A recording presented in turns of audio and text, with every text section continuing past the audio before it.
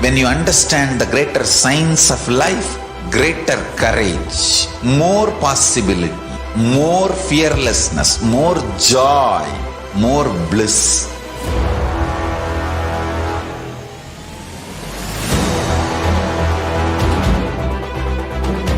When you visualize Paramashiva with 25 heads, 75 eyes, 50 hands, your consciousness becomes ferocious, and that ability to visualize, you will get involved in everything deeply.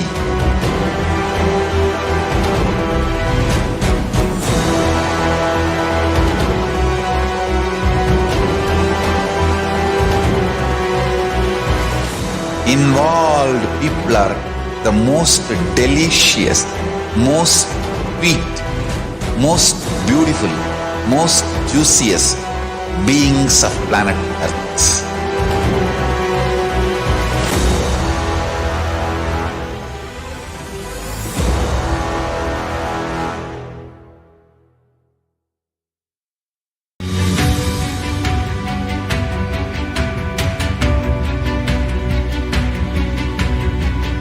The moment you decide, your consciousness is the supreme identity you have. You will not empower your depression, your frustration,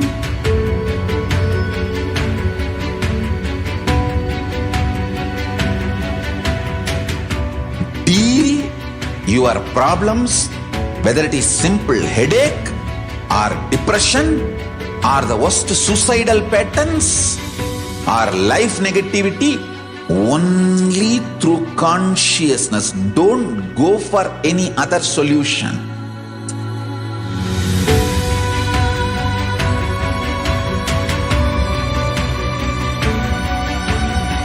Don't keep stupid, toxic, life negative struggles inside.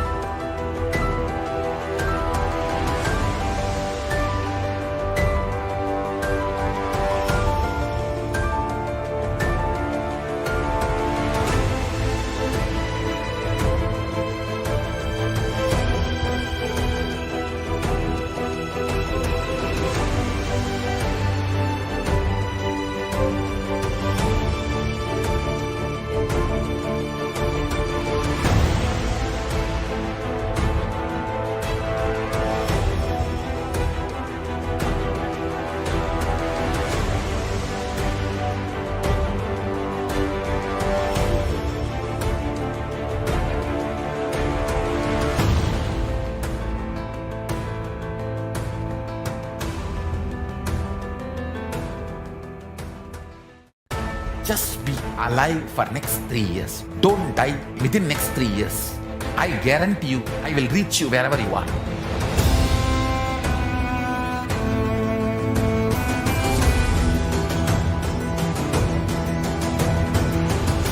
Be alive, somehow be alive for next 3 years. I will reach you wherever you are. whichever corner of the world you may be, I will reach you with enlightenment. It's my commitment to humanity.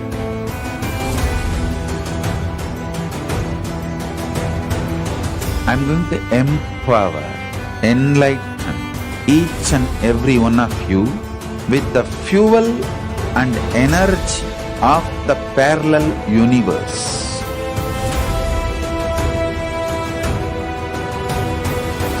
I'll infuse this intense supernal effulgence DNA, Tejas, Ojas, Kundalini Shakti into your spine to consciously lift you to KAILASA.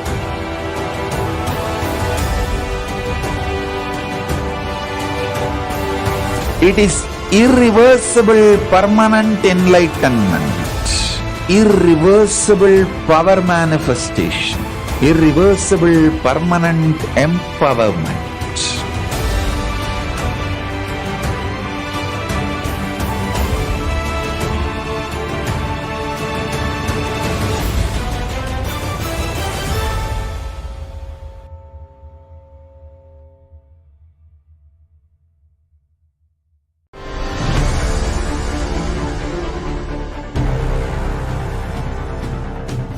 Time itself is nothing but your decision to struggle with the same rut.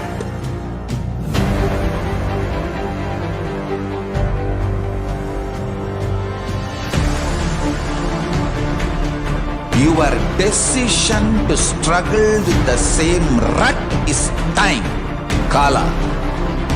Your decision to swallow time is Kala Bhairava.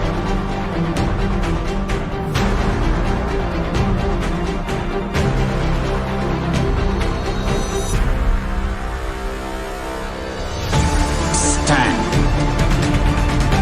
Be a conscious woman or man. Be conscious being.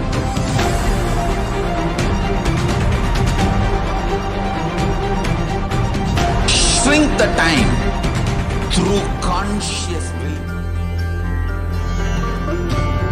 Greater signs of life can be realized with a greater ability to visualize.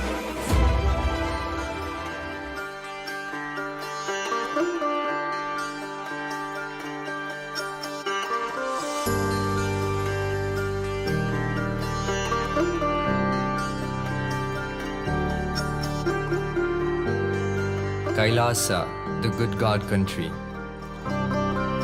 Hinduism has something great to offer. Hindu God Paramashiva is good. We love him not just because he gives us what we want, but because he is good and he has so much to offer to the world that makes the best nation. Hindu God has life positive, all-inclusive, good, spiritual, social, political, and moral principles.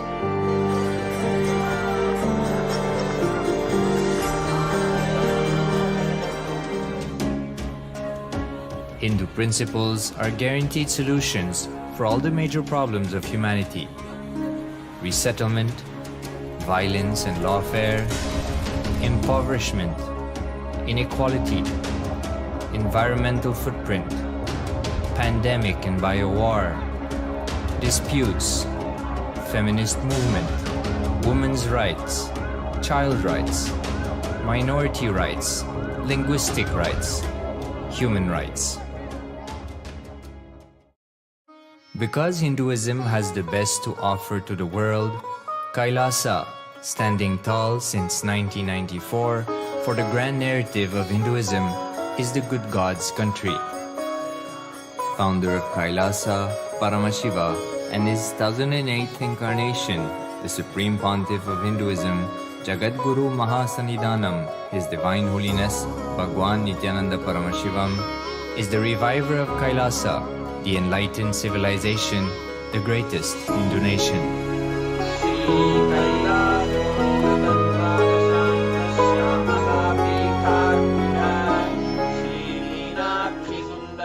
His Divine Holiness was birthed by his predecessors of enlightened masters, great rishis, munis, siddhas, who predicted and recognized His Divine Holiness Bhagwan Nithyananda Paramashivam as an incarnation of Paramashiva, as per the science of incarnation described in Hinduism. From his first Chaturmasya at the age of 3 in the year 1980 until the age of 16 in the year 1994, the Supreme Pontiff was trained for the revival of KAILASA. He began reviving KAILASA from the age of 16 after the coronation on the 25th May 1994.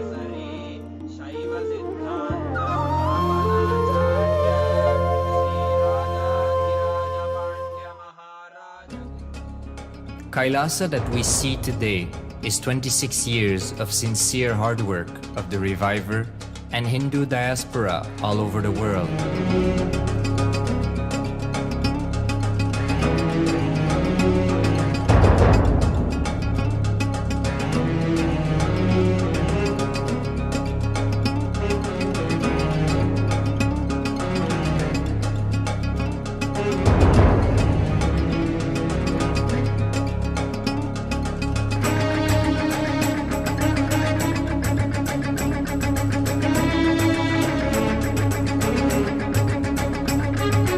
KAILASA has a potential population of 2 billion Hindus worldwide, with over 100 million applications to its citizenship already applied.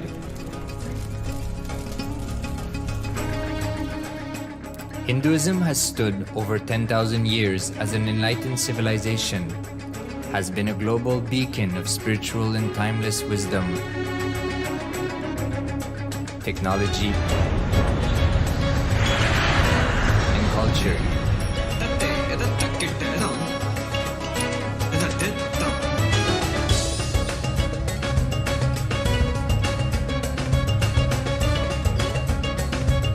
He's wearing a grey jacket. His name is Boris.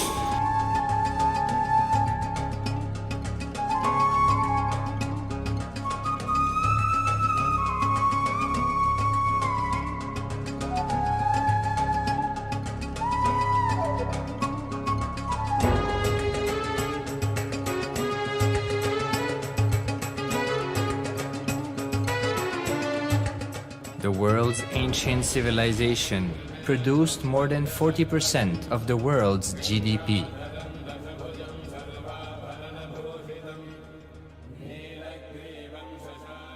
Purpose of life is to experience oneness with the ultimate reality, Paramashiva.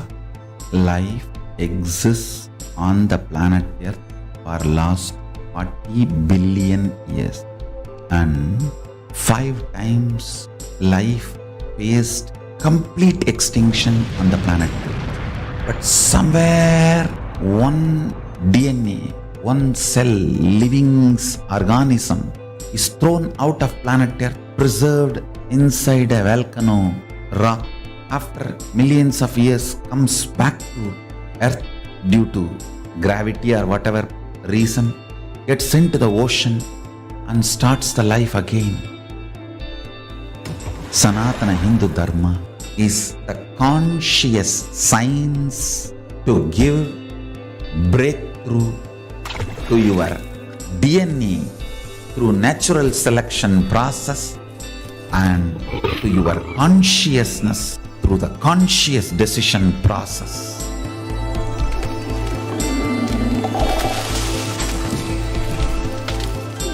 Sanatana Hindu Dharma is a sacred spiritual science. It is not bunch of do's and don'ts. No.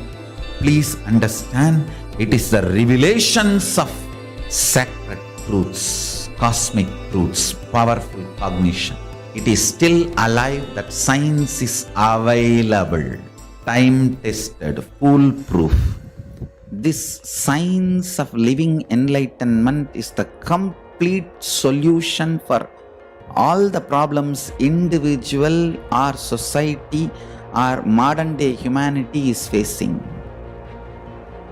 then you will understand all the problems of the modern day humanity.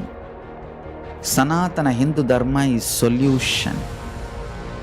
Whether the terrorism or climate change,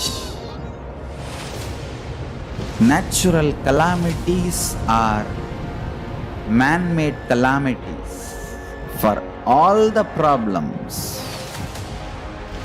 humanity is facing, the only solution is science of living enlightenment, revealed by Paramashiva from the Vedagamas in the modern day through this body. I am a Hindu revivalist, not by any revolution, but by evolution and setting model communities. Understand? Kailasa is reviving the ancient Hindu enlightened civilization. Paramashiva manifested this Kailasa Mandala, the enlightenment ecosystem and the lifestyle. I am going to revive this whole enlightenment ecosystem, Kailasa, by creating a model Kailasas all over the world. I will work sincerely and revive this spiritual science, which is the core for enlightenment ecosystem, making you all manifest the state, space, powers, being, superconsciousness and Kailasa of Paramashiva, and making all of us manifest Paramashiva. In a world ravaged by war, ecological destruction, hatred and division, Kailasa stands as a bold vision of human potential, coexistence, organic living, and alignment with nature.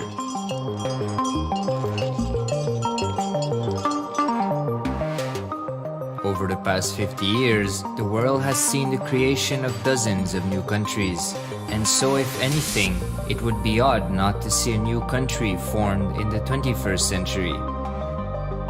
Without the protection of political legitimacy, there is an imminent danger that the great tenets, scriptures, and science of creating an enlightened civilization, which spanned 56 states, 200 kingdoms, 1700 samsthanas, and 10,000 sampradayas, will be forever lost to humanity.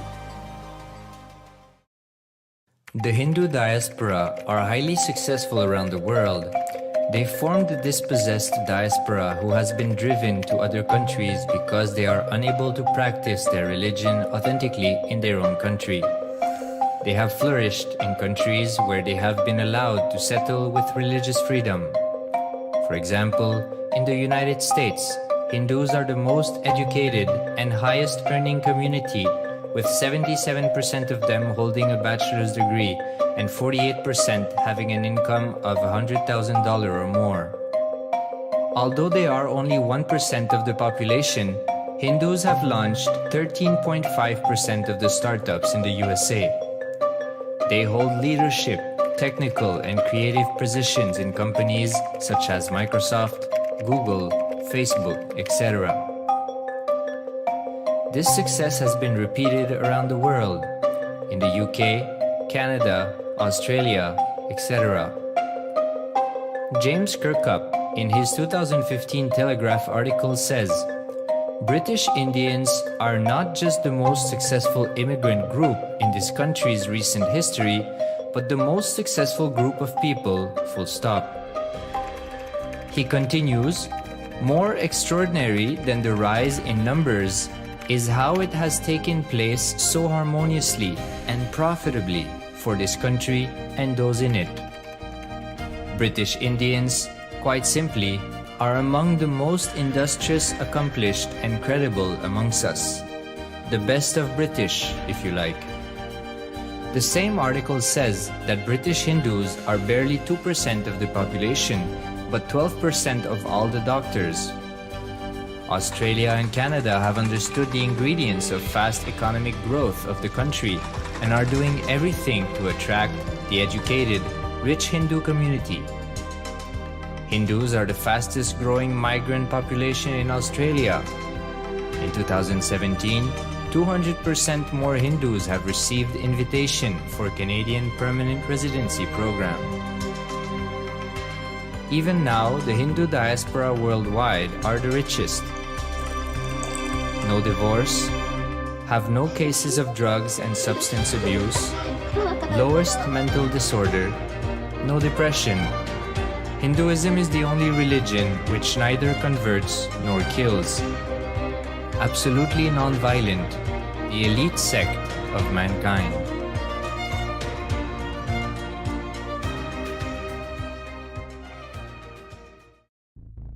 Because the Hindu diaspora worldwide and the Supreme Pontiff are successful in spreading their spiritual Hindu message of openness and inclusiveness against the forces of hatred and exclusivity, they have become the victims of relentless attacks by multi-armed apparatus of state power. Anti-Hindu forces, extremist caste, supremacist militant organization want a one ideology, Hinduism, under their exclusive domain. What they cannot digest into themselves, they systematically delegitimize and exterminate. Lawfare, assassination attempts, character assassination of the Supreme Pontiff of Hinduism, Jagadguru Mahasannidhanam, His Divine Holiness, Bhagwan Nithyananda Paramashivam.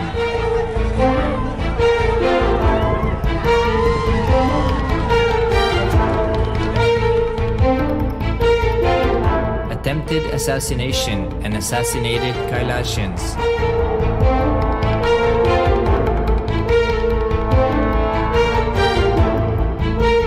Sexual assaults and rape of female monks of Kailasa. Objectification. Character assassination.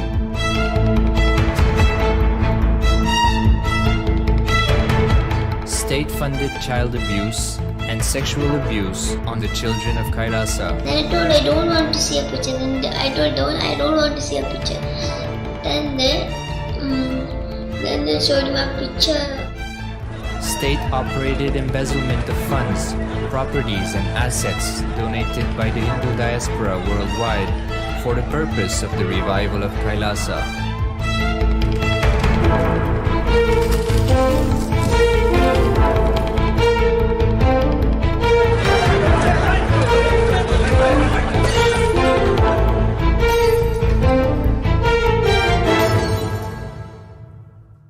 Since 1994 up to until now.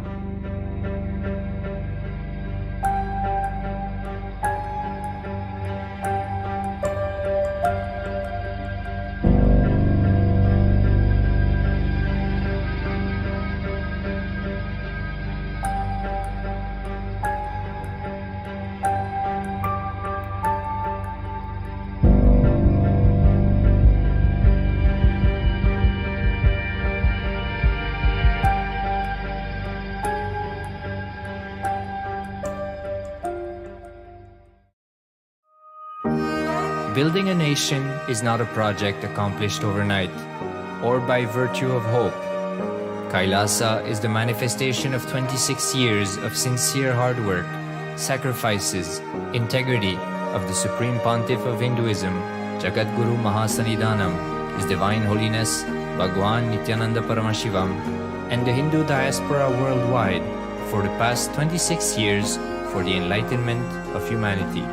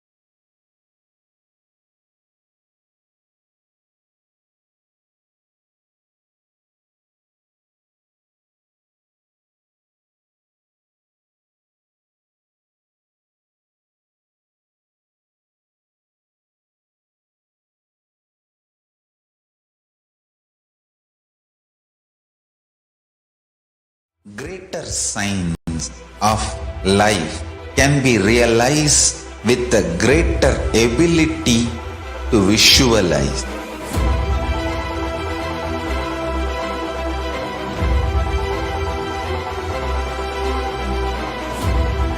Greater science is the equivalent word for Hinduism.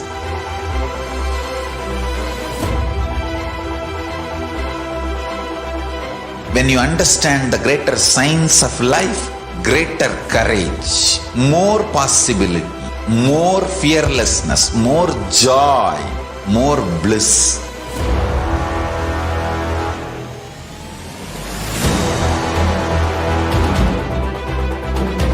When you visualize Paramashiva with 25 heads, 75 eyes, 50 hands, your consciousness becomes ferocious, and that ability to visualize, you will get involved in everything deeply.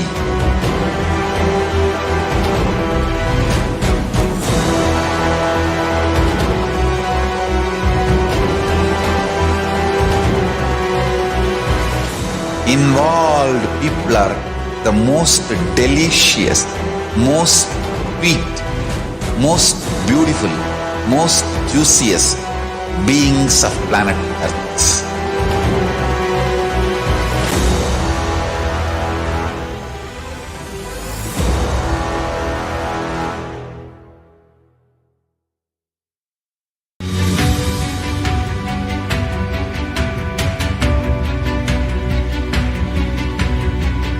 The moment you decide, your consciousness is the supreme identity you have. You will not empower your depression, your frustration,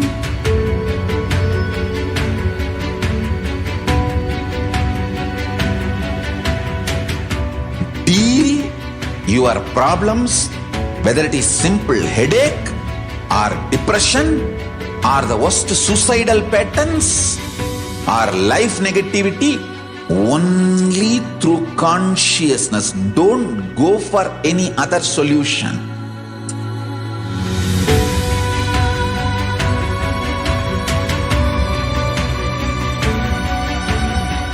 Don't keep Nithyanandam Paramasukhadam Kevalam Jnanamurtim Dvandvatītam Gaganasadrisham Tattvamasya Ekam Nityam Bimalamachalam Sarvadhi Sakshi Bhutam Bhavatītam Trigunarahitam Sadgurum Tam Namami. Nityananda everyone, we welcome all of you to the Bhavasamadhi Darshan of Devi Parashakti. Before we enter into the segment, we have some mandatory security measures. Please be aware of all the security measures. Also, please be aware of all the important cautions. We welcome all the Kailas Vasis attending from Kailasa monasteries, Gurukuls, temples, ashrams, and centers from around the world. We welcome all the Facebook, Instagram, NTV, Kailasa TV, Hinduism Now TV, Twitter, YouTube viewers, and all those blessed to have Nana Diksha to a video conferencing who are joining us for today's sacred spiritual program, the Devi Bhavasamadhi Darshan. So let's start with the brief introduction of Devi Parashakti. She is the ultimate pure feminine consciousness. She is the source Shakti, and it is her cosmic Brahmanda Yoni, from which billions and billions of universes comes out and goes in. She is the source of Big Bang and the black holes. Parashakti is the divine consort of Paramashiva, who is the primordial god of Hinduism. The Supreme Pontiff of Hinduism reveals that the first and foremost relationship is mother. The ability to learn, even the idea to relate, starts with the mother. Mother is an important way to connect with what we think as life. In Vedic tradition, our rishis were aware that our ability to connect with the mother should be directed to the cosmos. It should inspire, it should awaken our higher consciousness. It should inspire our higher consciousness to express through us, connecting with the life. As the mother is the most sweetest, most beautiful, and most easiest form ever to connect. Today, out of his extreme compassion and love, the Supreme Pontiff of Hinduism is manifesting Devi Parashakti herself, gracing us answering all our questions, attending to our prayers, giving boons, healing us, revealing our past, present, and future, delivering profound spiritual truths, and ultimately giving us the experience of Paramashivoham itself. So what is Bhava Samadhi Darshan? Bhava means attitude or aspect. Samadhi means one with the source. So Bhava Samadhi means being one with the source through this aspect. Darshan means to have a glimpse of. In Vedic tradition, it is used to describe the moment we behold a deity, an avatar, a saint, or an enlightened being. As just seeing such a being can cleanse the karma of lifetime and create a deep lasting transformation in the receiver. Darshan is the most powerful, super conscious vibration that is present around an avatar at all times. He simply radiates darshan just as the sun continuously radiates light. The auspicious moment when we are able to catch it becomes the moment of darshan for us, raising us to the next level of super conscious breakthrough, like hitting the reset button on our being. The science of Bhava Samadhi Darshan. The science is that divine cosmic beings are real and they manifest from KAILASA, the enlightened time-space zone, through the deities and the incarnations. The divine cosmic being manifests through Archavatara, that is deities in the temple, and through Bhava Samadhi Darshans, in the Nijavatara, that is incarnations. Bhava Samadhi Darshan is the science of Nijavatara manifesting Paramashiva, the supreme consciousness. Devi Parashakti expresses through being of Rajrajeshwari and manifests in Nijavatara, the physical form, Devi Meenakshi. The Archavatara reflects the consciousness and manifestation of the superconscious energy, but the human beings are not mature enough to receive the higher level experiences from the Archavatara directly. The avatar comes down to bridge the gap and create the experience of the superconscious energy in all of us. The Bhava Samadhi Darshan awakens our Kundalini Shakti, which is the latent potential energy in every human being. During Darshan, the whole brain comes alive, turning into a superconductor of the conscious energy that heal, empower, and transform our life. During Bhava Samadhi Darshan, our neurons mirror that of an incarnation. Mirror neurons activate and process all the observed movements or the information of the avatar just by seeing. So Akashic readings, these are not the predictions, but it is the reading from the cosmic archive. Beyond time, creation and destruction happen simultaneously. In the dimension of time starts the past, present, and the future. Because Akashic records are stored in Akasha, the space dimension, there is no past, present, and future. That is why what we call as happened, happening, yet to happen are clearly already recorded. Now we'll go through the brief introduction of the Supreme Pontiff of Hinduism. The Supreme Pontiff of Hinduism, Jagadguru Mahasannidhanam, His Divine Holiness Bhagwan Nithyananda Paramashivam, is the reviver of KAILASA, a macrocosm, ancient, enlightened Hindu civilizationalism. Supreme Pontiff of Hinduism is 1008th incarnation of Paramashiva, as per Hinduism, recognized by his predecessors, who are enlightened masters and adepts. Supreme Pontiff of Hinduism has made the science of power manifestation, yoga and temple-based university a lifestyle for humanity. Before the year of 1981, he was identified as the 1008th incarnation of Paramashiva by the spiritual adepts and the enlightened masters of Hinduism. And in the year 1981, he was initiated into the Bala Sannyas and the Chaturmasya at the age of 3. In the coming year, 1988, he was coronated as the future Guru Mahasannidhanam of Tundai Mandala Adinam, the oldest monastic university. In the year 1994, he was appointed as the successor of Arunachala Sarvanyapitham by the Guru Parampara. And in the year 1999, he founded the Mission Nithyananda Sangha to revive KAILASAs internationally. In the same year, he was also coronated as the successor of Kashi Sarvanyapitham. In the year 2002, he founded Adi KAILASA Sarvanyapitham, and in the year 2004, he was declared as the successor of Bhagyanagara Sripura Sarvanyapitham. In the same year, he was also declared as the incumbent emperor of Suryavamsa Surangi Samrajyam of Suryavamsa lineage.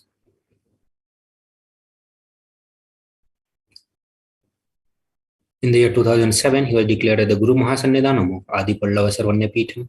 In the same year, he was also declared as the Mahamandaleswara of Mahanirvani Akhara. In the year 2012, he was coronated as the 293rd Guru Mahasannidhanam of Madurai Shyamala Pitha Sarvanyapitham.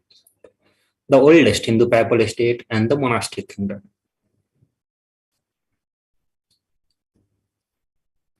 In the year 2013, he was officially coronated as the Mahamandaleshwar of Mahanirvani Akhara, the largest apex monastic order, and at that time he was the youngest Mahamandaleshwar. In the same year, he was also declared as the Acharya Mahamandaleshwar of Atal Akhara by Acharya Mahamandaleshwar Sukhdevanandaji, the then incumbent spiritual head. In the coming year, he was coronated as the Guru Mahasannidhanam of Tiruvaruradinam. In the year 2014, he was coronated as the Guru Mahasannidhanam of Tiruvaruradinam, Vedaranyamadinam, and the Guru Mahasannidhanam of Panchanadikula. In the year 2015, he was coronated as the Guru Mahasannidhanam of Dharmamukti Swargapuramadinam, and in the same year, he was also coronated as the Guru Mahasannidhanam of Adipit Koladam. And he was elected as the Supreme Pontiff of Hinduism by congregation of over 1,000 spiritual leaders. So now we look into the various global initiatives taken by Supreme Pontiff of Hinduism to revive Sanatan Hindu Dharma all around the world. 28 years of relentless humanitarian services and initiatives including free vegetarian food, medical services, natural disaster relief, women empowerment initiatives, conflict resolutions and peace initiatives, sustainable Hindu practices through the various international agencies and the bodies. He has authored more than 300 books, 10,000 articles in 3 languages, English, Tamil, and Sanskrit, that has been translated into 50 languages with over 1,000 titles. Over 20 million copies of books and articles has been sold, read, and downloaded. He has established the largest Hindu library with over 1 million books, 1 million palm leaf scriptures, and over 20 million digital books. He is revered as the most prolific, most viewed guru in the digital world, read and watched by 1 billion plus followers in Hinduism. Over 10,000 hours of discourses, over 1 million views on the social media. He is respected as a commentator of all the sacred scriptures such as Upanishads, Bhagavad Gita, Shiva Sutras, Yoga Sutras, Ashtavakra Gita, Jaina Sutras. He is honored as the leader of Hinduism, the most awarded, internationally recognized Hindu leader. Acclaimed as one of the top 100 spiritually influencing living personality by Watkins, Mind, Body, and Spirit magazine. The Sovereign Order of KAILASA, led by the Supreme Pontiff of Hinduism, Bhagwan Nithyananda Paramashivam, and Nithyananda Order of monks, nuns, and Hindu diaspora are working for global peace and to give super-conscious breakthrough to humanity. He has established the largest Hindu university in the world with the satellite campuses in 150 countries. He is establisher of 1,000 plus KAILASA enlightenment ecosystem and the founder and reviver of over 107 epitems. So with this, we come to the end of first segment, Bhavasmadhi Darshan. We'll move to the next segment, the science of power manifestation, after a short break. Please stay tuned.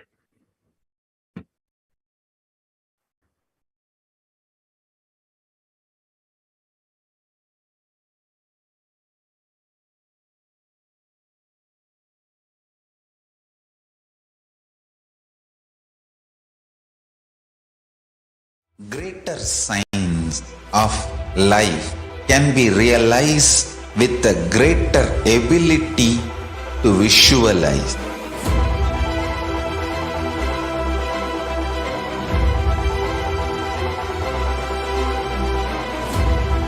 Greater science is the equivalent word for Hinduism.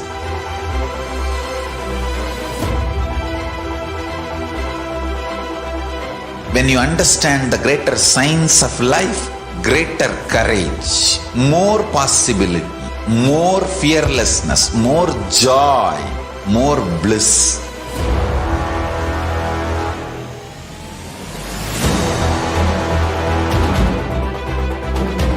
When you visualize Paramashiva with 25 heads, 75 eyes, 50 hands, your consciousness becomes ferocious, and that ability to visualize, you will get involved in everything deeply.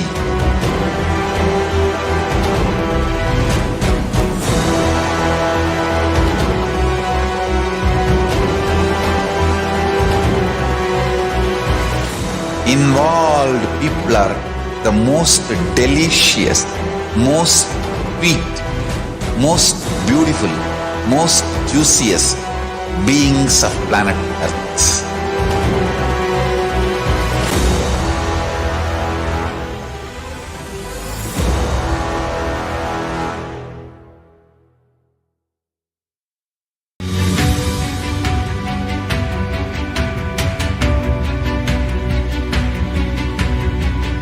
The moment you decide, your consciousness is the supreme identity you have. You will not empower your depression, your frustration,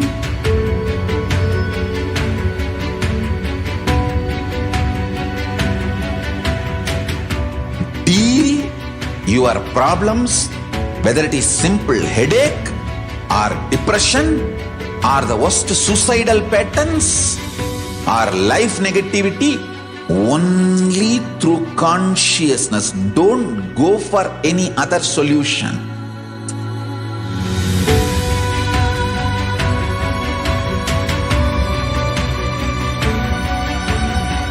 Don't keep stupid, toxic, life negative struggles inside.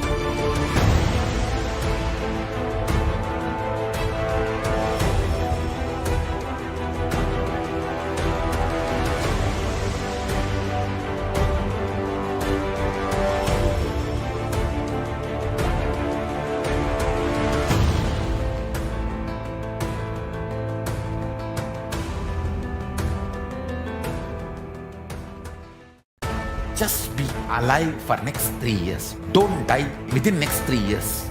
I guarantee you, I will reach you wherever you are.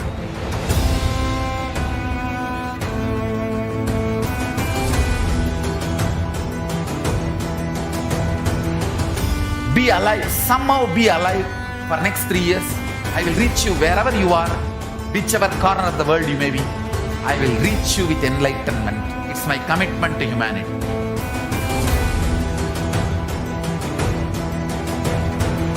I'm going to empower, enlighten each and every one of you with the fuel and energy of the parallel universe.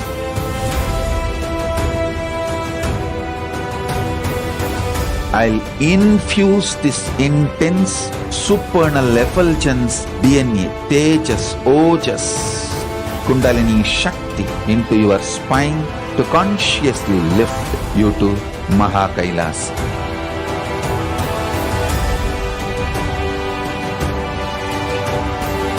It is irreversible permanent enlightenment, irreversible power manifestation, irreversible permanent empowerment.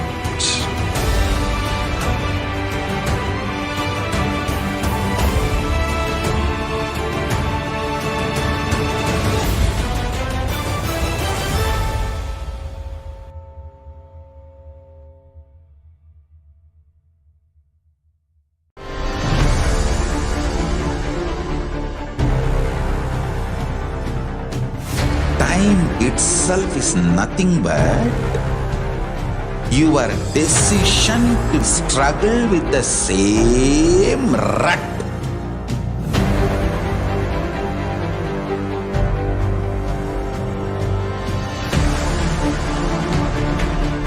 Your decision to struggle with the same rut is time, Kala. Your decision to swallow time is Kala Bhairava.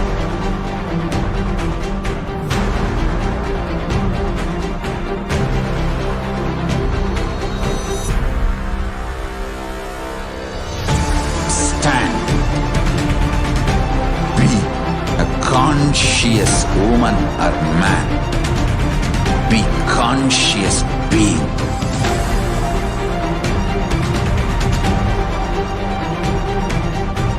Shrink the time through conscious will persistence. Make the future into present by being ferocious with yourself.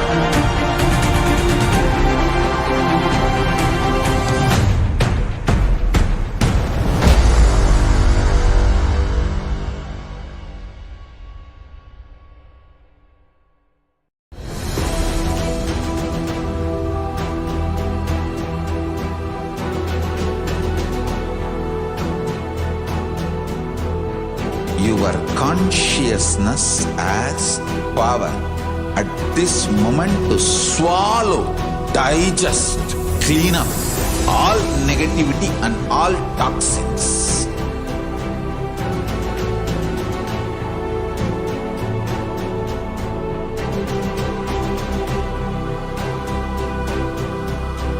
Develop a powerful will persistence.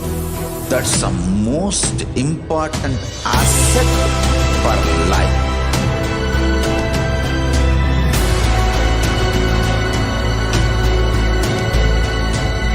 I am not giving you some life positive blah blah. I am giving you the facts of life. I am triggering your consciousness.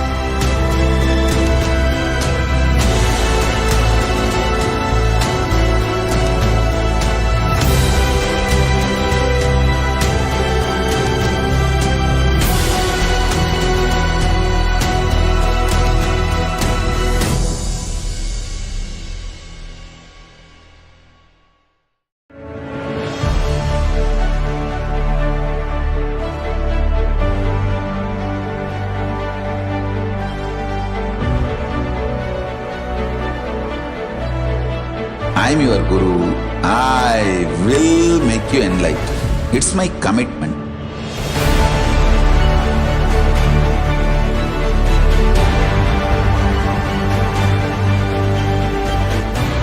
Till you become Paramashiva, I won't rest. Don't worry at all.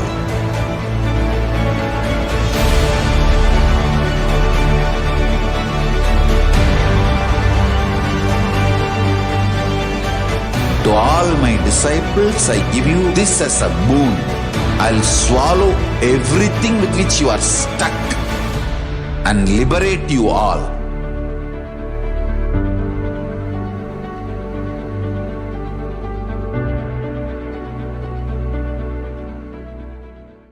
Greater signs of life can be realized with a greater ability to visualize.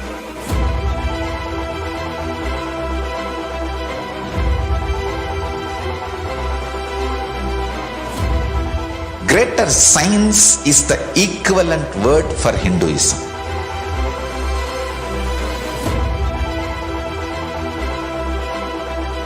When you understand the greater science of life, greater courage, more possibility, more fearlessness, more joy, more bliss.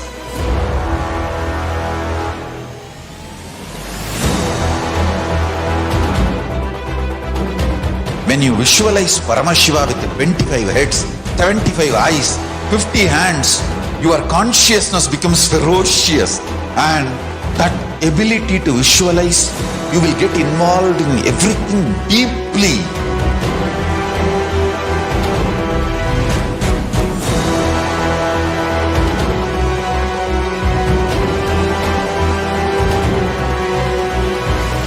Involved people are the most delicious, most sweet, most beautiful, most juiciest beings of planet Earth.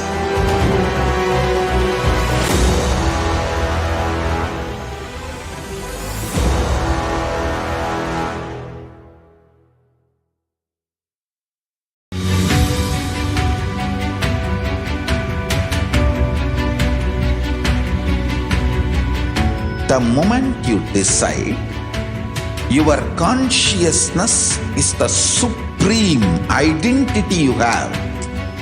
You will not empower your depression, your frustration,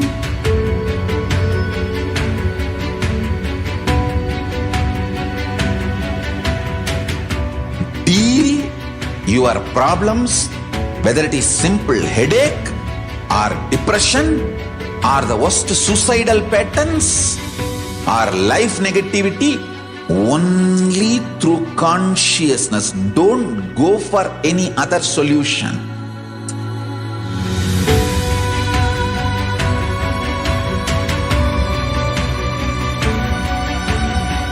Don't keep stupid, toxic, life negative struggles inside.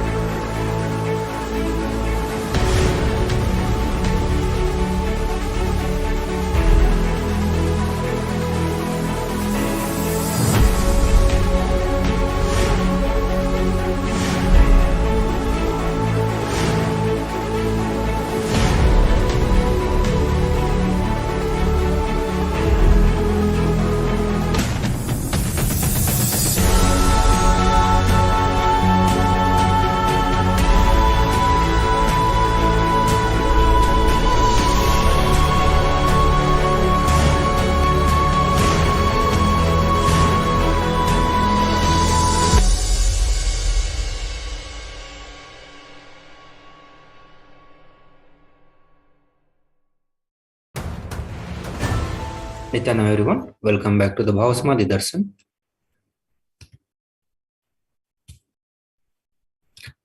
The Balasans, the Nityananda yogis, the initiated disciples of Supreme Pontiff of Hinduism, will now be demonstrating the powers of third eye and sharing with all the experiences and result of the extraordinary manifestation of the divine powers awakened in us through the Diksha, that is initiation.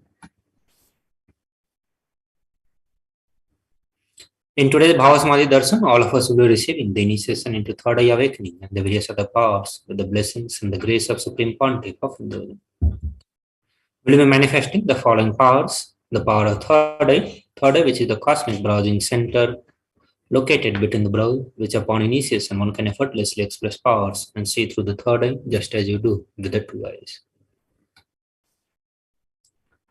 So what are the Shaktis?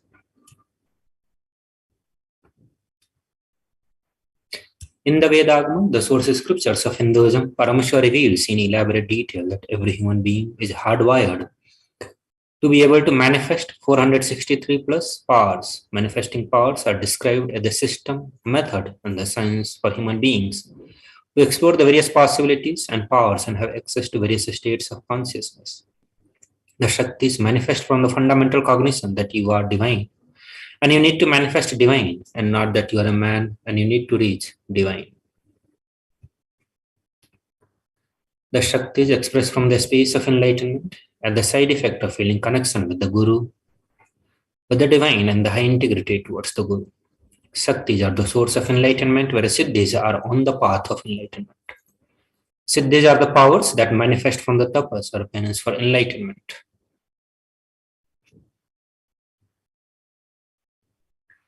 The Shakti of Paramashivoham manifested through ordinary human being in an extraordinary way after initiation from the avatar. The Shaktis are permanent, whereas Siddhis are not permanent, and they may divert you from the enlightenment. So Paramashiva is the primordial divinity in Hinduism, the ultimate reality and cause, which is self-effulgent, all-pervading, unchanging, beyond time, space, form, and causality. At the fundamental base of Avyakta, the unmanifest and Vyakta, the manifest existence, he performs the Panchakritya, or the 5 cosmic acts of Srishti, Sthiti, Samhara, Tirobhava, and Anugraha. The Supreme Pontiff of Hinduism, Jagadguru Mahasannidhanam, His Divine Holiness Bhagwan Nithyananda Paramashivam, as the 1008th living incarnation and the representative of Paramashiva, the reviver of Kailasa, the ancient, enlightened Hindu civilizational nation, the great cosmic borderless Hindu nation. Ever since the beginning of the civilization, the Sanatan Hindu Dharma has been cradle of enlightened beings and highly advanced sciences. It was where the science of enlightenment and the powers was lived and taught as a lifestyle for the first time in the modern day. Supreme Pontiff of Hinduism is reviving these yogic sciences and transmitting it to the world at a record-breaking, never accomplished before. The knowledge and the science of manifesting these Shaktis are passed down from one generation to the next through Diksha, initiations by the enlightened Gurus. Supreme Pontiff of Hinduism, being recognized as an incarnation at a very young age, was trained and taught these sciences to revive initiations and the knowledge repositories for billions to manifest the science of power manifestation. From the discipline of Vedanta, Tantra, Sri Vidya, Yoga, Yogic powers, Mantra Shastra, Siddha Vidya, the science of Aushadha, Advaita, Bhakti Yoga, Paramashiva Jnana, and Paramashiva Vijnana. So, how do we awaken these divine Shaktis in us? Every ultimate truth, when mapped into our consciousness, it manifests as possibility and power of every being.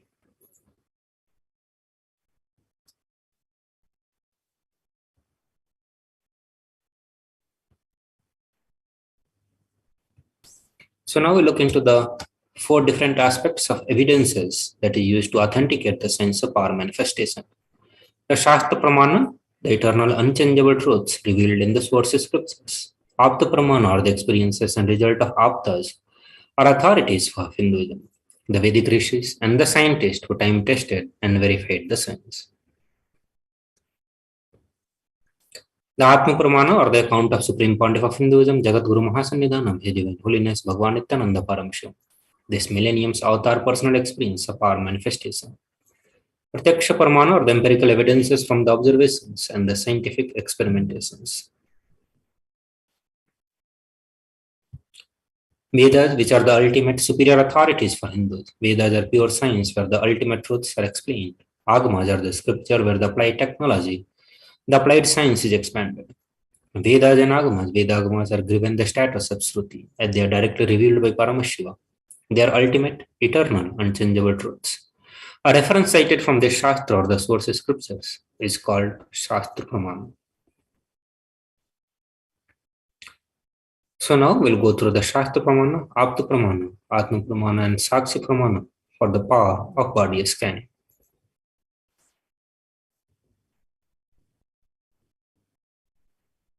So in this power of body scanning, one awakens to the ability to scan the illnesses, disease, medically diagnosed issues, and provide solutions through the awakened third eye. The Shastra Pramana is from Vijnana Bhairava Tantra, where Bhagavan Paramashiva says, cognize deeply that from subtle to subtlest constitutive principle of your whole body or of the whole universe simultaneously consist of essential reality. They are being absorbed in their source cause. By the experience of such restful awareness, one becomes complete from all the thoughts, and the ultimate universal divine power, Paradevi, is revealed, and the supreme power manifestation happens. The Apta Pramana, and this is from the life of a great Siddha Rishi Agatya. So one day a man suffering from the severe headache comes to Agatya for healing. Agatya uses the power of body scanning and identifies the root cause of the headache. He reveals that there is a small therai sitting in the person's brain. Agatya immediately instructs Therai, his disciple, to perform an open head surgery and remove the frog. Remove the therai. After the surgery is completed successfully, the person is healed and cured, and thus he gains the name Therai. The Atma Pramana, and this is from the life of Supreme Pontiff of Hinduism. He narrated it on the 22nd December 2019, and he says, "Only when I had the multiple compound hand fracture, I was forced to go for surgery and therefore for medical checkups related to that. At that time, they detected heavy metal quantity in my different organs, and it was revealed that I had been poisoned without our knowledge. I immediately used a diagnostic method instead of medical facilities to study the body conditions due to the poison. Through the body scanning, I found out what the problems, imbalances had happened, and where the balance is to be done. I used the allopathy and the second opinion to verify my findings." So these are the Shakti Pramana, the experiences and result of the external manifestation happening through the initiated disciples. So with this, we'll move to the next segment of Bhavasamadhi Darshan after a short break. Please stay tuned. Greater signs of life can be realized with a greater ability to visualize.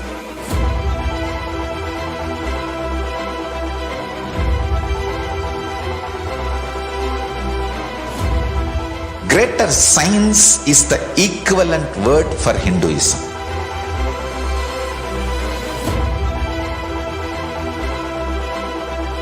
When you understand the greater science of life, greater courage, more possibility, more fearlessness, more joy, more bliss.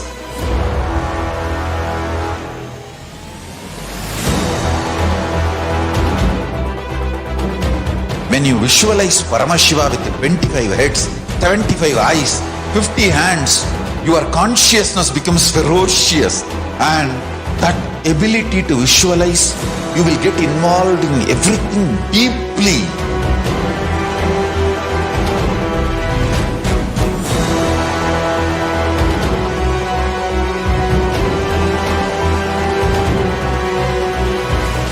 Involved people are the most delicious, most sweet, most beautiful, most juiciest beings of planet Earth.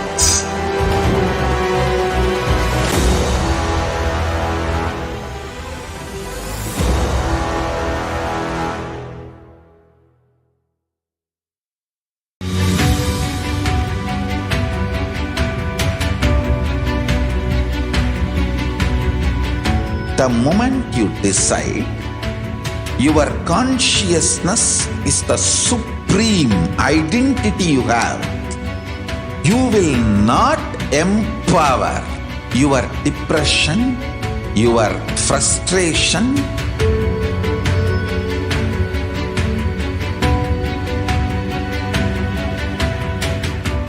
deal your problems, whether it is simple headache or depression or the worst suicidal patterns or life negativity, only through consciousness. Don't go for any other solution.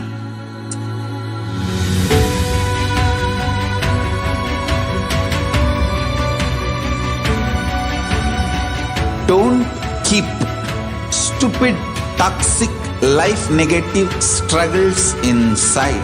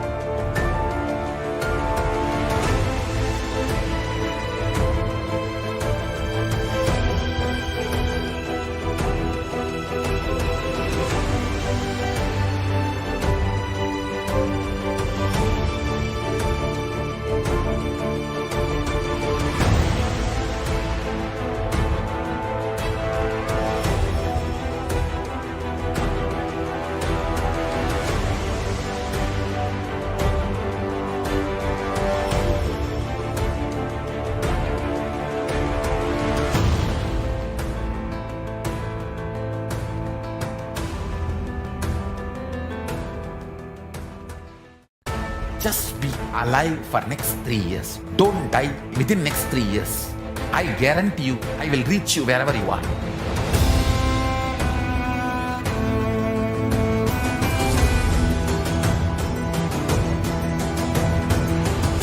Be alive, somehow be alive for next 3 years. I will reach you wherever you are, whichever corner of the world you may be. I will reach you with enlightenment. It's my commitment to humanity.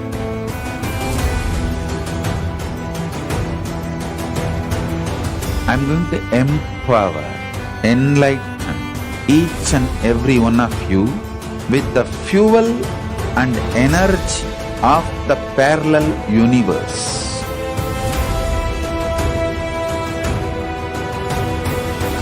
I'll infuse this intense supernal effulgence DNA, Tejas, Ojas, Kundalini Shakti into your spine to consciously lift you to KAILASA.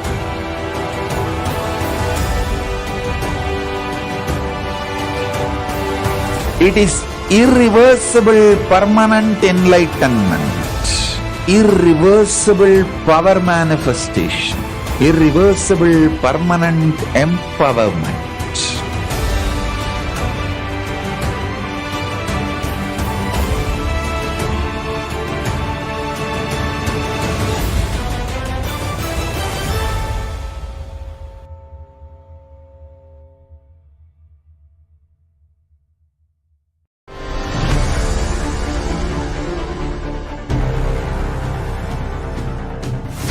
Time itself is nothing but your decision to struggle with the same rut.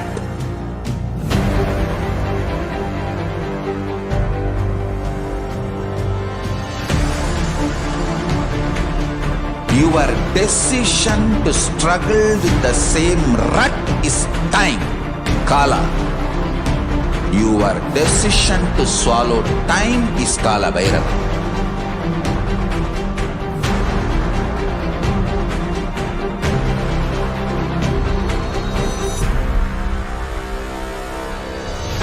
Stand. Be a conscious woman or man. Be conscious being.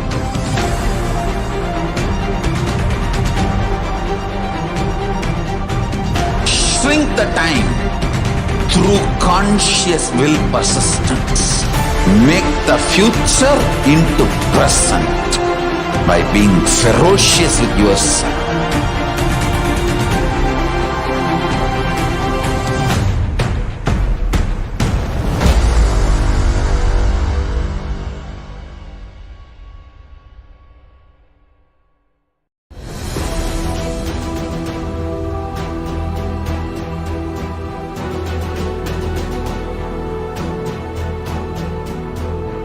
Your consciousness as power at this moment to swallow, digest, clean up all negativity and all toxins.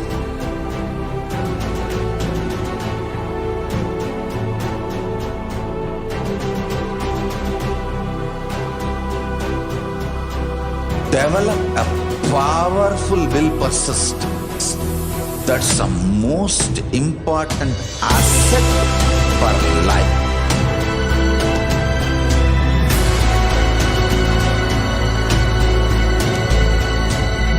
I am not giving you some life positive blah blah. I am giving you the facts of life. I am triggering your consciousness.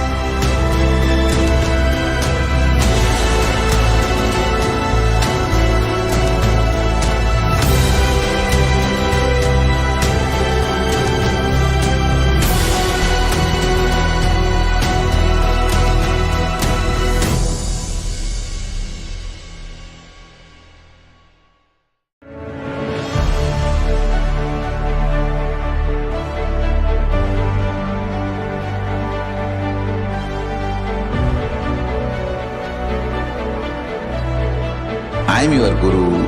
I will make you enlightened. It's my commitment.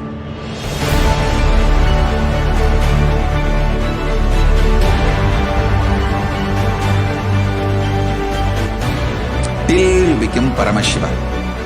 I won't rest. Don't worry at all.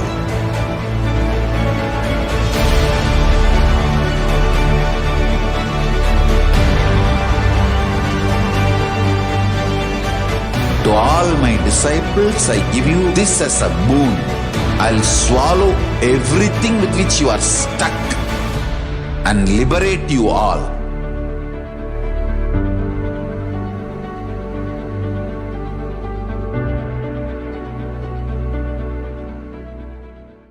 Greater signs of life can be realized with a greater ability to visualize.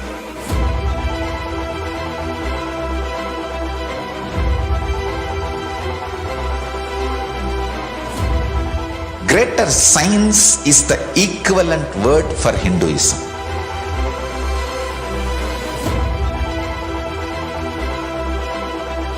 When you understand the greater science of life, greater courage, more Nithyanam everyone, welcome back. So let's now move on to the next segment of the Devi Parashakti Akashic reading, which is the divine feminine consciousness, which is unique to Hinduism. A unique contribution to the spiritual consciousness from the Vedic creation is the sacred feminine worship. And even if everything from what Vedic creation gave is lost, then just the sacred feminine tradition is there, then the whole thing can be revived, because that is the seed. Hinduism has at least 10,000 sampradayas or subsects.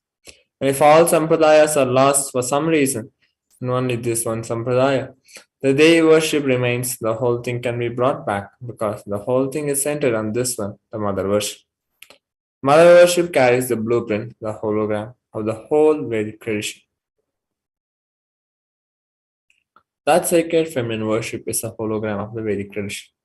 There is no enlightened being on the planet Earth without worshipping the sacred feminine, including me. I am basically a Shakta, and I myself follow Devi worship.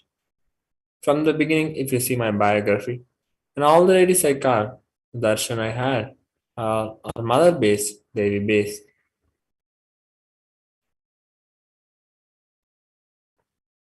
So let us now understand about the Hindu way of feminism.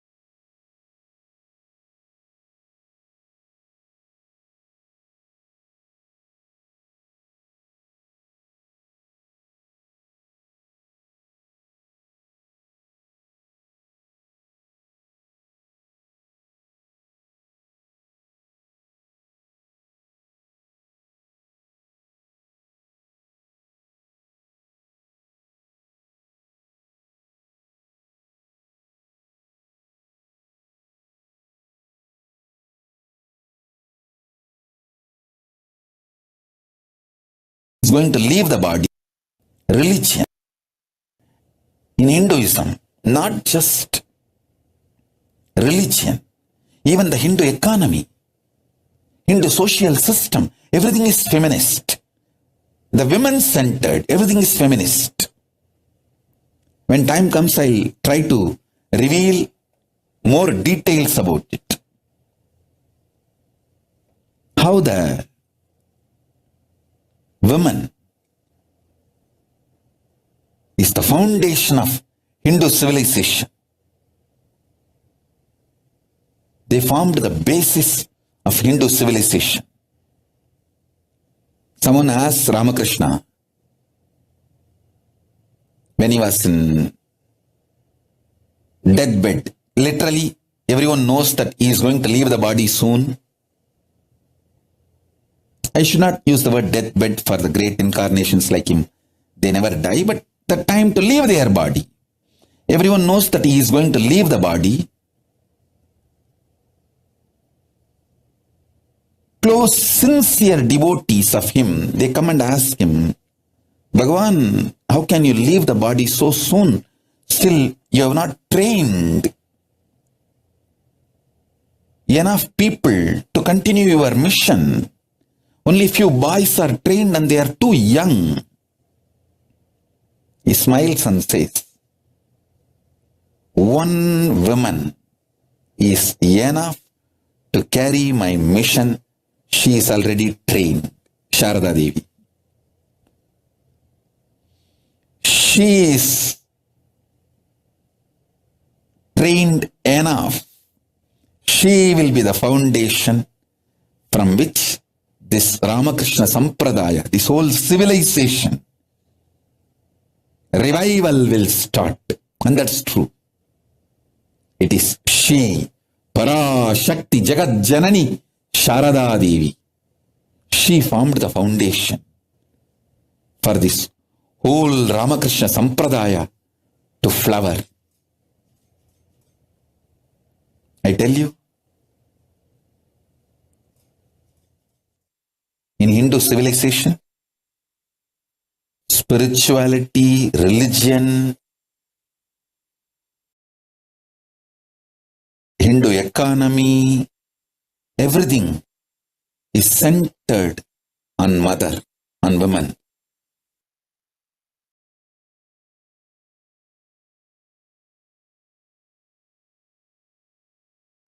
Sri Ramakrishna Paramahamsa, a great avatar who lived from 1836 to 1886, says, Shiva is Brahman, but Devi has the key to reach Brahman. Unless she opens, nobody can reach. Very beautifully he describes a house. Even though husband is the owner, the key to the house will be on the hip of the mother. Either you have to fall at the feet of the mother or these small sons of the mother. Only they can touch that place and remove the key. Nobody else can touch, so either surrender to mother or people who are closer to mother to reach. There's a beautiful verse from Devi Upanishad which tells, Devi replied, saying, I am essentially Brahman. From me has proceeded the world, comprising Prakriti and Purusha. The void and plenum, I am all forms of bliss and non-bliss. Knowledge and ignorance are myself, Brahman and non-Brahman are to be known, says the scriptures of other Vanas. I am the five elements as also what is different from them. I am the entire world, I am the Veda as well as what is different from it. I am the unborn, I am the born below and above and around, or I am. Devi, the ultimate pure feminine consciousness, Parashakti, is the cosmic mother.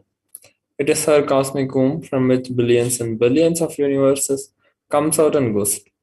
She is the source where the Big Bang and black holes go on. Parashakti is the source Shakti, the source energy, the source power from which all of us came, in which all of us are even now, and in which all of us are going to merge. Out of her extreme love and compassion, Parashakti herself is manifested to the embodied form as the Nijavatar of Supreme Founder of Hinduism, Bhagavan Nithyananda Paramashivam, gracing us, answering all our questions, attending to our prayers, giving boons, healing us, revealing our past, present, and future, delivering profound spiritual truths, and ultimately giving us the experience of Paramashivoham itself.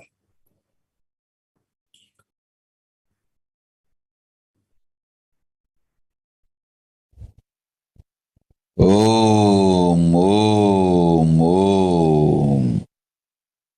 Om, Om, Om. ஓம் எனும் ஓங்காரத்து உட்பொருளாய் மலர்ந்து உயிர்த்தெழுந்து இறையனார் இடப்பாகத்திருந்து குமரிக்கண்டம் ஆளும் மீனாட்சி மலர்ந்தேன் இங்கு நல்லருள் செய்திடவும் நல்வாக்கு தந்திடவும் ஆனந்தம் ஞானத்தொடு பூரண அன்பு ஏகம் அநேகமாய் ஆகிய இப்புலகிற்கு பரமசிவன் ஞானம் தர வந்தேன் பராசக்தி மீனாட்சி. அருளாட்சி அரசாட்சி பொருளாட்சியோடு நன்மாட்சிமையோடு ஆட்சி செய்யும் பராசக்தி மீனாட்சி நான். கருணையே வடிவாய் கண்மலர்ந்து நன்மை செய்திட வந்திட்டேன். மாந்தர்கள் கேளுங்கள் இந்த பெருநன்மை சத்தியத்தை. கேட்டு நீங்கள் வாழ்ந்திட கேடும் பெருந்துக்கமும் உங்களுக்கில்லை. கேட்டிடுங்கள். இவ்வினாடி என்னை கண்டுகொண்டும் கேட்டுக்கொண்டும் இருக்கும் உங்கள் எல்லோர்க்கும் நான் அளிக்கும் தீட்சை. நானே நினைப்பும் மறப்பும் கடந்த உயிர்ப்பாய் உங்கள் எல்லோருக்குள்ளும் இருக்கின்றேன். பரமசிவோகம் பரமசிவோகம் பரமசிவோகம் பரமசிவோகம் பரமசிவோகம் பரமசிவோகம் பரமசிவோகம். இதை தீட்சையாய் ஏற்று இதே உணர்வோடு அமர்ந்திருங்கள். உங்கள் எல்லோருக்கும் எல்லா நன்மையும் வரமும் ஞானமும் அருளும் அளிக்கின்றேன். ஓங்காரத்தின் உட்பொருளாய் வேதமொடு ஆகமம் மெய்யாய் வெளிப்பட்டு உபவேதங்கள் உபாகமங்கள் அனைத்துமாய் உயர்ந்து நின்று தத்துவங்கள் ஆராய் உண்மையை செப்பி ஜகம் முழுவதும் ஞானம் அளிக்கும் பாரதி பராசக்தி மீனாட்சி நான். ஆய கலைகள் 64 உடலும் மனமும் உயர்வை அடைந்திடும் பரமசிவ சக்திகளை உங்களுக்குள் மலர்த்தவே வந்திருக்கின்றேன். அஷ்ட சித்திகளும் அஷ்ட கன்மமும் ஆதி சக்தி பரமேஸ்வரியாய் மலர்ந்து உங்கள் அத்துணை பேருக்கும் ஆனந்தம் அளிக்கின்றேன். அஞ்சாதீர், ஆனந்தத்தோடிருப்பீர். ஓம் ஓம் ஓம் ஓம் ஓம் ஹ்ரீம் ஓம் ஹ்ரீம் ஓம் ஹ்ரீம் ஓம் ஹ்ரீம் ஓம் ஹ்ரீம் ஓம் ஹ்ரீம் ஓம் ஹ்ரீம் ஓம் ஹ்ரீம் ஓம் ஹ்ரீம் ஓம் ஹ்ரீம். From the words of the Parashakti herself, raising as Omkara, expressing as Vedas and Agamas, blossomed as Srimkara, filled as Parashorasi, living in 40 triangles. The Kailasa Swamini was in Kailasa, Sri Pura Chintamani. Parashorasi sitting as part of Paramashiva, Parameshwari who rules the world. To do good to people, I took the form of Nithyananda. I came here as Nijavatara with great compassion and blessing innocent people. To do good to all of you, I came and took the form of Nithyananda and came down as Nijavatara. Let us now learn how to receive the Parashakti. Literally, you are seeing Paramashivam Parashakti at the moment. She is there in your screen, so always receive her very traditional. Keep 2 betel leaf, 1 banana, 1 betel nut, and 1 coin in front of the screen. Watch Devi and coin is considered traditional dakshina. In Hindu tradition, it can be the lowest value. In India, it can be in 1 paise. In US, it can be a cent even. I'm not trying to monetize. Keeping in 1 cent, it's okay. So for 100 days, if you have darshan, it'll add up to $1. In India, in 1 paise, it's okay. Offer that to Devi. After darshan is over, do namaskar, eat the banana, bitter leaf and bitter nut. Take it as prasadam immediately. Collect those coins and send it to Los Angeles. This bitter leaf, bitter nut may look too small, but in few days you will see how much it adds to your sentiment that really she is there. You will not take the Devi Darshan for granted, and rituals will break your monotonous, unconscious mentality and lifestyle and remind you and raise you to the path of cognition, and it will break your unconscious behavior. So next, we are going to be learning about the variations by Devi Parashakti after a short break. Please stay tuned.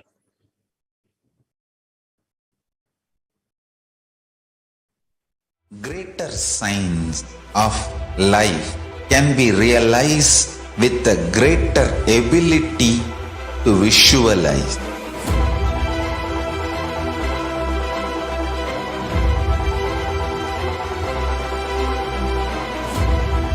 Greater signs is the equivalent word for Hinduism.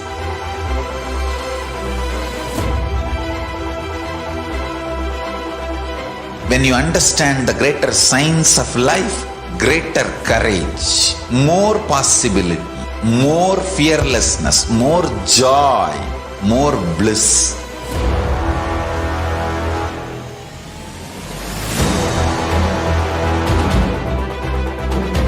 When you visualize Paramashiva with 25 heads, 75 eyes, 50 hands, your consciousness becomes ferocious, and that ability to visualize, you will get involved in everything deeply.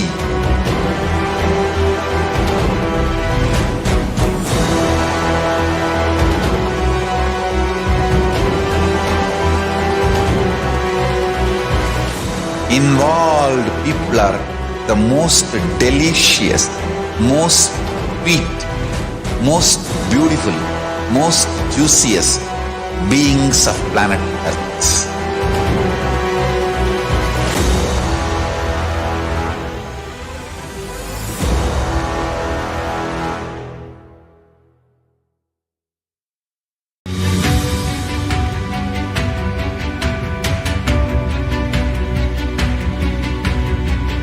The moment you decide, your consciousness is the supreme identity you have. You will not empower your depression, your frustration,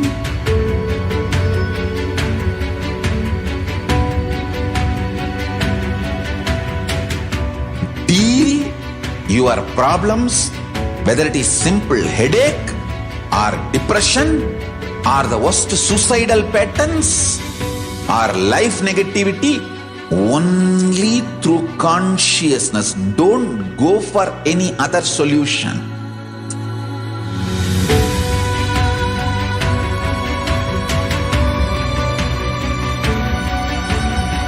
Don't keep stupid, toxic, life negative struggles inside.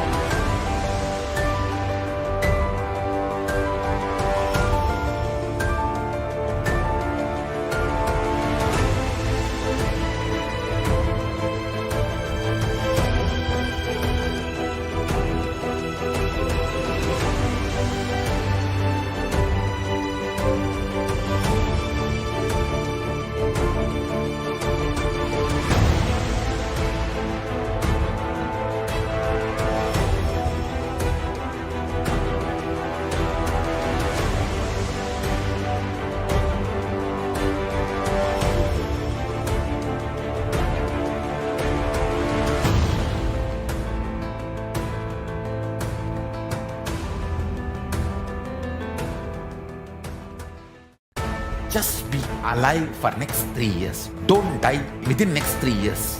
I guarantee you, I will reach you wherever you are.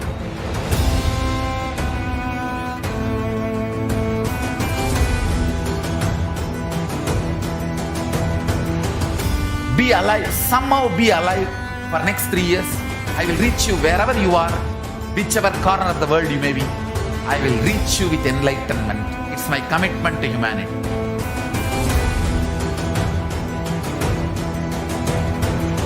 I'm going to empower, enlighten each and every one of you with the fuel and energy of the parallel universe.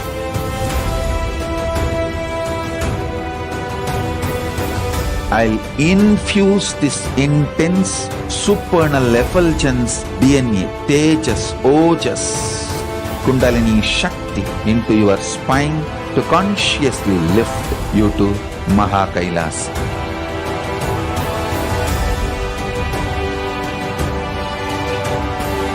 It is irreversible permanent enlightenment, irreversible power manifestation, irreversible permanent empowerment.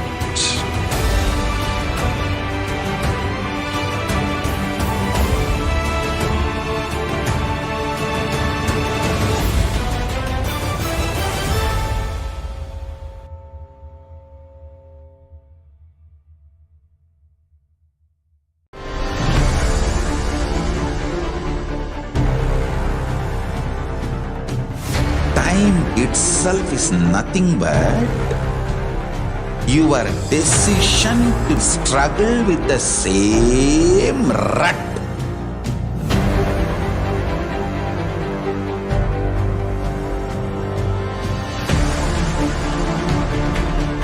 Your decision to struggle with the same rut is time, Kala.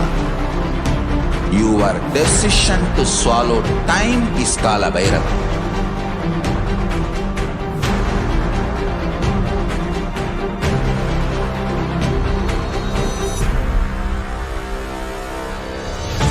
Stand. Be a conscious woman or man. Be conscious being.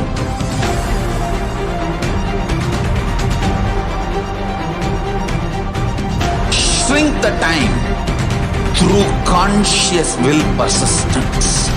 Make the future into present by being ferocious with yourself.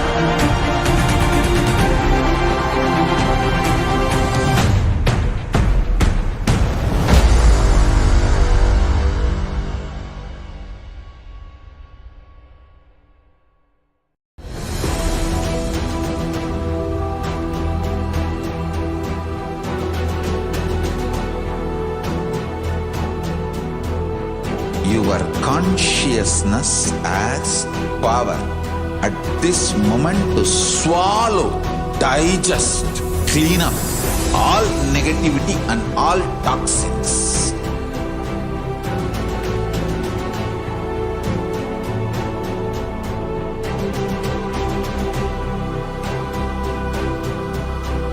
Develop a powerful will persistence.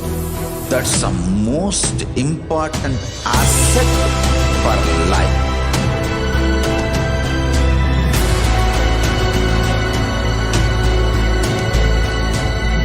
I am not giving you some life positive blah blah. I am giving you the facts of life. I am triggering your consciousness.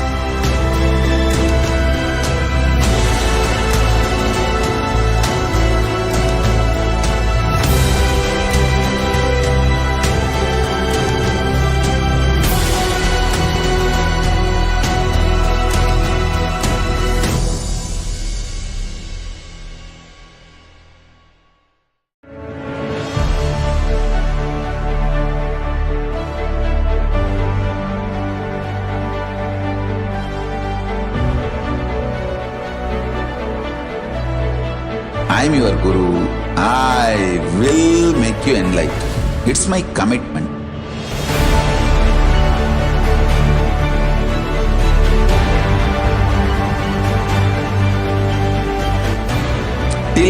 become Paramashiva. I won't rest. Don't worry at all.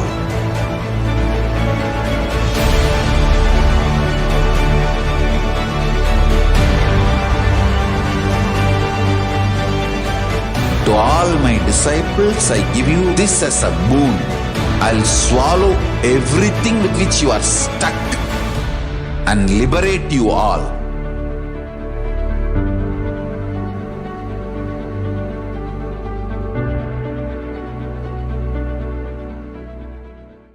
Greater signs of life can be realized with a greater ability to visualize.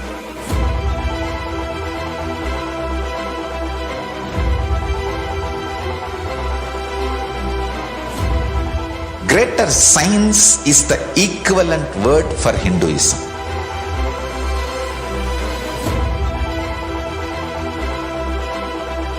When you understand the greater science of life, greater courage, more possibility, more fearlessness, more joy, more bliss.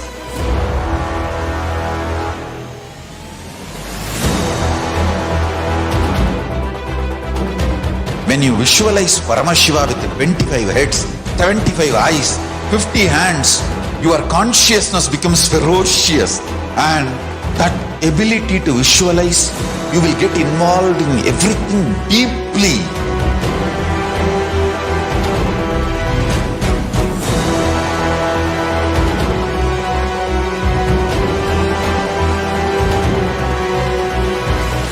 Involved people are the most delicious, most sweet, most beautiful, most juiciest beings of planet Earth.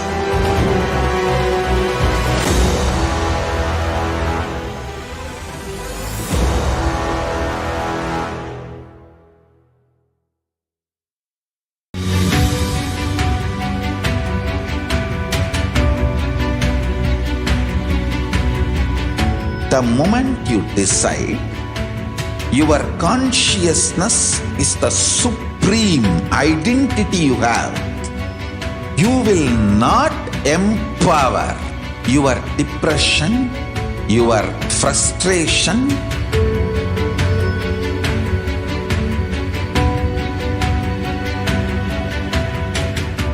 deal your problems, whether it is simple headache or depression or the worst suicidal patterns or life negativity, only through consciousness. Don't go for any other solution.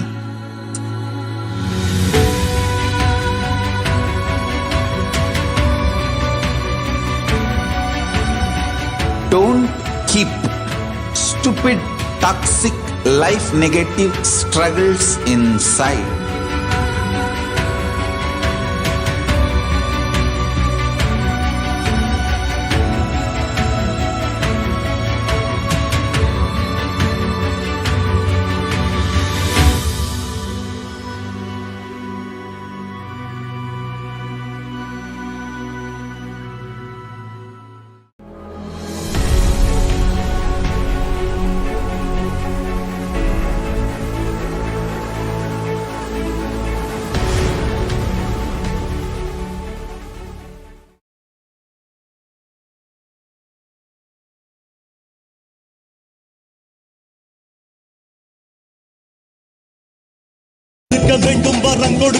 ஓம் ஓம் ஓம் ஓம் ஓம் ஓம் ஓங்காரத்துயர்ந்து பாங்காய் வேதமொடு ஆகமமாய் வெளிப்பட்டு ரீங்காரமாய் மலர்ந்து பரஷோடசியாய் நிறைந்து 40 முக்கோணம் வாழும் கையிலை ஸ்ரீபுரச் சிந்தாமணி கிருகத்தில் இருக்கும் கைலாச சுவாமினி பரஷோடசி பரமசிவன் பாகம் அமர்ந்து பாராளும் பரமேஸ்வரி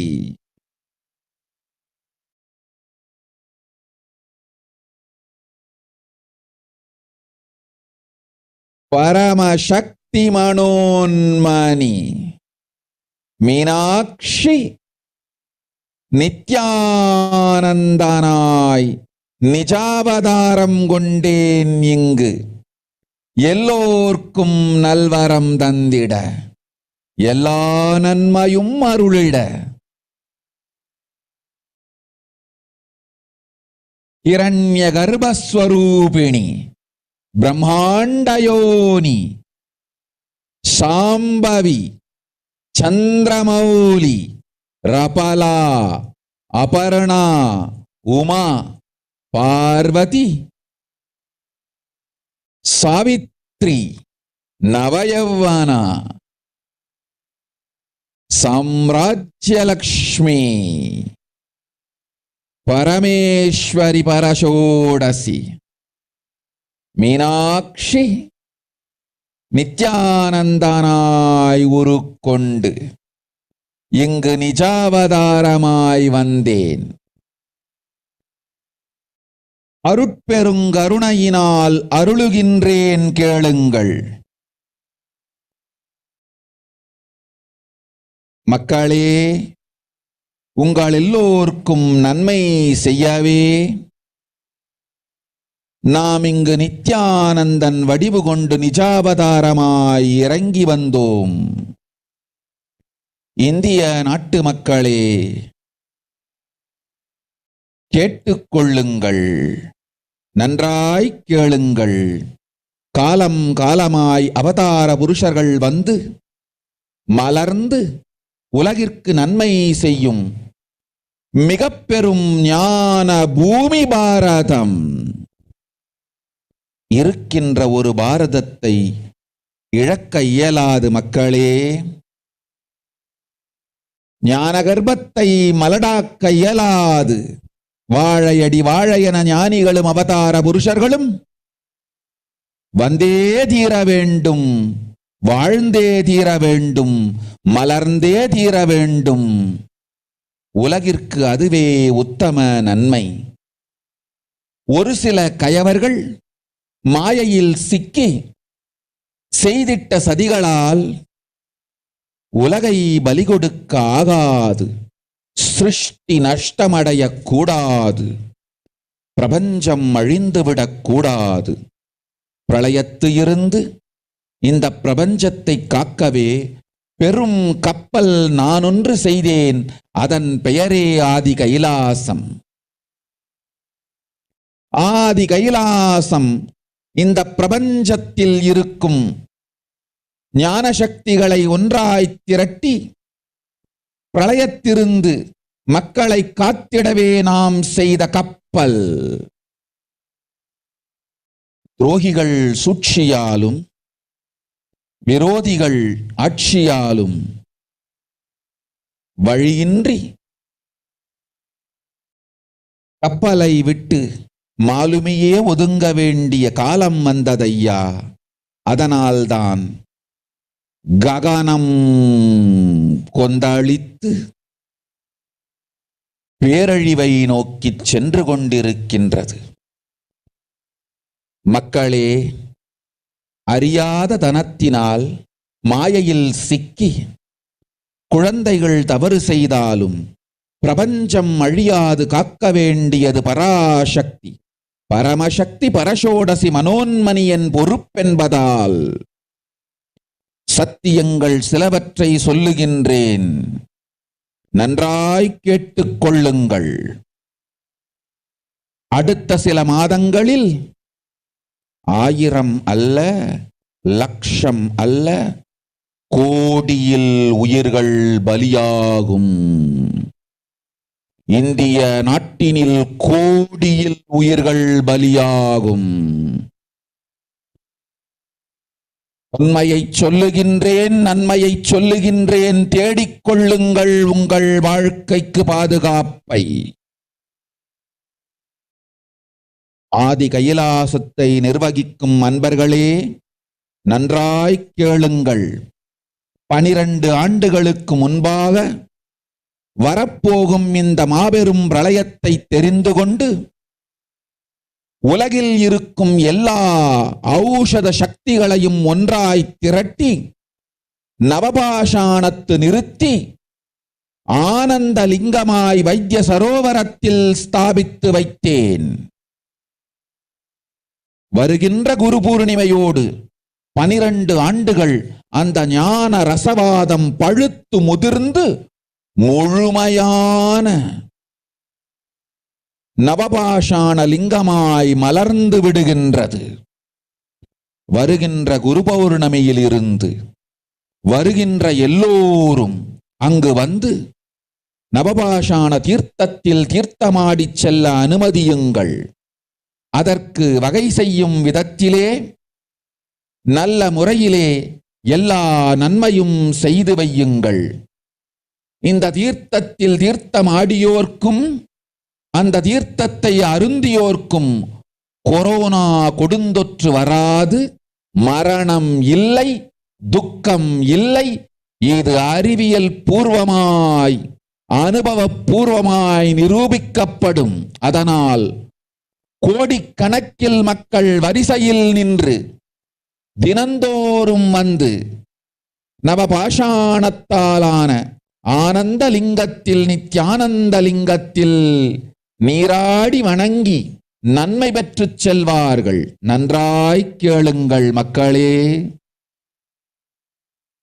ஆதி கைலாசத்து நிர்வாகிகளே, இந்த ஒரு சேவையை உலகத்திற்கு செய்யுங்கள். நீங்கள் செய்த எல்லா கர்மங்களுக்கும் பிராயஷ்சித்தமாகும். நல் அமைதியும் ஞானமும் யோகமும் உங்களுக்கும் கிட்டும், உலகத்திற்கும் கிட்டும். 12 ஆண்டுகள் முன்பாக பராசக்தி நான் செய்து வைத்த நவபாஷாணம் சித்தித்து புளித்து பழுத்து முதிர்ந்து ரசவாத யோகத்தில் சித்தியாகி இன்று நிறைந்த நவபாஷாண நித்யானந்த லிங்கமாய் வைத்திய சரோவரத்தில் மலர்ந்திருக்கின்றது. இதை செய்த காரணம் வரப்போகும் பிரபஞ்சத்தின் பிரளயத்திலிருந்து மக்களை காத்திடவே. எல்லோரும் கேளுங்கள். ஆதி கைலாசத்து நேரடியாய் மறைமுகமாய் உதவி செய்து உடன் இருந்த எல்லோரும் கேளுங்கள். உங்கள் எல்லோரையும் நம்பியே இந்த படகை நாம் உருவாக்கினோம். இந்த பெரும் சேவையில் எல்லோரும் வந்து பாகமாயிருந்து கொரோனா வராதவர், வந்தவர், வந்து நீங்கியோர் இவர்கள் எல்லோருக்கும் மாபெரும் மருந்து நவபாஷாண நித்யானந்த லிங்கத்து தீர்த்த விருந்து. எல்லோரும் வந்து நல் நீராடி தற்காப்பும் பெற்று நோய் கண்டவர் நோயும் தீர்ந்து நன்மையெல்லாம் அடைந்திட இந்திய நாட்டு மக்களே, உங்களால் இயன்றதை செய்திடுங்கள். உங்கள் எல்லோர்க்கும் நல் பாதுகாப்பும் உண்டு, நல்லதும் உண்டு. என்னை இழந்தாலும் என்னை நீங்கள் மறுத்தாலும் உங்களை நான் காப்பேன். அஞ்சாதீர்கள். பெருங்கருணை பேரருளால் நான் செய்து வைத்த கப்பலை உபயோகித்து இந்த ஆழிப் பிரளயத்தின் பெருங்கூத்து ஊழிக் கூத்திலிருந்து உங்களை காத்துக் கொள்ளுங்கள். உண்மையை சொல்லிவிட்டேன், நன்மையை சொல்லிவிட்டேன். பிராயஷ்சித்தம் வேண்டுமென்றும் காப்பாற்ற வேண்டுமென்றும் கதறிய பக்தர்கள் எல்லோருக்கும் பெருங்கருணையினால் தீர்வை தந்து விட்டேன். அன்பர்களே, பக்தர்களே, சீடர்களே, என் சொல் கேட்கும் நேர்மையான தொண்டர்களே, புயல் என புறப்படுங்கள். ஆதி கைலாசத்திற்கு தேவையானதெல்லாம் உடனடியாய்ச் செய்து வரப்போகும் மக்களுக்கெல்லாம் அன்னதானம் செய்து அவர்கள் நல்லபடி வைத்திய சரோவரத்தில் தீர்த்தமாடி நவபாஷாண மருந்தையே விருந்தாய்க் கொண்டு நோயிலிருந்து தற்காப்பும் பெற்று உயிர்காப்பும் பெற்று நல்லபடியாய் வாழ்ந்திட தேவையான சேவைகளை செய்யுங்கள். இதுதான் உங்கள் எல்லோருக்கும் பிராயஷ்சித்தம். நித்யானந்தன் வடிவு தாங்கி நிஜாவதாரமாய் நான் இந்திய நாட்டில் வந்தபொழுது என்னை வைத்து வாழாத பெருங்குற்றத்திற்கு பிராயஷ்சித்தம் இதுவே உங்களுக்கு. இதை யாவது செய்து, இது ஒன்றையாவது செய்து உங்களையும் காத்துக்கொள்ளுங்கள், நாட்டையும் காத்திடுங்கள். கோடிகளில் உயிர்கள் போகப் போகின்றது என்பதை நேரில் காண்பீர்கள். கண்ட பிறகுதான் நான் சொல்லும் வார்த்தையின் சத்தியமும் உண்மையும் உங்களுக்கு புரியப் போகின்றது. அழிவதற்கு முன் வந்து நவபாஷாண மருந்தை விருந்தாய்ப் பெற்று மரணத்திலிருந்து உங்களை காத்துக் கொள்ளுங்கள். மக்களே, இது ஒன்றே வழி. ஓம் ஓம் ஓம். பெருங்கருணை பேரருளால் அன்னை பராசக்தி அருளினேன் சத்தியத்தை. இந்த ஒரு சத்தியத்தை உடனடியாய் புரிந்து கொண்டு உங்களுக்கும் உலகத்துக்கும் நன்மை செய்து கொள்ளுங்கள். ஆதி கைலாசத்து நித்யானந்த லிங்கத்தின் எல்லைக்குள் ஆருக்கும் கொரோனா கொடுந்தொற்று தீண்டாது. இந்த சத்தியத்தை அனுபவபூர்வமாகவும் அறிவியற்பூர்வமாகவும் முழுமையாக நீங்கள் புரிந்து கொள்வீர்கள். இது நிரூபணமாகும்.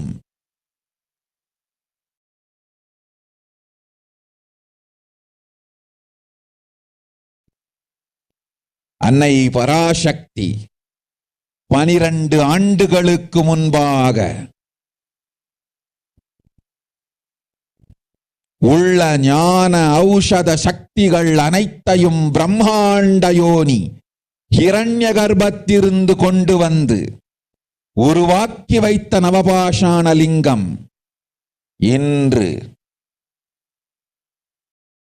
பிரளயத்திலிருந்து காக்கும் பெரும் கப்பலாய் உங்களுக்கு ஊதாவும். என இழந்தாலும் நான் செய்து வைத்த இந்த ரசவாத ஞானத்தின் துணை இழக்காமல் உங்களை நீங்களே காத்துக் கொள்ளுங்கள். இது ஒன்றே வழி. மக்களே, இது ஒன்றே வழி. ஓம் ஓம் ஓம் ஓம் ஓம்.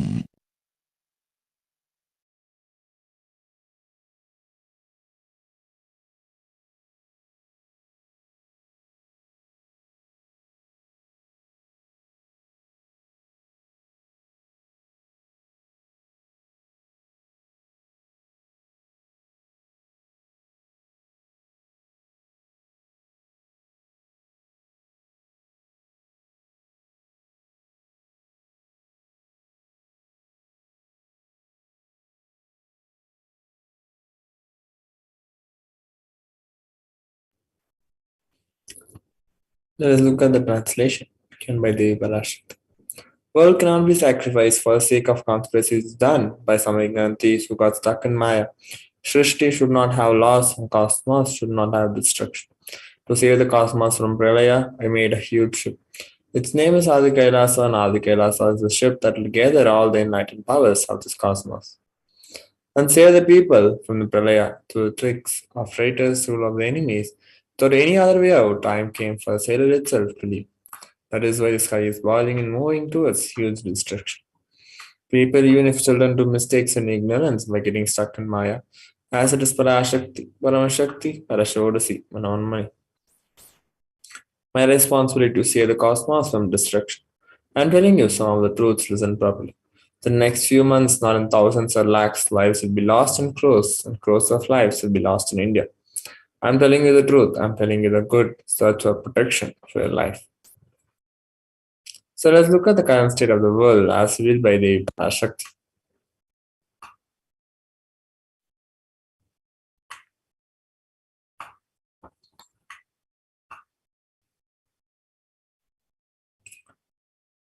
Authorities in 223 countries and territories have reported about 5 crore confirmed cases and 6 lakh deaths since China reported its first cases to the World Health Organization in December 2019. Taiwan saw over 60,000 daily COVID-19 cases for the fourth straight day on Sunday as it reported 68,000 new cases and 19 deaths from the disease. According to the Central Epidemic Command Center, the new cases consisted of 68,000 domestically transmitted infections and 37 cases that were contracted abroad.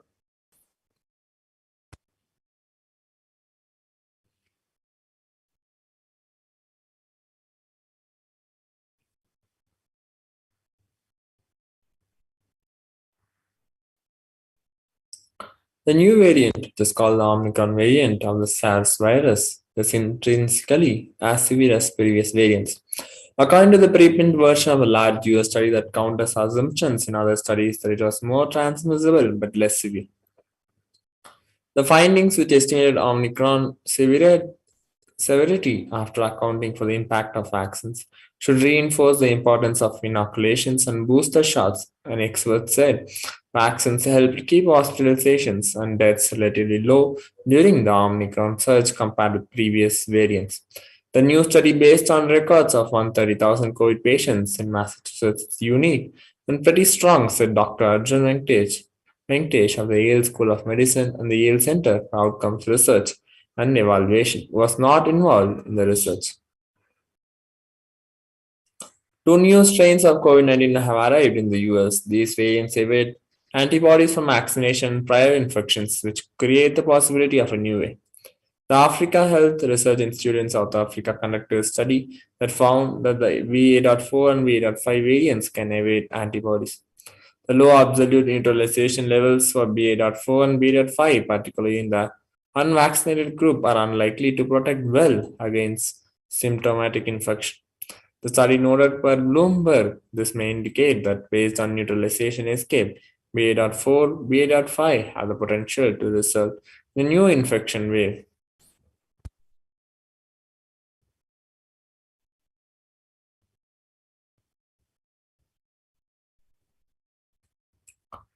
The World Health Organization has said that the South African scientists who identified Omicron variant of COVID-19 late last year have now reported 2 more Omicron subvariants, BA.4 and BA.5. This is another sign that COVID-19 pandemic is not done with us. And there are some clear takeaways, WHO Chief Tedros Adhanom said on Wednesday.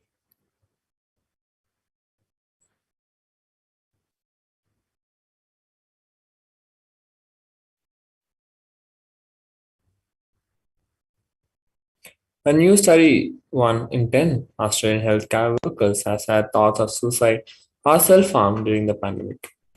Healthcare workers in Somalia suffer from high rates of anxiety, depression, and stress because of their work with COVID-19 cases. Initial findings recorded a high prevalence of anxiety in the workforce at 69.3, 46.5 for depression, and 15.2% for stress.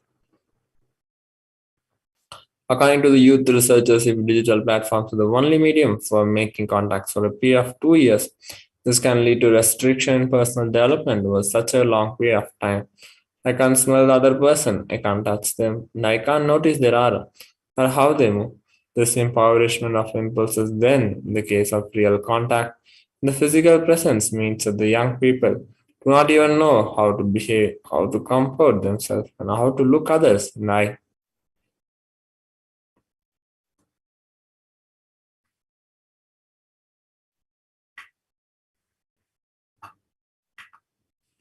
So let us now look at the solutions given by the Parashakti to protect ourselves from corona pandemic.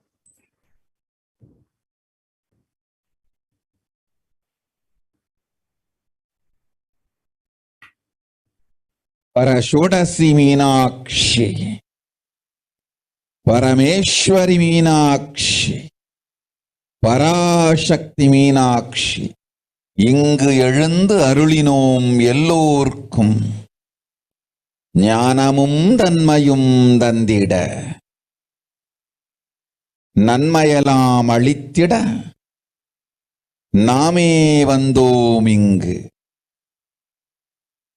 கைலாசத்தின் சுவாமினியாய் Paramasivan கிரகத்திருந்து நம் அனுக்கிரகத்தினால் நித்யானந்தன் விக்கிரகமாய் மலர்ந்தோம். உங்கள் எல்லோர்க்கும் நல்லதை செய்திட நன்மையை சொல்லிட தர்மார்த்த காம மோக்ஷம் எனும் புருஷார்த்தங்கள் நாளும் பொங்கி மலர்ந்திட வந்தேன் இங்கு. மாந்தர்கள் கொடுந்தொற்று கொரோனா கண்டு அஞ்ச வேண்டாம். 8 வழியின் மூலமாகவும் எண்ணத்தில் தியானித்து என்னை பிரார்த்தித்தல் ஒன்று, சமூக வலைதளங்கள் மூலமாய் என்னை சரணடைதல் 2, எங்கெல்லாம் என் மகமாரி வடிவத்தில் நான் குடிகொண்டிருக்கின்றேனோ அங்கெல்லாம் பூமிதித்து என்னை வழிபடுவது 3, நெஞ்சில் மஞ்சள் தடவி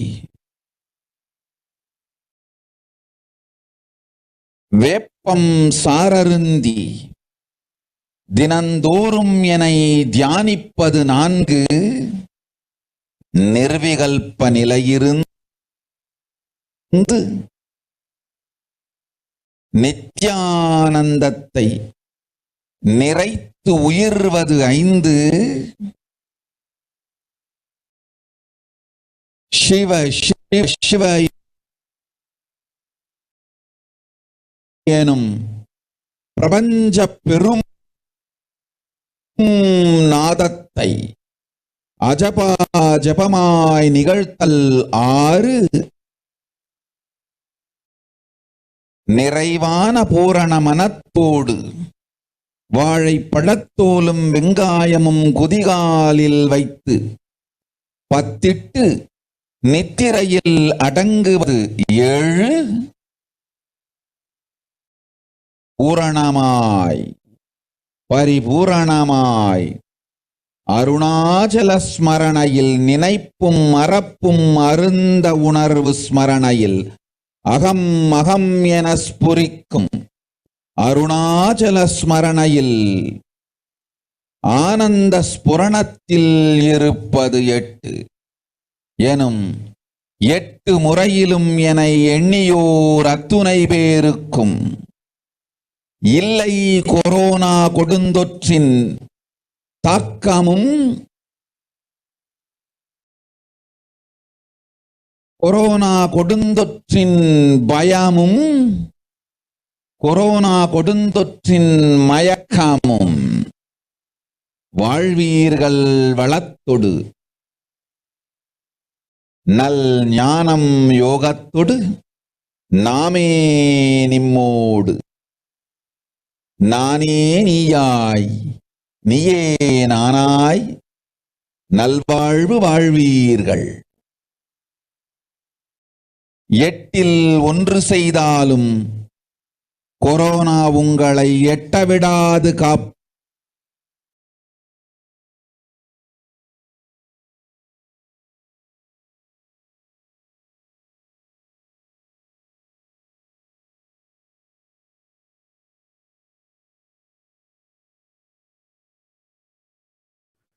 So let's now look at the translation given by Devi Parashakti.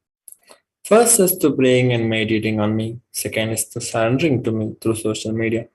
Third is wherever I am residing, worshipping me by doing fire walking. Fourth is through applying turmeric in chest.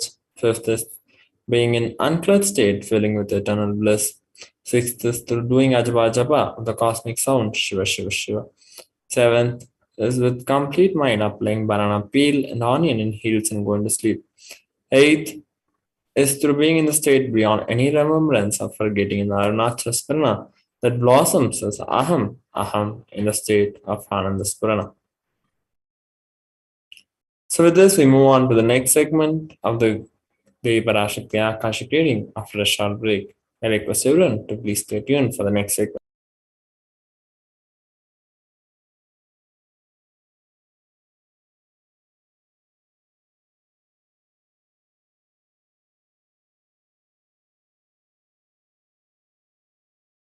Greater signs of life can be realized with a greater ability to visualize.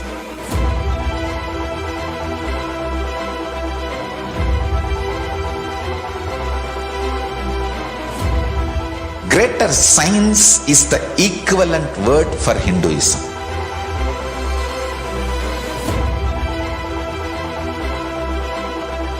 When you understand the greater signs of life, greater courage, more possibility, more fearlessness, more joy, more bliss.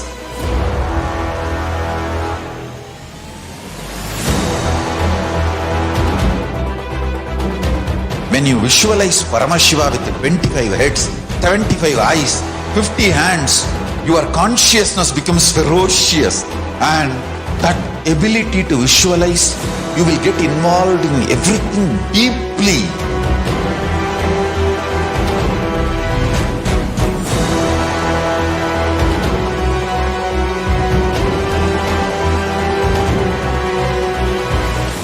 Involved people are the most delicious, most sweet, most beautiful, most juiciest beings of planet Earth.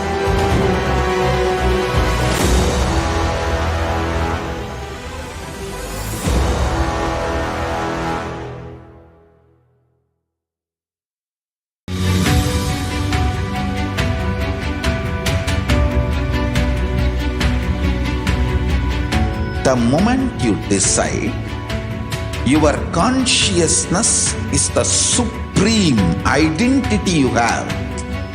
You will not empower your depression, your frustration,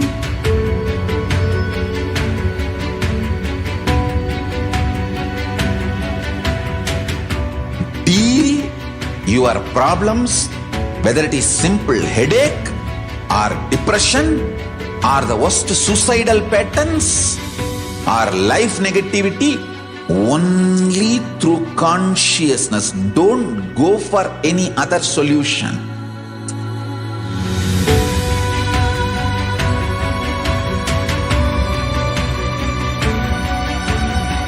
Don't keep stupid, toxic, life negative struggles inside.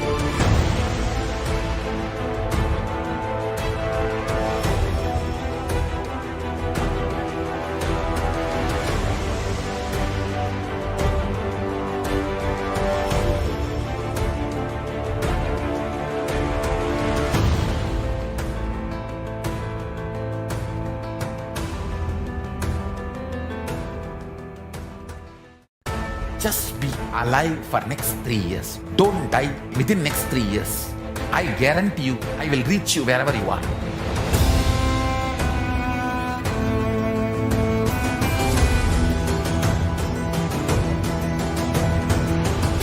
Be alive, somehow be alive for next 3 years.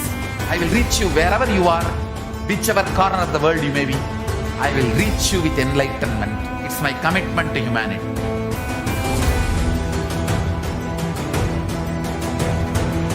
I'm going to empower, enlighten each and every one of you with the fuel and energy of the parallel universe.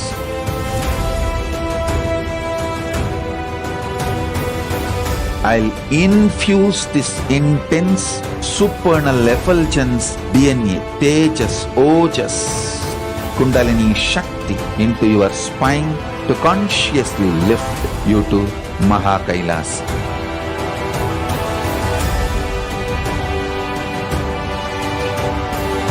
It is irreversible permanent enlightenment, irreversible power manifestation, irreversible permanent empowerment.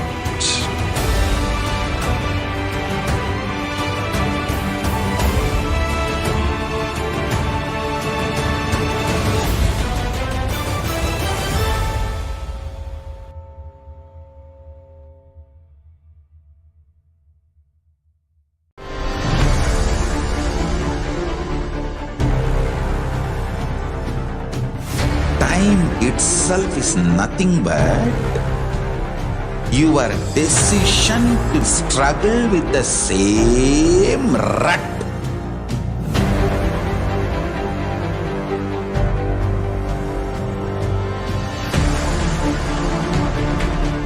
Your decision to struggle with the same rut is time, Kala. Your decision to swallow time is Kala Bhairava.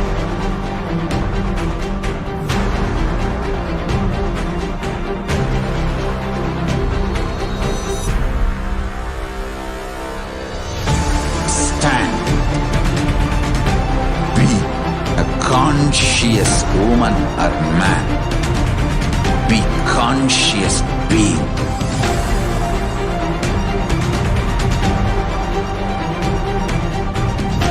Shrink the time through conscious will persistence. Make the future into present by being ferocious with yourself.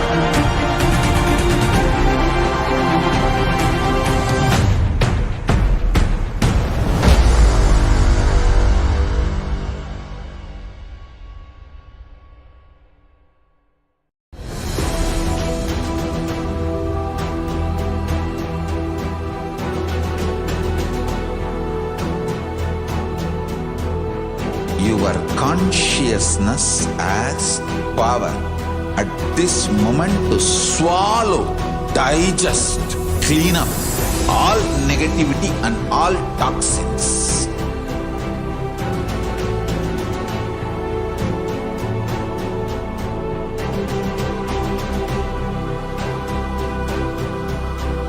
Develop a powerful will persistence. That's the most important asset for life.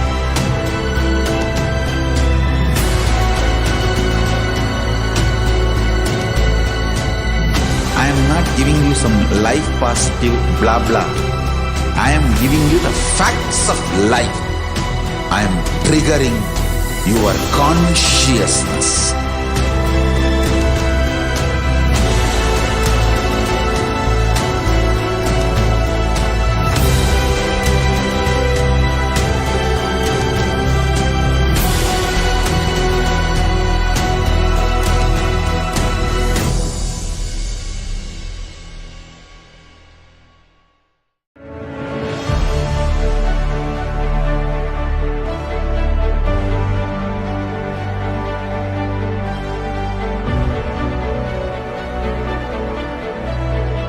I am your Guru. I will make you enlightened. It's my commitment.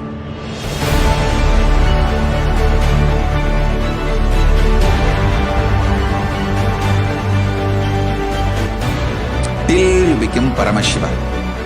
I won't rest. Don't worry at all.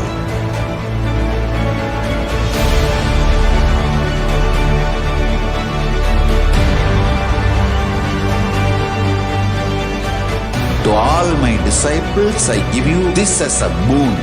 I'll swallow everything with which you are stuck and liberate you all.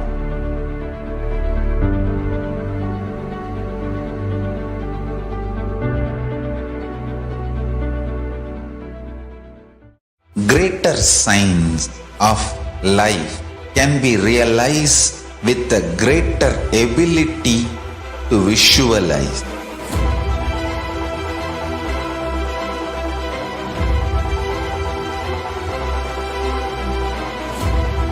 Greater science is the equivalent word for Hinduism.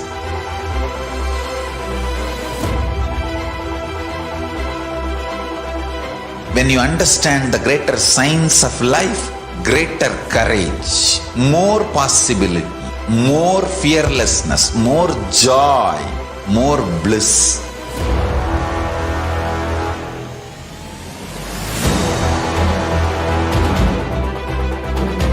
When you visualize Paramashiva with 25 heads, 75 eyes, 50 hands, your consciousness becomes ferocious, and that ability to visualize, you will get involved in everything deeply.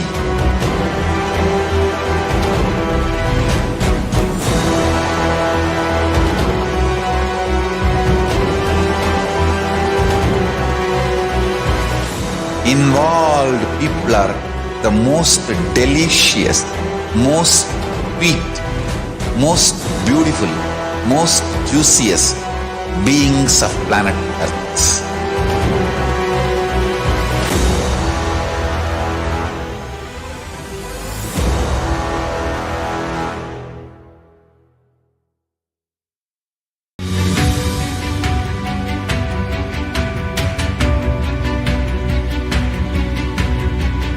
The moment you decide, your consciousness is the supreme identity you have. You will not empower your depression, your frustration,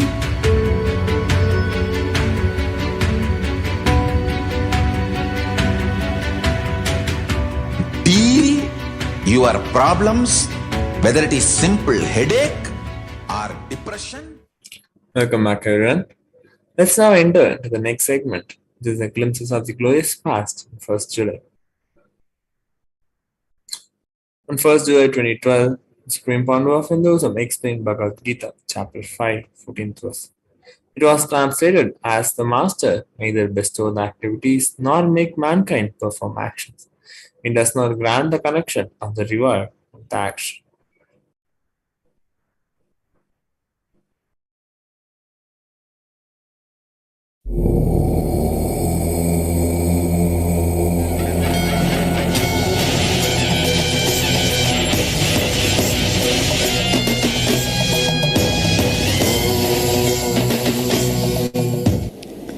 Let me enter into today's satsang, the Nirahara Samyama. I welcome you all who are sitting with us around the world at this moment. 1006 places through Nithyananda TV and 37 places two-way video conferencing, having Nayana Diksha in 250 cities in 29 countries around the world. The cities sitting with us in two-way video conferencing, having Nayana Diksha: Houston, Kalahasti, Bengaluru North, Bengaluru Marattahalli, Port Washington, New York, Vancouver, Puri, St. Petersburg, Florida, Annanagar, Thiruvannamalai, Arunachalam, Hyderabad, Bhagyanagaram, Atlanta, Ujjaini, Toronto, Kailasam, Singapore, Singapuram, Nithyananda Nagara, Bidadi, Seattle, Chidambaram, Washington, D.C., Sripuram, Bengaluru, Paris, Kalighat, Slovakia, Pobrad, Guadalupe, Rameshwaram, Charlotte, Srisailam, New Jersey, Omkareshwar, San Jose, Madurai, Seattle, Chidambaram, Ohio, Prayag, Madrid, Spain, Oklahoma, Somanatham, Dallas, Dwaraka, Los Angeles, Arunachalam, Calgary, Amarnath,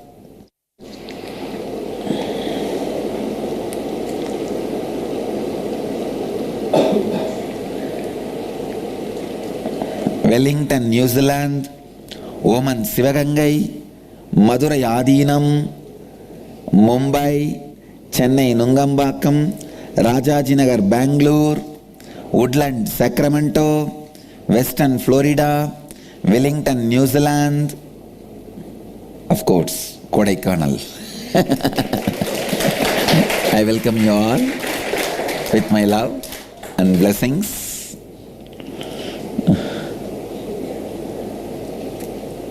I have a message from Washington, D.C. Washington, D.C. had a major storm and there is a widespread power outage. They are having Nayana Diksha from hotel room.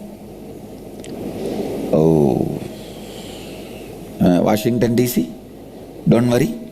You guys will have this problem settled within next 2-3 days. Don't worry about it. This power outage problem will be solved immediately. Blessings. Ohio is airing from devotee's house near temple. Electric company is saying that the power may be out for up to 5 days because of this storm. Ohio, don't worry. The problem will be solved within tomorrow. And Sacramento, California, blessings for the Chinese LBP. Blessings. All the participants will experience the ultimate blessings. And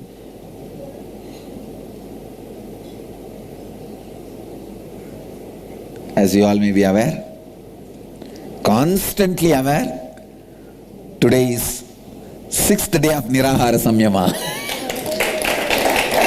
See, any other Samyama, Ajapa, feeling connection, Nirvikalpa Samadhi, unclutching, any other Samyama, you forget once in a while. But this Nirahara Samyama, nobody forgets. Literally, practically, whole day and night, even in dream, remember. You are in Nirahara Samyama? Great. So tomorrow morning, we will be ending the Samyama. God. 7 days all over the world. See, in Jainism, they do fast without food, but not all over the world at a time. Here, at the same time, all over the world, people are practicing and continuing their lifestyle, their work, their regular work. That is the important thing. So, really great. I'll enter into today's Bhagavad Gita.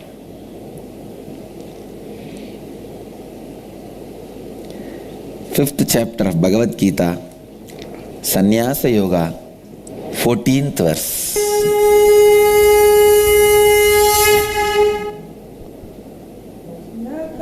Tritvam na karmani lokasya srijati prabhu na karma pala samyogam svabhavastu pravartate na kartritvam na karmani lokasya srijati prabhu na karma pala samyogam svabhavastu pravartate na kartritvam na karmani lokasya srijati prabhu na karma pala samyogam svabhavastu pravartate. నకర్తృత్వం నకర్మాని లోకస్య సృజతి ప్రభుః నకర్మ ఫల సంయోగం స్వభావస్తు ప్రవర్తతే.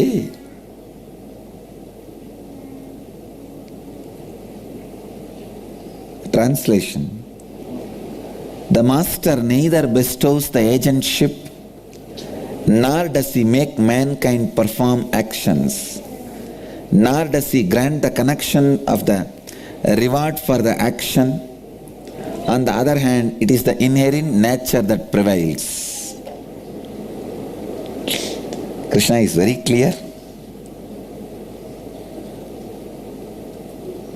that everything happens in the natural flow of Prakriti. Prakriti means by innate nature, things as its quality. Anything which has a form has a quality. Anything which has a name has a quality. Krishna is very clear. Everything you perform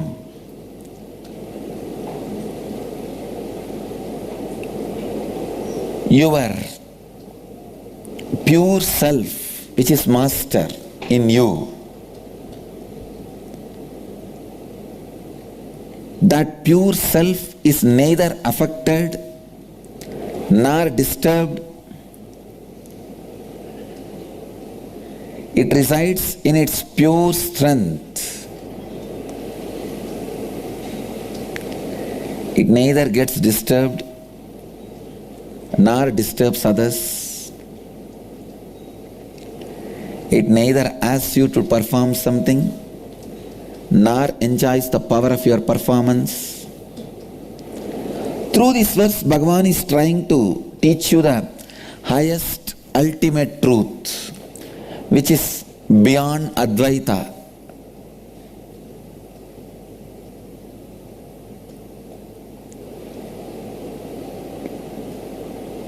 The truth in this verse can be realized only by contemplating, meditating again and again and again.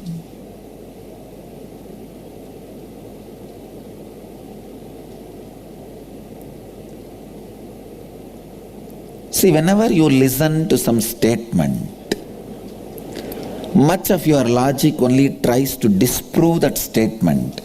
You only collect and see all the arguments to disprove it. But now, this kind of great spiritual truths cannot be handled in the same way. These great spiritual truths can be realized only if you have a cognitive shift. Means, try to use your logic neutrally and see if I take up this truth to live in my life, what is going to happen to my physical health, mental health and relationships and feeling contentment and tranquility, whatever I want in my life. Is this truth going to add to it, or is this truth going to disturb me? I call this utility-based calculation, utility-based analysis. If you do the utility-based analysis, you analyze truth neutrally. Otherwise, the spiritual truths never attracts you. Only the utility given by the spiritual truths even attracts you to contemplate on them. That is why do not handle these truths with the same logic and the mind setup with which you handle your life.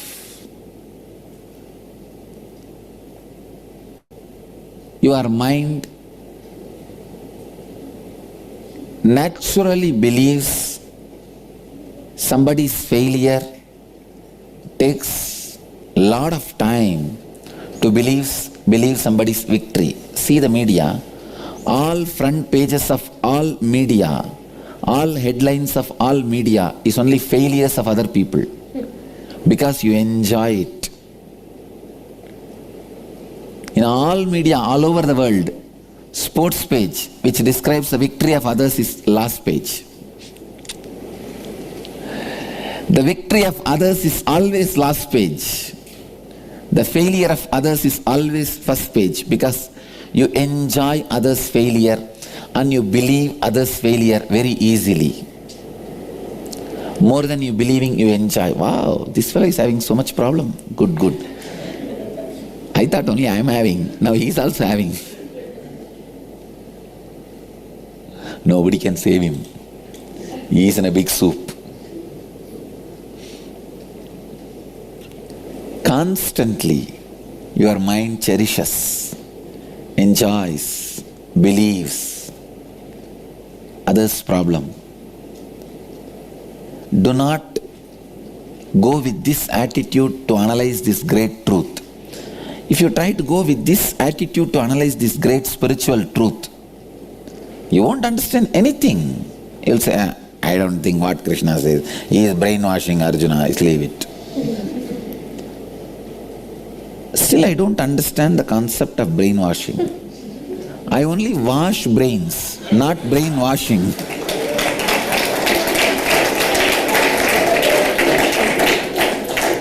I don't do brainwashing. I only do washing of the brains.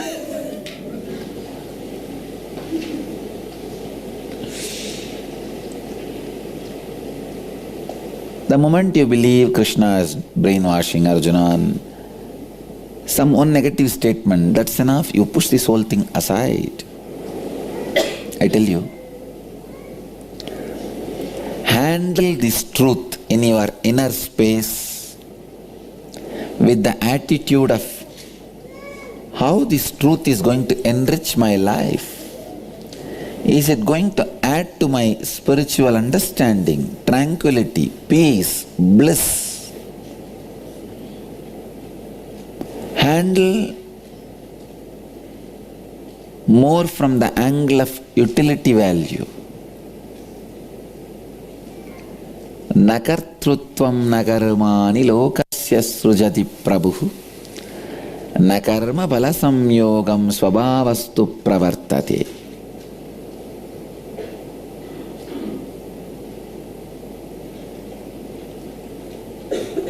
The master in you, the individual, pure, enlightened self, neither bestows the agentship, nor does he perform actions, nor does he grant the connection of the reward for the action. On the other hand, it is the inherent nature that prevails. It's your pravritti, inherent nature which is performing in you, good or bad, right or wrong, enjoying or suffering. Try to handle this truth, contemplate on this truth in a neutral way. If I make this truth as part of my life, how is it going to change my way of thinking? How is it going to change my way of believing about me? How is it going to change my consciousness?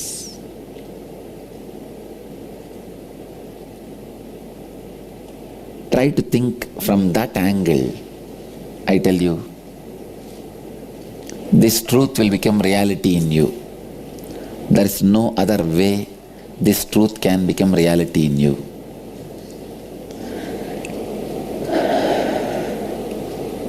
So, contemplate on this truth more with the understanding of how useful this truth is for physical, mental, spiritual growth. I'll move to the next segment of the morning satsang. Dial the avatar. I'll pick up calls from all over the world. Of course, from public or devotees or viewers of our Nithyananda TV, anybody can call. I'll try to answer your questions, try to give you the spiritual support or whatever I can.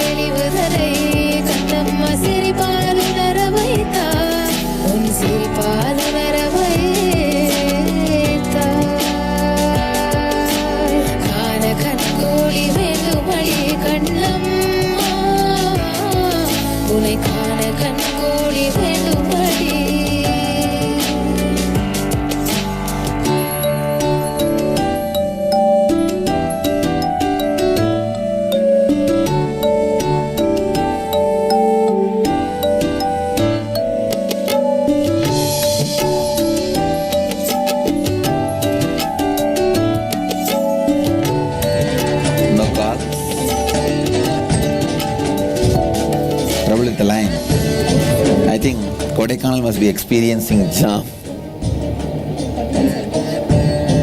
Do you know, yesterday night, my driver, he missed this place and went away to some corner, some 4-5 kilometers inside some forest.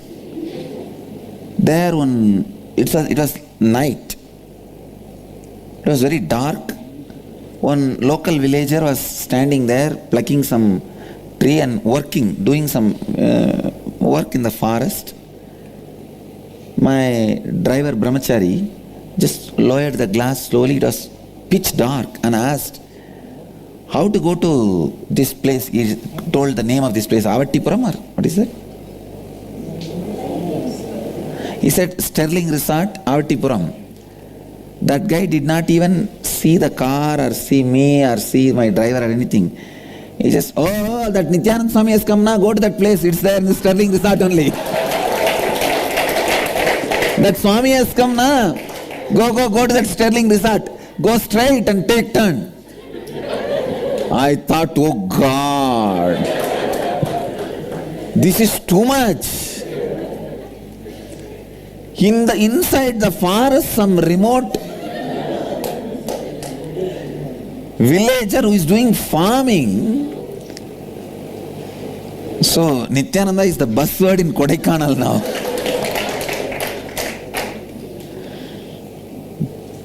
Too much.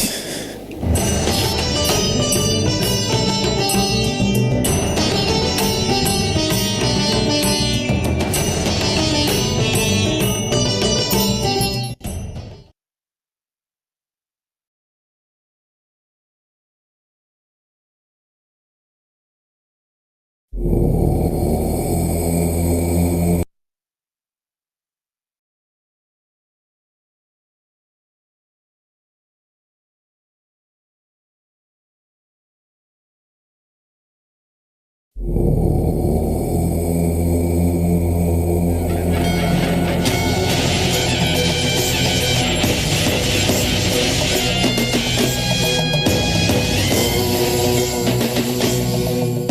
more thing, people ask me, are you interfering in our karmas by healing? I tell them no. Actually, when sun rises, sun doesn't interfere the karma of the darkness. Darkness automatically disappears.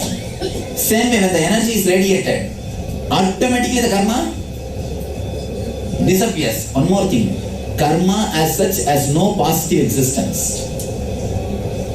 It only has got negative existence. It only has got negative existence. This mic has got positive existence. But the shadow doesn't have positive existence. If you want to move this shadow, you can't do directly anything with shadow. You have to do something with this mic. Same way, karma doesn't have positive existence. Karma, you see, the lightlessness only is called as darkness. Same way, karma is energylessness. That's all. Karma is nothing but energylessness. Lightlessness is darkness. The darkness doesn't have a separate existence. It has no separate existence. Same way, karma is energylessness. Karma doesn't have separate existence. When I say in that area that headache doesn't getting healed, in that area, means the person is not open to you. You have to give some logical reason. But his karma can be burnt through a healing. Surely, any karma can be burnt through the healing. Any karma can be burnt through the healing. No doubt about that. Only one thing, understand, the person also needs to be little open for that. As you said, like one of the answers, like it is in his fate that he is not going to get healed, then even if the energy is flowed, you will surely show the result. There is no such thing as fate, you will not get healed. That is the answer given to the fools who can't believe this science. There are some people who have decided to suffer. For them you can't do anything. You understand? They have decided to suffer. We can't even interfere with them. Total closeness. Only for them that answer is given. But anybody who is ready to sit in front of you will have the result. When I say I am responsible for that word. Swamiji, here it is mentioned, he may not be destined to get healed. The word is wrong. Surely the word is wrong. See, one thing, that is not destined to get healed and all, when there is no other word where we use that word. But there is no such thing as not destined to get healed. Let it be very clear. Only when the person is totally closed, he doesn't want to get healed, then nothing can be done. But if he wants to get healed, that much of openness is more than sufficient. More than enough. so the person has come to you for asking for help. Then how can you? Then there is nobody who will go without having helped, without being helped. No, then how can you say that he is actually like, by giving the healing, he has come for help, seeking for help, then this statement is closed. How is this statement? No, the statement closed means the person who doesn't, many times you tell and they don't want. When they are not interested, in that case only this statement applies. If they are willing, Anybody who comes to you, how can they be unwilling? And why will they come to you? That statement doesn't hold good. Is karma itself a fear of mind? Your faith on that fear. It is not even fear. You see, even fear has got a solid presence. But the karma doesn't have even that much of presence. Your fear on karma, that's all. Your faith on karma, your faith on fear, that's all. Karma doesn't exist. Not only it doesn't exist even to the extent, depth of fear. See, the fear will go to the depth of even causal body. In causal body also you can be shaken, you can be awakened by fear. For example, if you are sleeping, or before sleeping, if a knife is hanging on your head, can you sleep? Even if you sleep every 10 minutes, you will shaken. So fear can touch up to the causal body, up to your sleep layer. But karma cannot even touch that much. Karma doesn't have even that much of depth. Yes.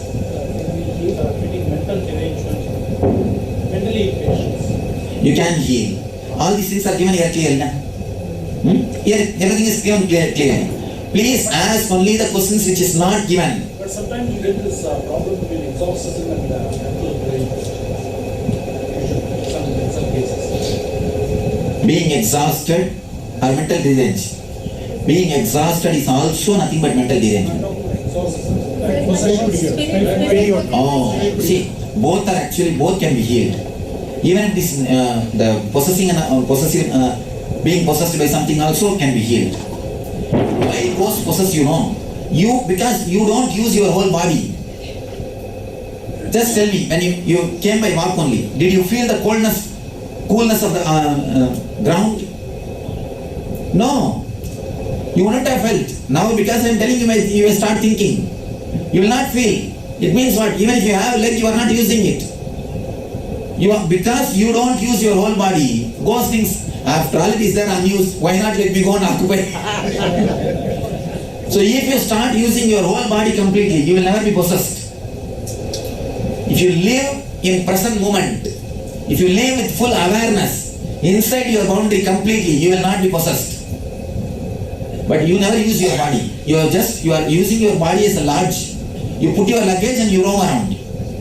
Your luggage is there inside your body, but you are somewhere, here and there, here and there, here and there. I can be sure, early morning when you put paste brush in your mouth to brush, you are thinking of office. When you are sitting in the office, thinking of evening vacation, beach. When you are sitting in the beach, you are thinking, when will I go back to the house? If you are here, one thing is sure, you are not here. Then actually what ghost thinks, after all 40% of place is free, why not go and occupy? It just comes and occupies. Then you say, oh, I am possessed. At least let it use half of the ground. After all you are not using, why don't you rent it? Why not the ghost use? That's all what can be done. Even that can be healed. Swamiji, after Anandaganda, are we going to be in complete awareness state all the time? So, as long as you are in Anandaganda, you will be in complete awareness state. Going into Anandaganda, you need your efforts. Needs your effort. At least in the initial level. Later on it becomes Sahaja Samadhi. You start staying in the same Samadhi. So all the time complete awareness. Yes, you see. Here I am creating like a tunnel. Think of this as a tunnel. Through this,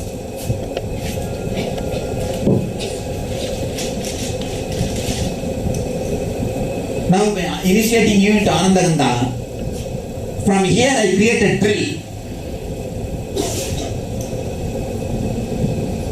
So through this way you are taken inside. You are made to stay here or rest here. Sometimes some of these engrams, the old engrams, will slowly try to pull you out. Very rarely. But when it tries to pull you out, when your mind moves here and there, don't bother. Again bring it back and put it there. Relax in the same space. Then the more you stay here, this engrams which tries to bring you out will die. The moment all these things dies, you will start staying in Sahaja Samadhi. As long as these few engrams which are left out, only you will be pulled outside again and again. It's like there's a beautiful story Ramakrishna says, the simile. The mungus, they will go and try to hide in their house, inside their hole. The mungus, have you seen the mungus which kills the snakes? Kiri. They go and try to hide in their hole. These village boys, naughty boys, they will put a rope in the tail and tie a stone with it, brick with it. So even if it goes and hides inside the hole, these guys will pull that rope and pull that mungu out of that hole. Like that, even if you go and stay here, these engrams are like bricks. They will try to pull you out. Once you cut that strings, you can stay in your hole itself. And the more you stay here, they all will die down, disappear.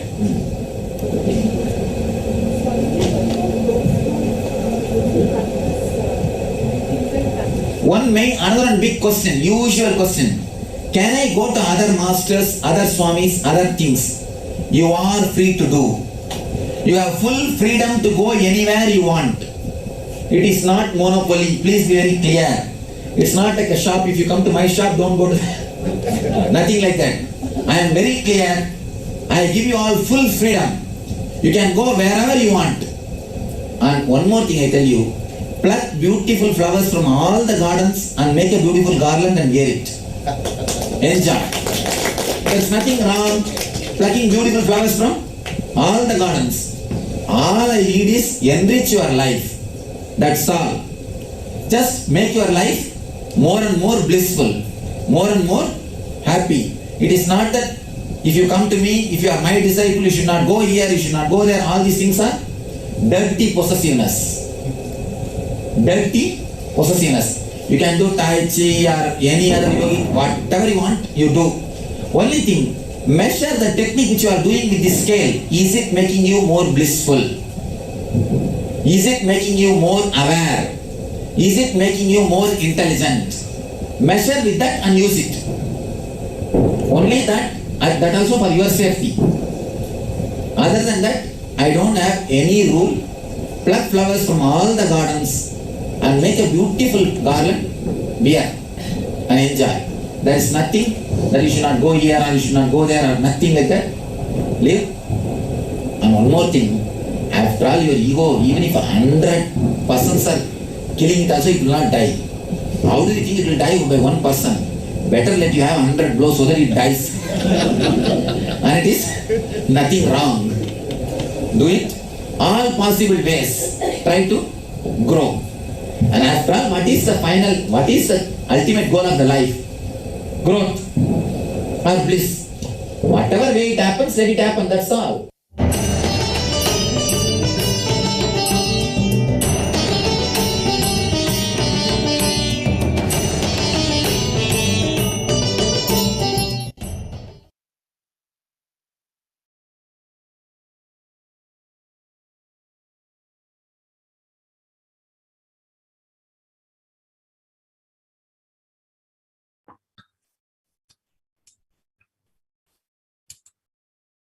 On 29 June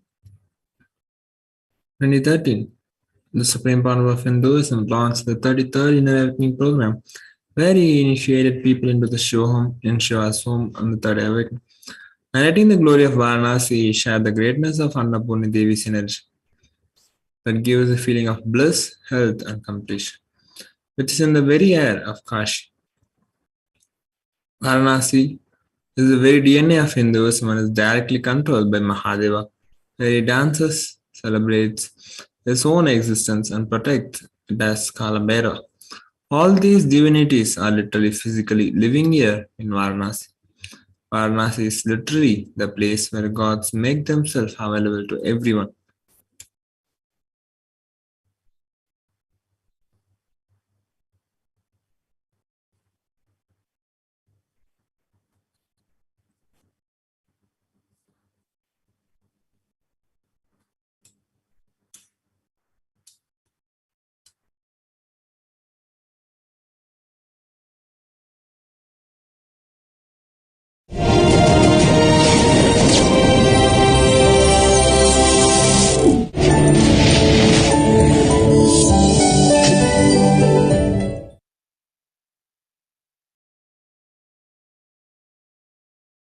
नित्यानन्देश्वर समारम्भाम् नित्यानन्देश्वरि मध्यमाम् अस्मदाचार्यपर्यन्ताम् वन्दे गुरुपरम्पराम्.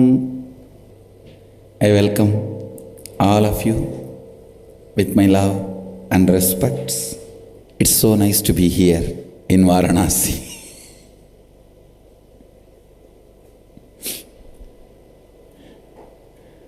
I'm not trying to tease you all. I'm just reminding, when I am here, what are you doing there? Varanasi, Anandavana, the place of Annapurani, Only yesterday I realized the power of Annapurani's energy field. Please understand, it's not only she gives food, the moment you enter this space, your metabolism just goes up. That is the power of the Annapurna's energy field. Just yesterday night I discovered it.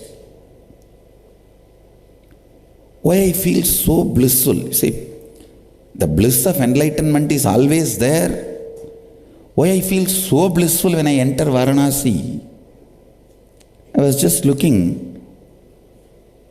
Why I feel so healthy the moment I enter the energy field of Varanasi? Because the metabolism goes so high.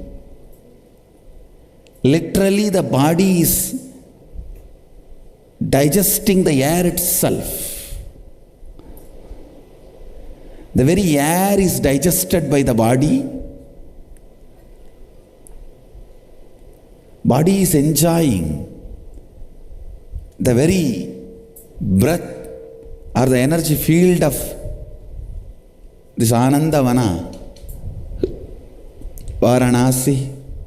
This place is an ecstasy for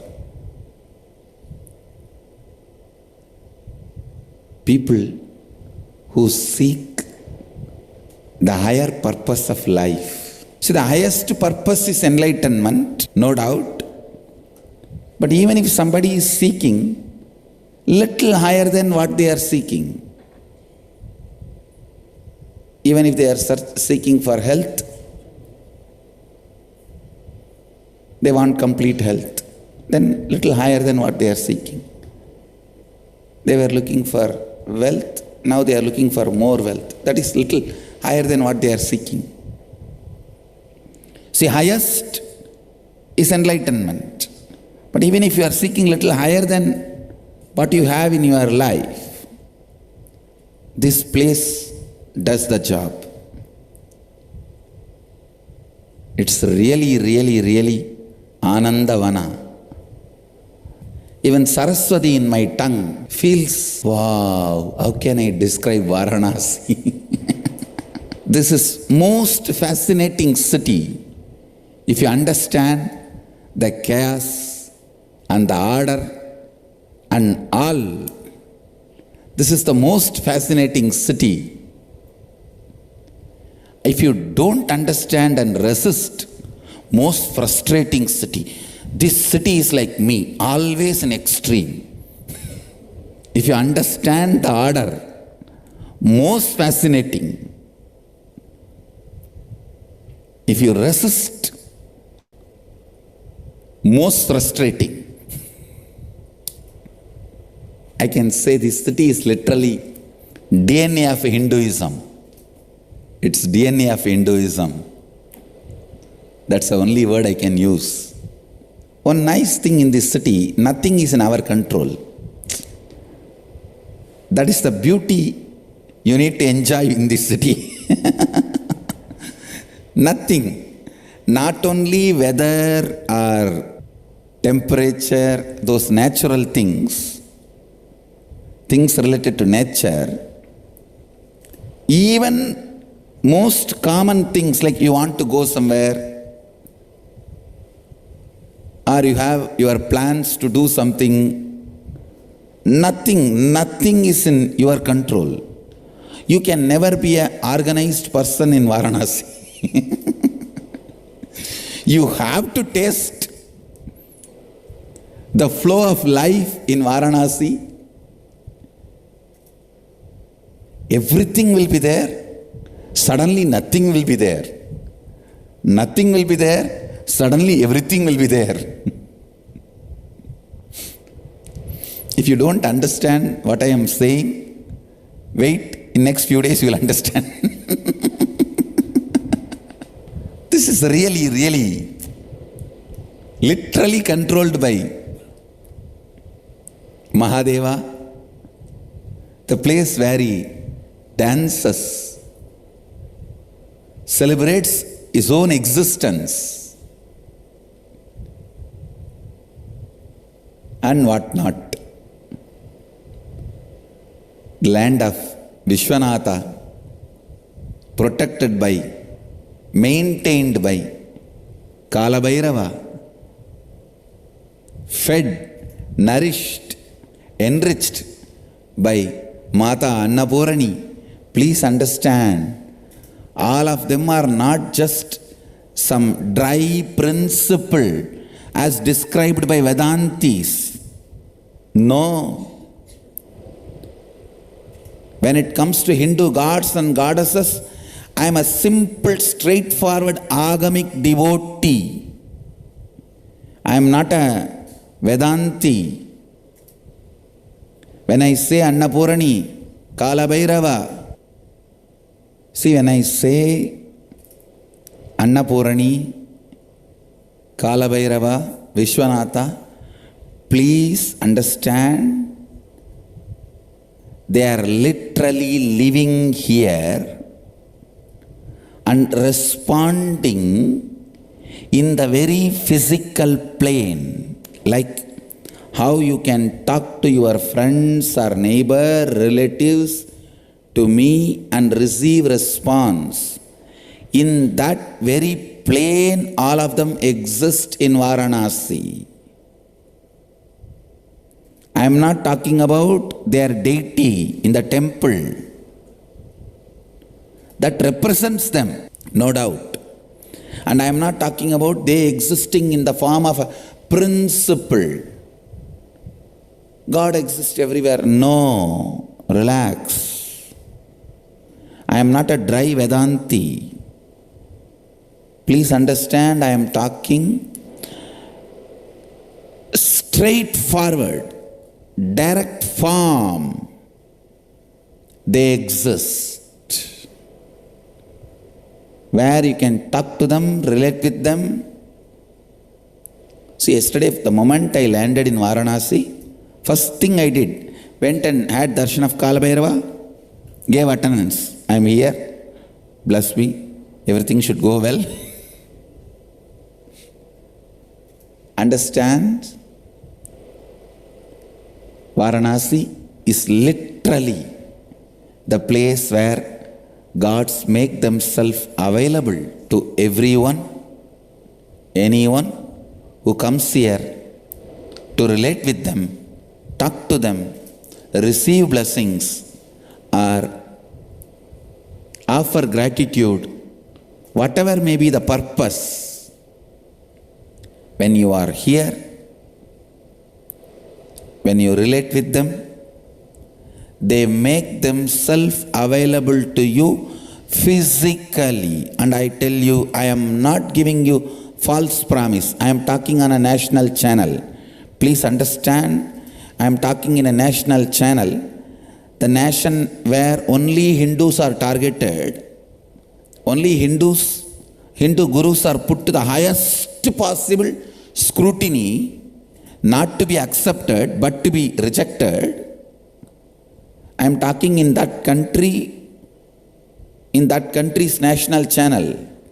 So I am talking responsibly. Understand, Varanasi is a place where these great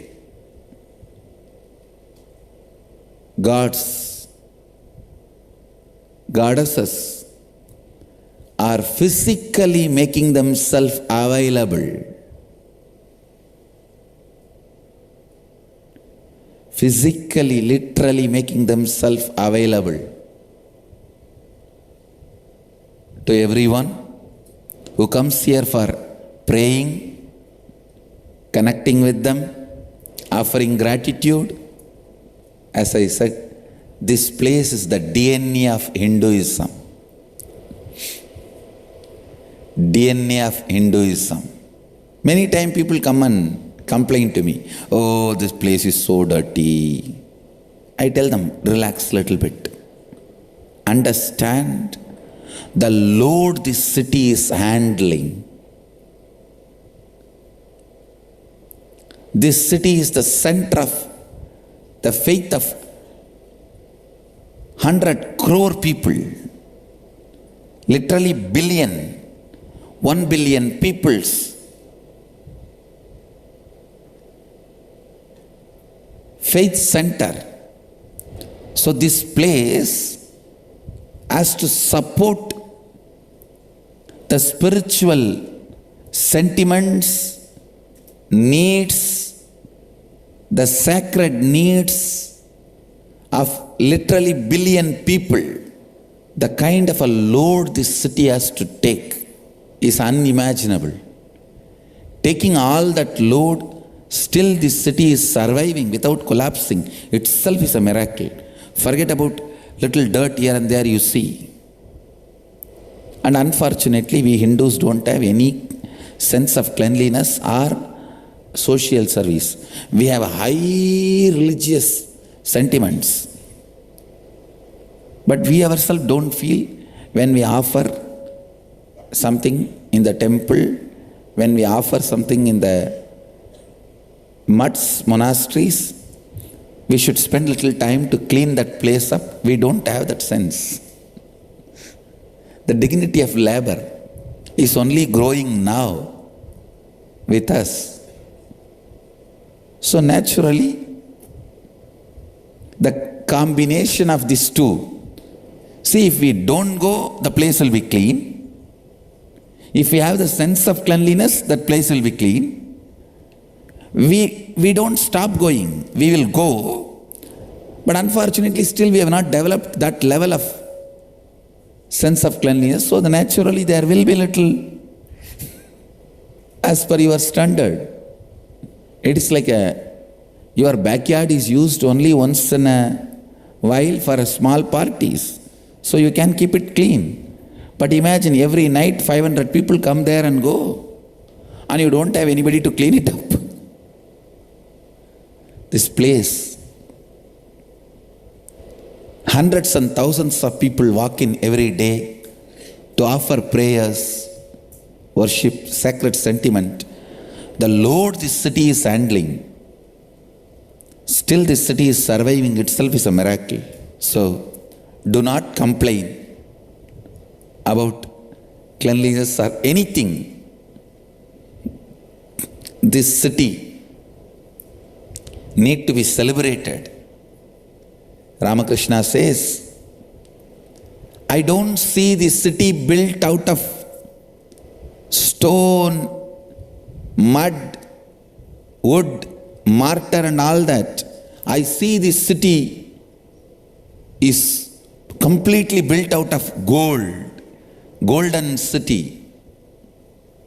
I tell you, I was contemplating why Ramakrishna told this city is a golden city, and basically he doesn't like gold. That is a important thing you need to know. He can't touch gold. He's not like me, nicely wearing gold, and he's not like that kind of a person. I was meditating one day about this. Why Ramakrishna said, actually I was in the boat in the Ganga, and I was looking at the Kashi. Kashi itself is considered as a god here, Kashika Devi. I was thinking why Ramakrishna made this remark. I suddenly saw clearly, it is built out of so much of sacred sentiments of billions of devotees, lakhs of sannyasis, millions of seekers, all their sacred sentiment, all their deep devotion, all their yearning for higher purpose, highest purpose. All these sentiments were the foundation for this city to be built. Nothing else. So this most sacred city, the most sacred place, built with so much of sacred sentiments, so much of sacredness, that sacred sentiments only Ramakrishna describes as golden city. Varanasi means the place between eyebrows and the nose, third eye. Understand? The very word Varanasi means third eye. And the very inhaling, exhaling action in Varanasi, this very air of Ganga Mata, the breathing space of Ganga Mata, means the air which travels on the Ganga, even inhaling and exhaling that very air, subtly massages third eye and awakens it. Understand? The very air of the Ganga in Varanasi, going in and coming out, massages your third eye and awakens it. This land, even the great personalities like Vyasa, Shankara, even they are not able to sing the glory of Anandavana. Where am I? I may not be able to sing the glory, but I will continue to try. Among the gods, Mahadeva, among the Kshetras, Varanasi, among the mantras, Pranava, among the books, Upanishads. You can't even compare. See, if there is something to compare, you can compare and describe. This city has a unique lifestyle. Even the people, please understand, in this city people see 10,000 sadhus every day.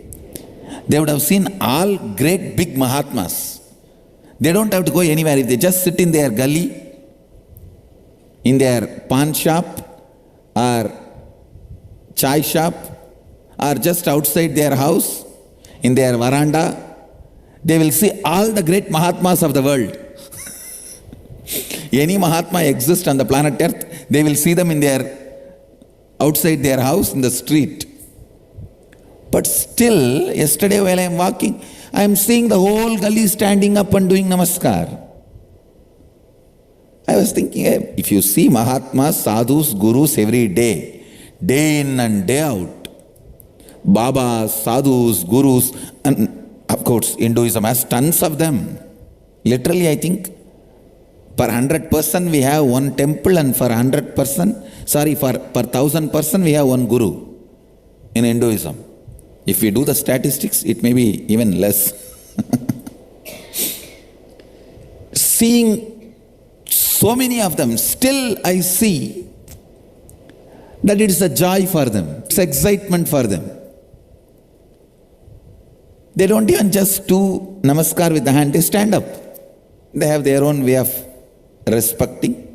Somebody will tell Har Har Mahadev, somebody will tell Mahadev, somebody will tell Annapurni ki Jai, somebody will tell Vishwanath, Polo Vishwanath, somebody will tell Bole Baba, whatever. But they have their own way of respecting. One thing is sure, no one will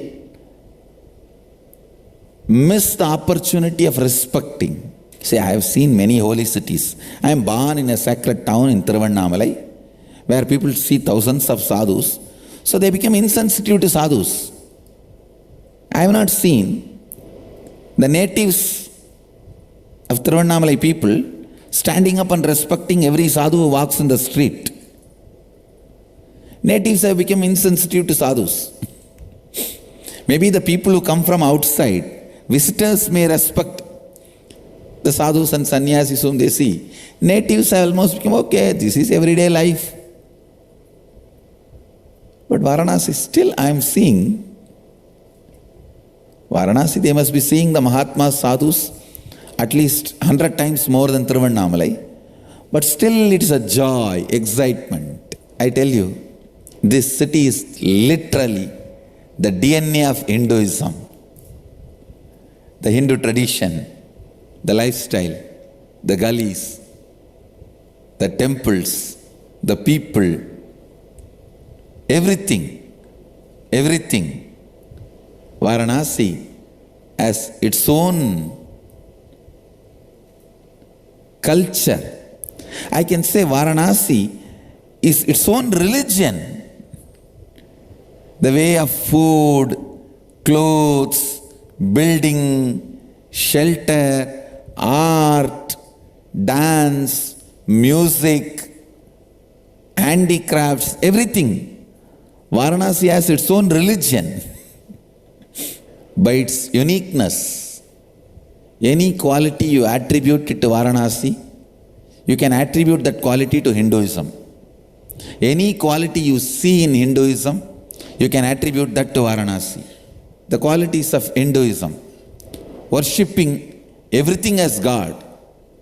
I tell you, in Varanasi, not only everything is worshipped as God, nothing else exists other than God. There are many religions which say one God. But Varanasi, only God. See, actually one God is a stupid theory. Only God is the reality. It is. And ability to bear all the invasions, attacks and stand back. If it's a quality of Hinduism, you can attribute that to Varanasi. Varanasi has seen equal number of invaders. The number of visitors, devotees, sannyasis, it sees the same number of invaders it has seen. But still, it stands. It stands. Actually, whoever invades Varanasi, they just fall in love with Varanasi. Varanasi invades into them with its subtle power. They come with a hard power to invade Varanasi, with army, all that. But Varanasi's subtle power invades them and they go back carrying Varanasi inside them. You just need a right context to understand Varanasi, to celebrate Varanasi, everything best humanity has done, whether in the field of philosophy, the field of enlightenment, in the field of spiritual powers, the field of music, art, architecture, in every field, the best, most ancient civilization on the planet Earth, the Vedic tradition, Sanatana Hindu Dharma tradition, the best they have done is still preserved, protected in this one city. Whether it's the cooking style, eating style, feeding style, or music or dance or philosophy or way of teaching, everything, the best we invented, discovered, developed in our tradition by our research and development, everything is still preserved in this one city in its lifestyle. I don't know how you all feel when I talk about Varanasi, but I am enjoying. That is why I am not able to stop talking about it. I am enjoying it so much. That is why every time I come to Varanasi, at least 1 or 2 days satsang, I won't be able to talk anything else. I know I am supposed to talk on Kathopanishad. But the moment I enter, I am so full of Varanasi. Not only I am devotee of Vishwanatha and Annapurani, I have become a great fan of Varanasi. And everything exists in Varanasi. The way the life is lived, the way death is faced, the way everything is lived. Please understand, when you are driving around in this city, any vehicle on which if you see the shining cloth is tied on a suitcase or luggage, please understand it is not suitcase or luggage, it's a dead body. If the shining color cloth is covered on that luggage end to end completely, understand, it's a dead body. You will see them on auto or taxi or car which is driving next to you. At the most you will hear Ram Naam Satya Hai from those people who are taking the body, who are sitting inside the vehicle. And I have seen, sometimes they nicely offload the body next to a chai shop and all four of them will be standing and sipping a chai. It's not that they disrespect the person who is dead and they must be direct father, mother or close relative. Then when they take the body again they chant only one thing, Ram Naam Satya Hai. Per day almost 300 bodies are burnt, minimum. Sometimes it goes up to even 600 in Manikarnika Ghat. But I have not seen a single person crying in that Manikarnika Ghat. See, I went and sat in Manikarnika Ghat hundreds of days. I have spent time there. So many people bring their bodies, their relatives, near and dear ones' bodies. Once I have seen one bull was dragging the body and bringing it to Manikarnika. Just all alone, one bull, the owner's body. I don't know who tied all the clothes properly, but he was bringing. I have seen with my own eyes. Then the people working the cremation ground, they just offloaded the body and they did the rituals. Not even once I was able to see any one relative crying. It's not that people don't love their near and dear ones here, but they know death here means liberation. Death here means liberation. So strong. It is no more a faith. Please understand.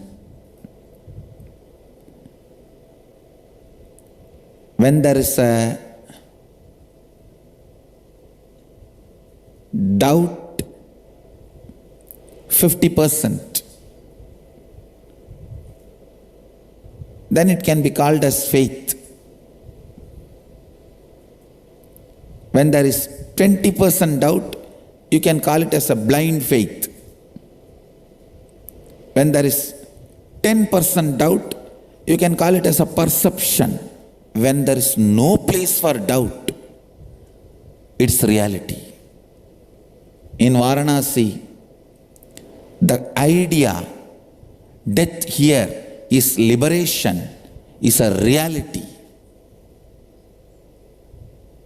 Not even 1% doubt. I've seen the way people hold Varanasi in their inner space. If some place can generate such an amazing inner space, it's reality. Please understand, it's reality.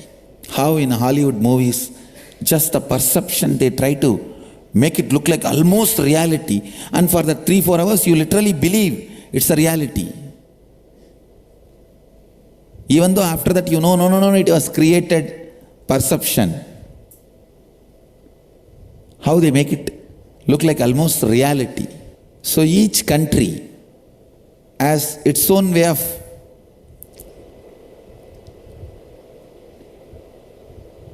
expressions of life. Here, it is really, really real. The liberation is a reality.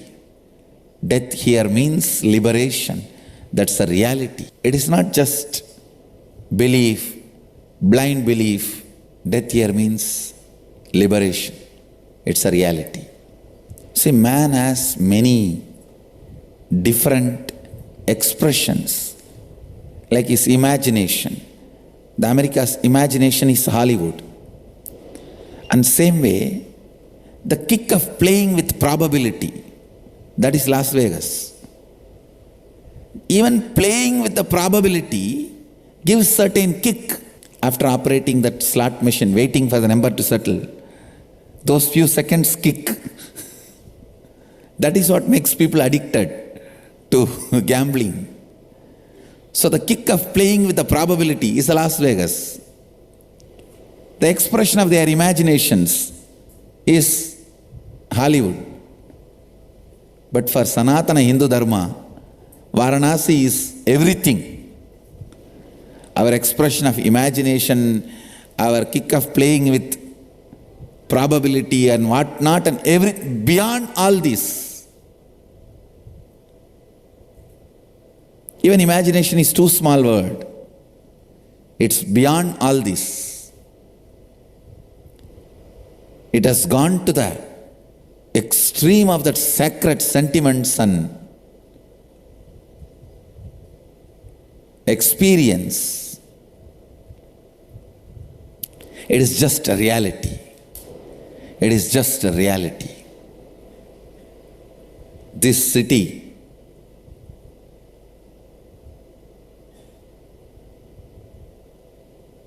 the place, it's a spiritual capital of the world. I can go on and on and on. I won't stop. I won't be able to stop speaking about Varanasi. But we will have to go to the next sessions. And today, the next inner awakening is starting in Varanasi. 33rd inner awakening and 30th inner awakening for kids. 33rd inner awakening is starting this IA. We are going to give a breakthrough to IAs. It will be a breakthrough to IAs. That's the way this IA is going to be. So you can expect even the most unexpected,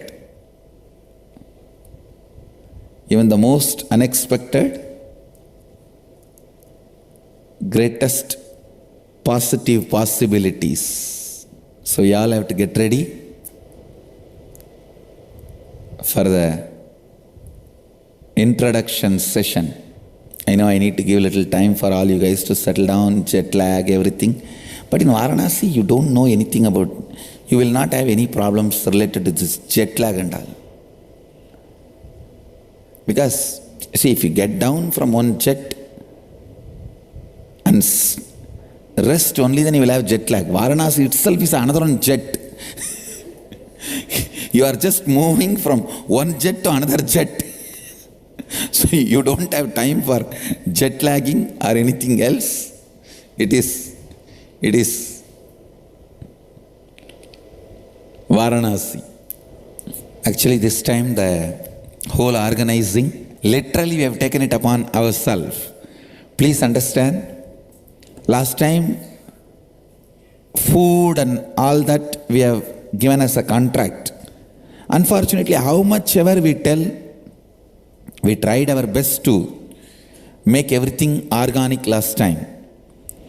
Those fellows, how much ever we tell, see, there are some things which is really not available, organic.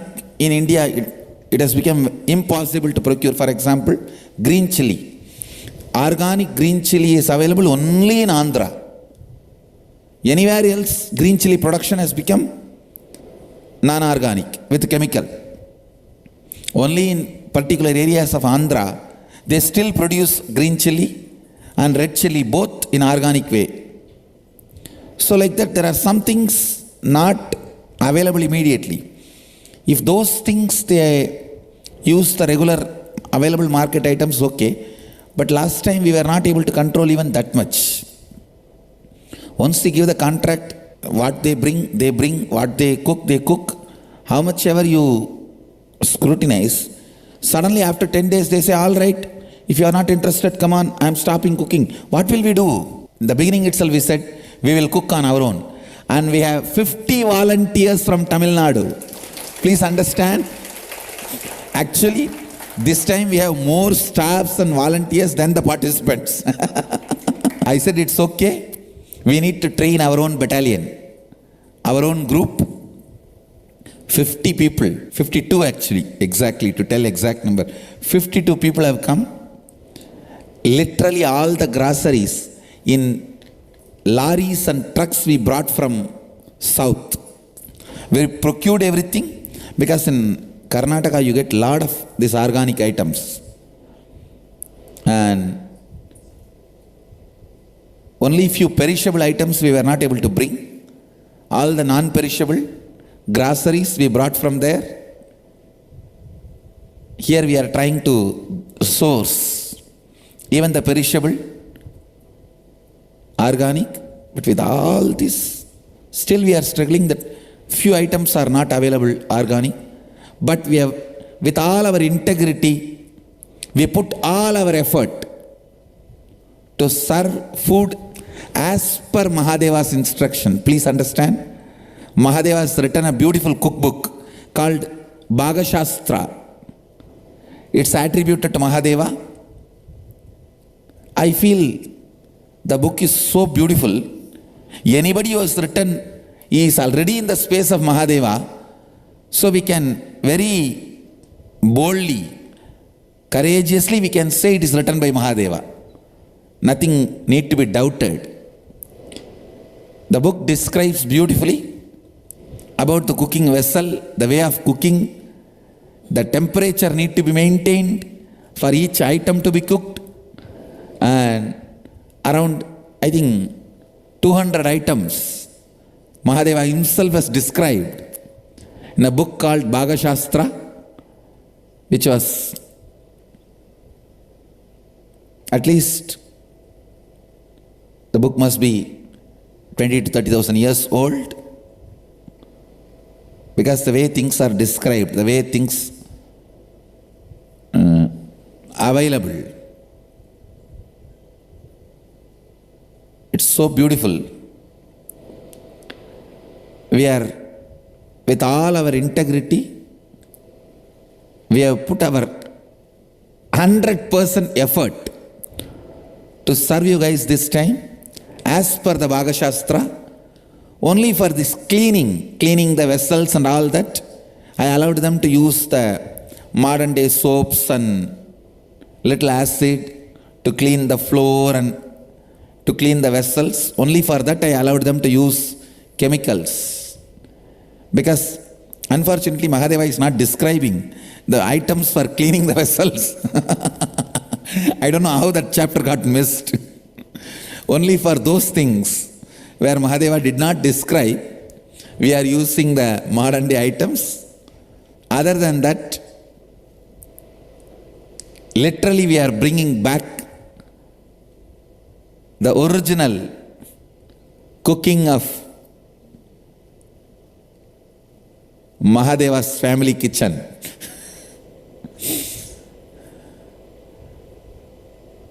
So enjoy. It's full of good things from Ayurveda.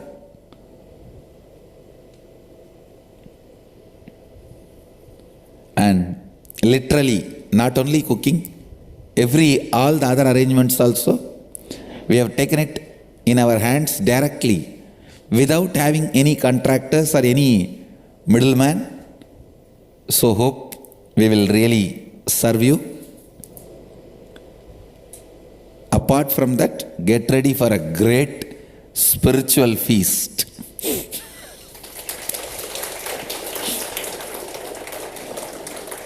It's going to be an extraordinary spiritual feast. I'm going to start the third eye initiation from today, day 1.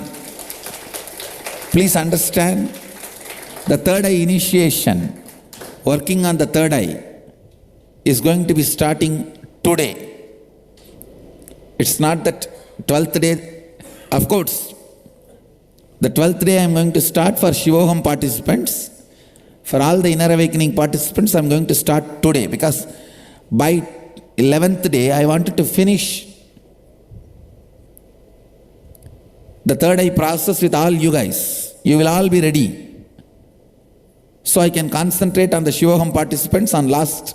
Of course, those last 11 days also you will also be having initiation, but I can put a little more time on them. So, the initiation and the process is going to start today for all of you.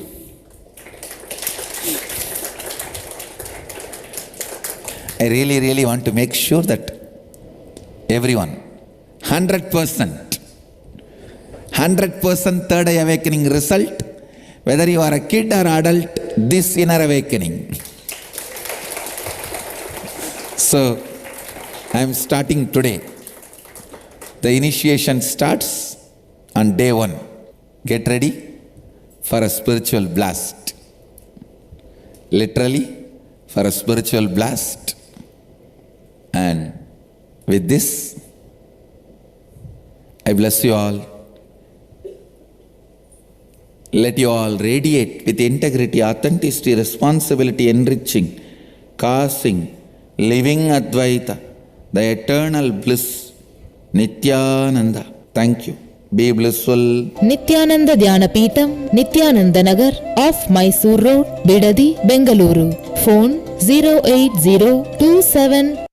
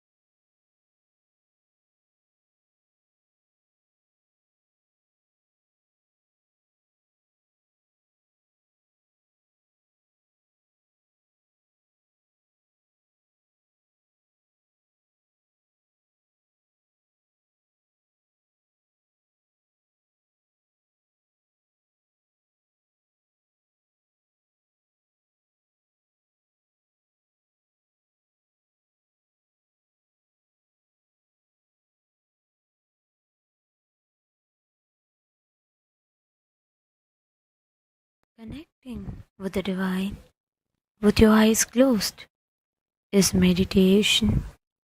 Connecting with the divine with your eyes open is darshan. Come, let us all now move from meditation to darshan. Slowly, very slowly. Please open your eyes. ஆனந்த நித்யன் தந்த ஆனந்தலிங்கம் பிணி நீக்கும் உயிர் காக்கும் ஞான ஒளியாக பூத்த நித்யானந்தன் தந்த உயர்லிங்கம் ஆதிலிங்கம் ஜோதிலிங்கம் அற்புதலிங்கம் ஞானலிங்கம் நித்யன் தந்த ஆனந்தலிங்கம் ஆதிலிங்கம் ஜோதிலிங்கம் அற்புதலிங்கம் ஞானலிங்கம் நித்யன் தந்த Ananthalingam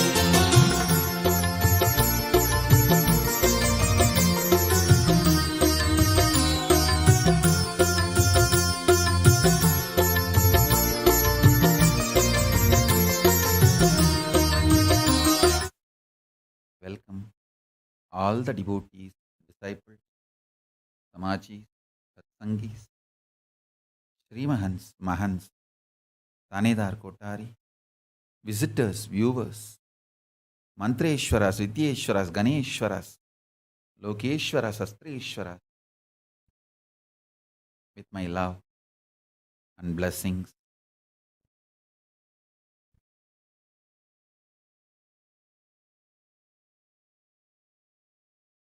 Paramashiva's message directly from KAILASA.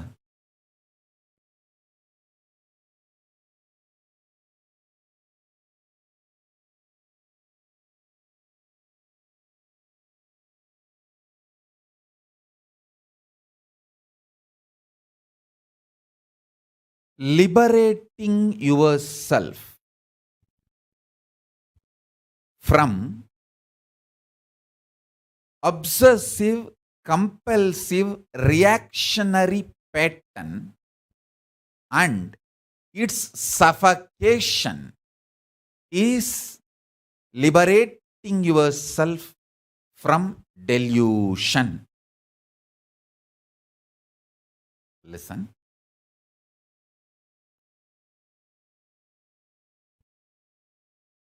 The greatest suffering is identifying yourself with your obsessive, compulsive reaction and suffocation it brings in your life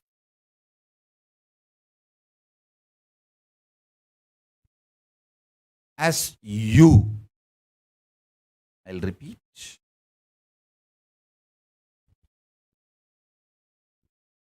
Obsessive, compulsive, reactionary pattern.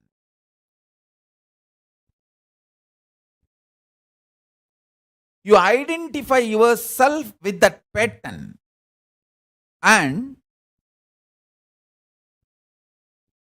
not only you identify yourself with that pattern, all the suffocation that pattern brings, you start blaming everyone other than you. That is, I tell you, this is the worst delusion in the life. Even if you drink a cup of coffee, because of the obsessive, compulsive, reactionary pattern, it is drinking poison. Because the coffee is going to strengthen this obsessive, compulsory, reactionary pattern. Obsessive, compulsive, reactionary pattern.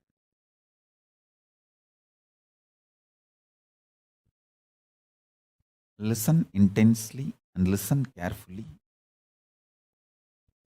If you just understand this one message from Paramashiva, you will pull yourself out of all delusions. All delusion.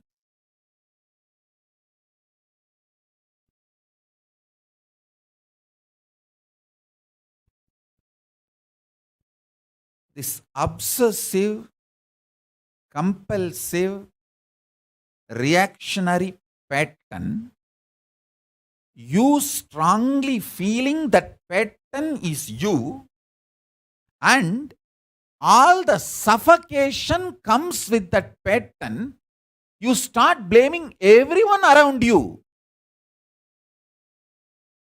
saying that they are all suffocating me, instead of looking inside and solving it,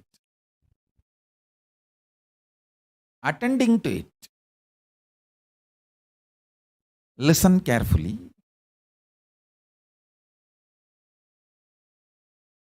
Every time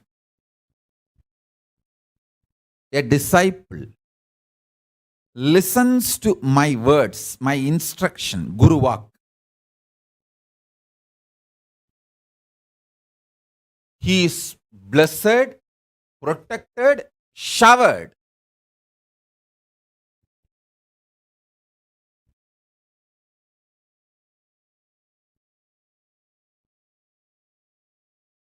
I am telling this to Indu Priyal directly, because she walked out of one of her biggest obsessive, compulsive, reactionary pattern, listening to my words, Guru Vak.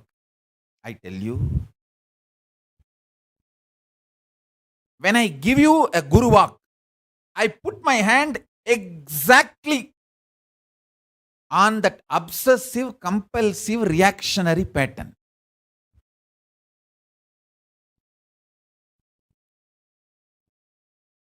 When you listen to Guru Vak, not only you escape from all suffocation, side effects, after effects, you are showered with all the blessings and auspicious.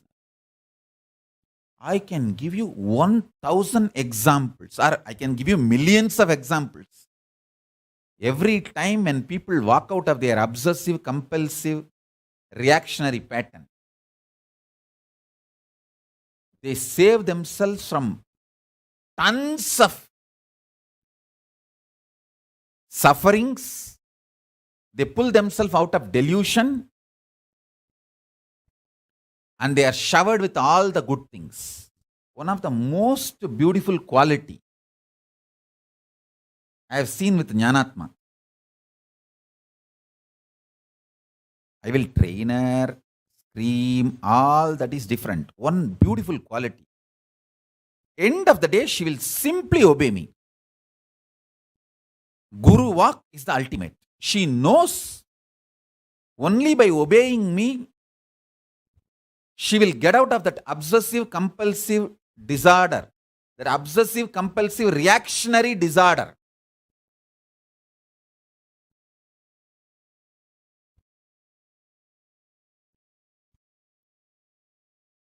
That one decision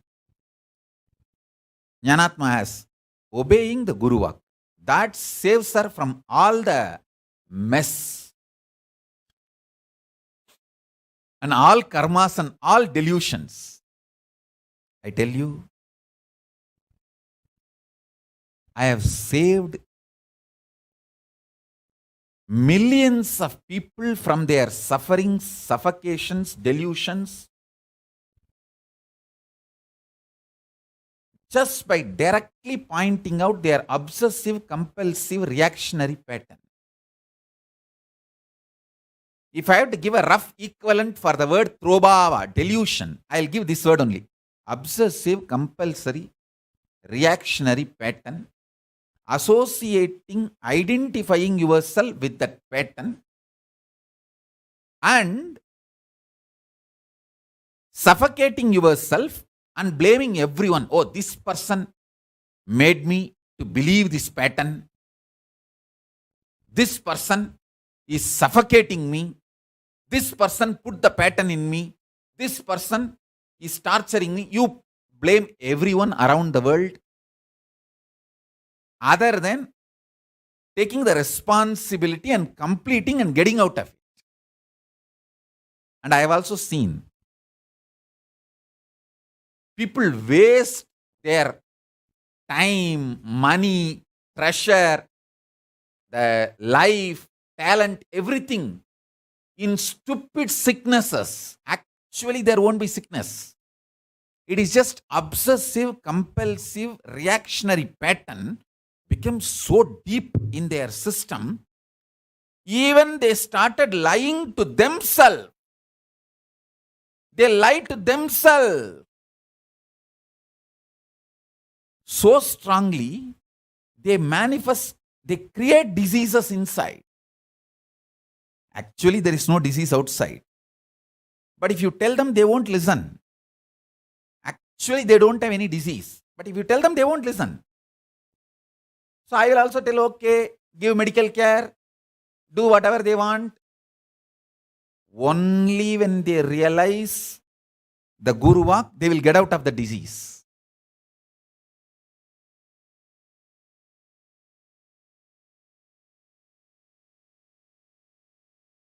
I tell you, I have made thousands of people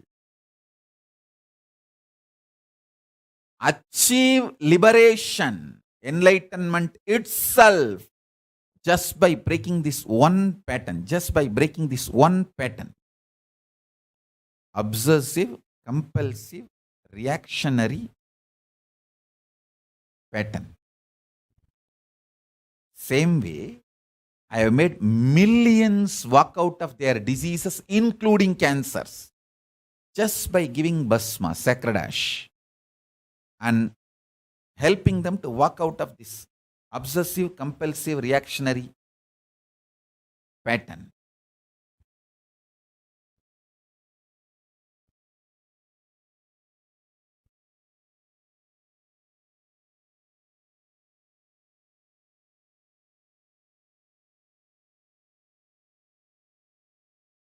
I have seen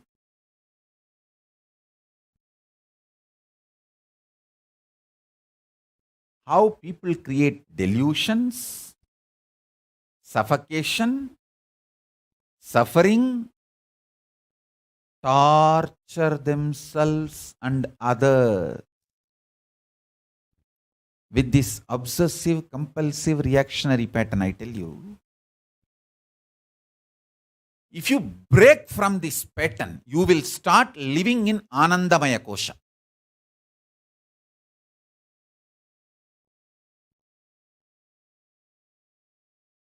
Most of the time, your laziness is obsessive, compulsive behavior.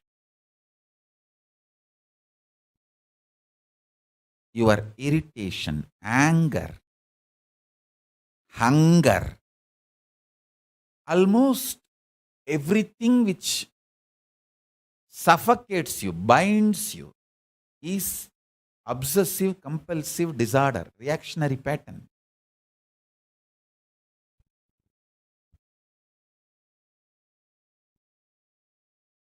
When I give a Guru Vak, I'll precisely put my hand on that only. See, only one Guru Vak, Bhagavan Reddy obeyed.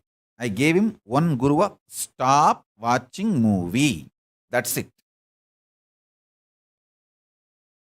He asked me, can I watch this movie, that movie? I'll stop Telugu movie, but can I watch this devotion? I said, nothing doing. Stop watching. And I tell you, not only the wealth, the kind of a success, fulfillment, everything he is enjoying now is just because he obeyed that one Guru Vak. Just only one Guru Vak. And I know within next few years he will become billionaire. Not just millionaire, billionaire.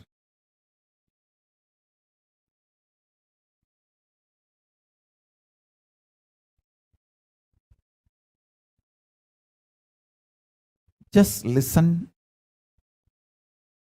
I am telling you the success stories of how breaking from your obsessive, compulsive, reactionary behavior liberates you, makes you feel success in the life. Whether your hunger, anger, fear, sex, violence, guilt, all powerlessness is your obsessive, compulsive, reactionary pattern.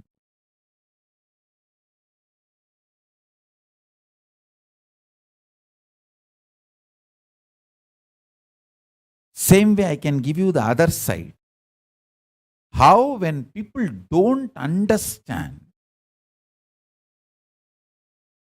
their whole life is destroyed.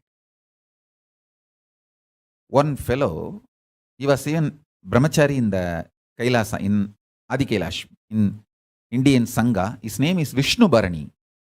I am telling the name because no other way. Only if I tell the name, you guys will understand. His father was a great devotee, very sincere devotee. He came and cried to me that his son is behaving very weird and somehow to heal him. So I studied his whole energy, father's energy and son's energy.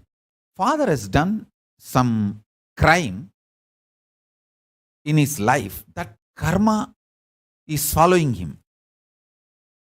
And that has become like a demon possessing him. And that same thing is happening to his son. Because he is a great devotee, he somehow started strongly connecting with me. I decided to save him. I said, all right, let him be here. I told the son, that Vishnu Bharani, let him be here. I will heal him. And you be away from him. I don't want both of you together. So I sent the father back home and he was here in the ashram. He slowly started settling. That ghost, bipolar, started healing and he started getting healed and settled. But this stupid fellow, the moment he is healed and he becomes all right, his arrogance comes up and says, I'm going. He ran away. I said, all right, what can I do? But after a few days, he realized, being in the hometown, I think he's from Ooty, he was not able to maintain his health physically, mentally. He collapsed and he came back. His father also came and cried to me. I said, all right, let him be here. I forgave and I accepted him back. Again, after some time, he started beating others. I said, now what can be done? And Adinavasis came and started complaining to me. Oh, he is beating, he is behaving abusively, he is attacking all of us. I told him, don't do this. Be polite.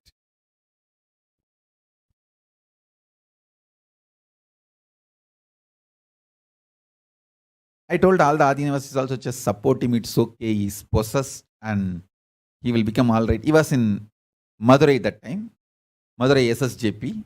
I was not physically there with him. So I told it will take little time for him to get healed. Just tolerate and support him, treat him, feel him that he is a patient and just support him. But that fellow has become so arrogant, he called his father. I told the father, hey, listen, both of you have that same ghost. And both of you are not understanding. If you guys are together, be very clear, one will kill the other. Unfortunately, both of them are not ready to listen. That reactionary, obsessive, compulsive, reactionary pattern, the ghost, the karma of his crimes has taken over them so powerfully. He took the son and both of them went. I tell you, maybe in few months, within few months, I clearly warned them. Both of you will kill each other. Actually, father died. I told him, see, both of you, the kind of energy you guys carry, you will trigger each other just by your presence with each other. In Hindu tradition, we have a great science called Jyotisha. That science is given for this purpose only. You can see what kind of energies run, what kind of traits run in that person and guide them. I told so much, but both of them, when they were possessed, both of them thought, I am asking the son to be in the ashram to make him work for me. Stupid fellow, he neither contributed nor worked. What a possessed fellow can work? And he's beating everyone around. I told the others to tolerate him.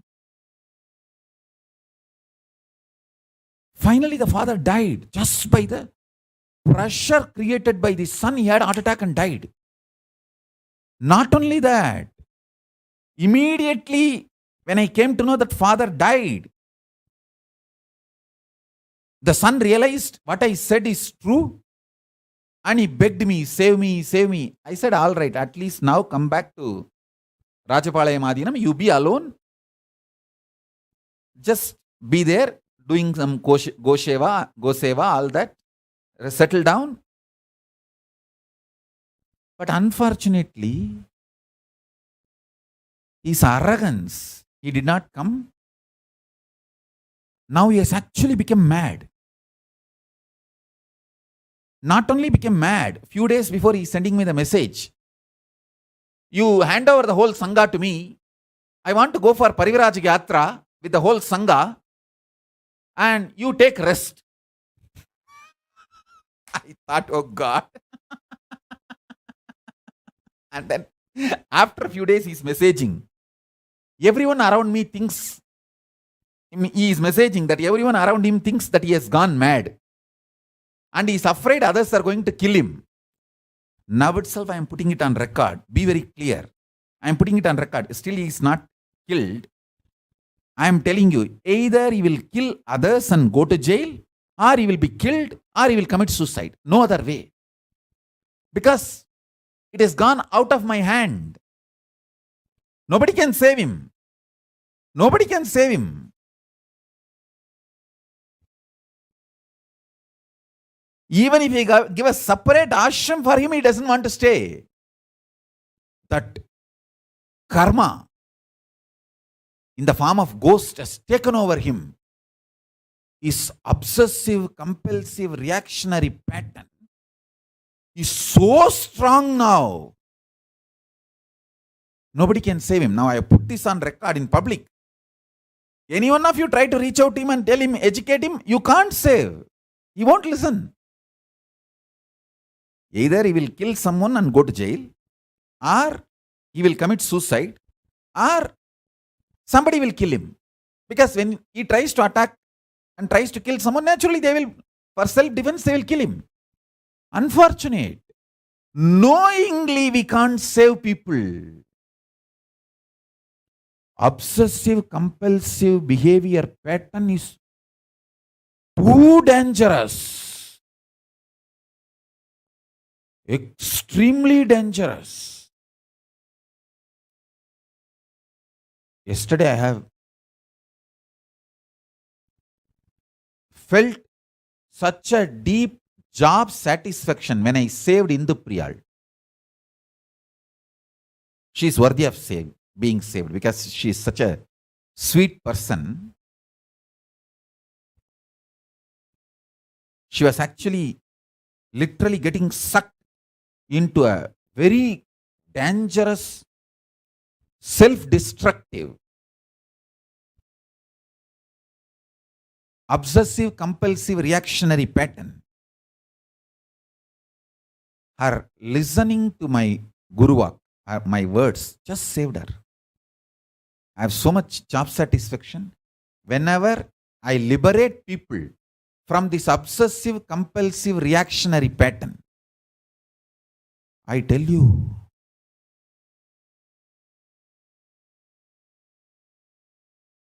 I can give you thousands of, recently, Jyotika and Bhaktika. Bhaktika has so much anger towards everyone around her. I made a rule when the corona started spreading in India. I sealed all the ashrams.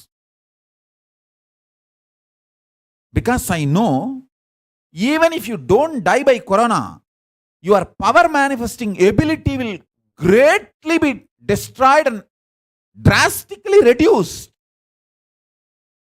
if you are attacked by corona. So I sealed the whole ashram, all ashrams. I was so vigilant.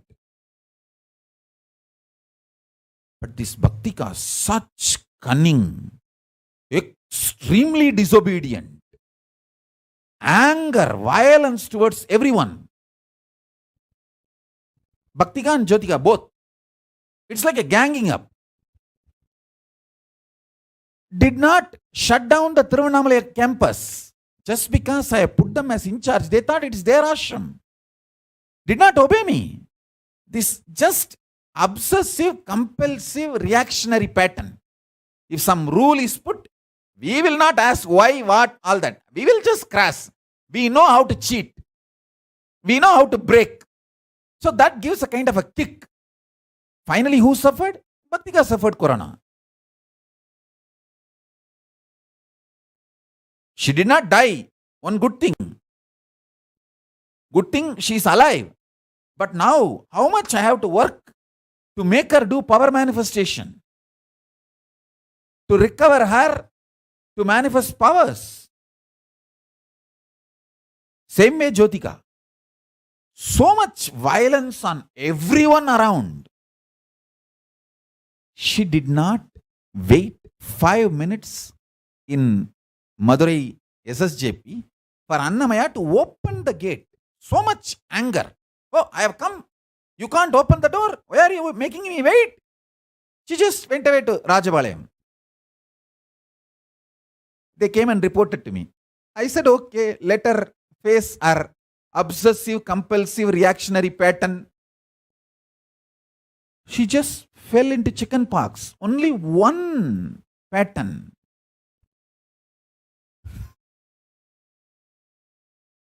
I said, all right, if they are not ready to listen, I told so much. Drop this pattern. Behave yourself. Bring Paramashanta inside your space. So much I told. It's a directly guided, but did not listen. 5 minutes it took for Annamaya to open the door to let her in. Just for that 5 minutes, she can't stand out and she went away to the other campus, branch, other ashram. I said, okay, let her face her pattern. Just next day, chicken pox.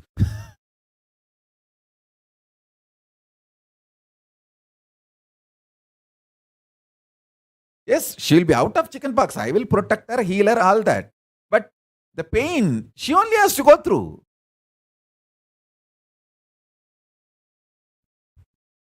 I can give you thousands of examples.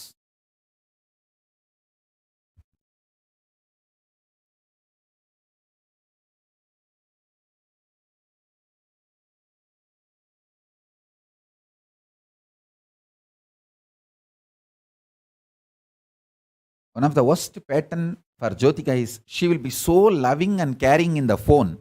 Same person, if she sees in the directly, physically, face to face, she will literally destroy that person in anger and violence. She can't tolerate people. I said, this is your obsessive, compulsive, reactionary. Don't destroy yourself. Work on this pattern, heal yourself, and learn to live with people. If you drop this pattern and learn to live with people, you will manifest powers. She was not ready to listen.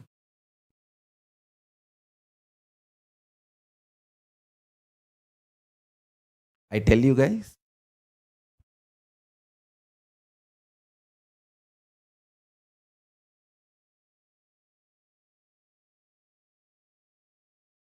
some of the best people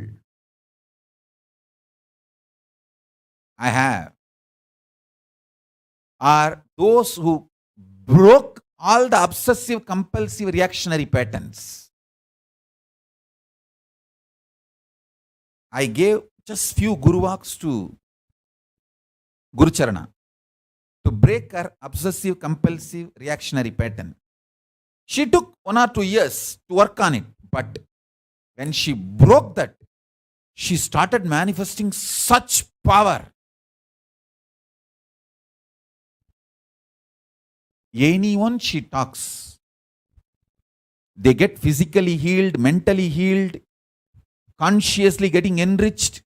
They become part of the Sangha. They are also enriched and they start enriching others. It's a power manifestation.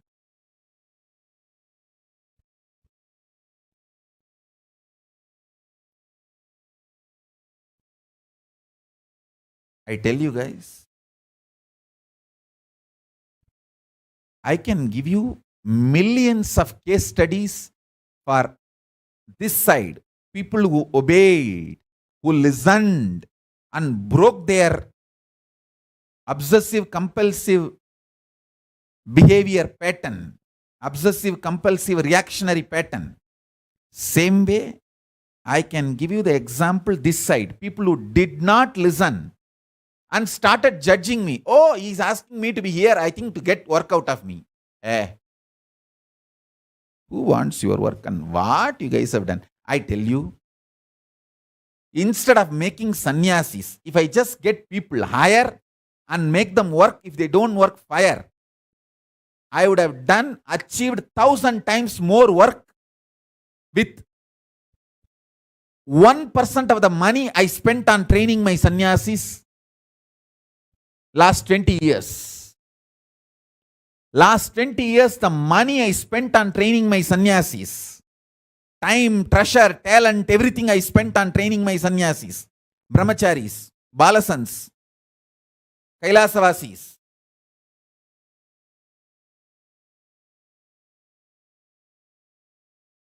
Even 1% if I spend and start hiring professionals, they would have done 1,000 times more work. In this training of the sannyasis, how much of wealth got destroyed? Not just their inefficiency, their violence. I know some of the fellows who are brahmacharis, when they are angry, they will destroy digital equipments like cameras. They will throw. I tell you, if I bothered about the productivity work, if I adopt the strategy of hire and fire, hire people, get the work done. If they don't work, fire.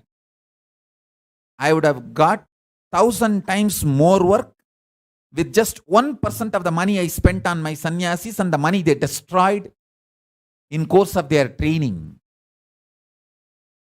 And not only that, these many of the Adinavasis, so-called Adinavasis who come, when they do big crimes like destroy too much money and too much things, they just disappear. Don't want to face.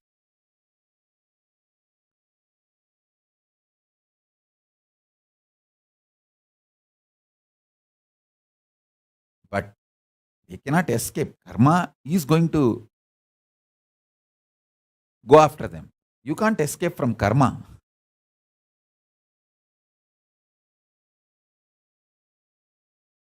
Only the Guru's protection will save you from karma.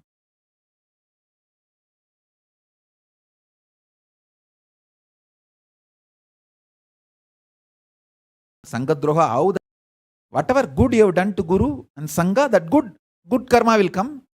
Same way, whatever bad you have done, that bad karma cannot be escaped. You can't escape from that bad karma.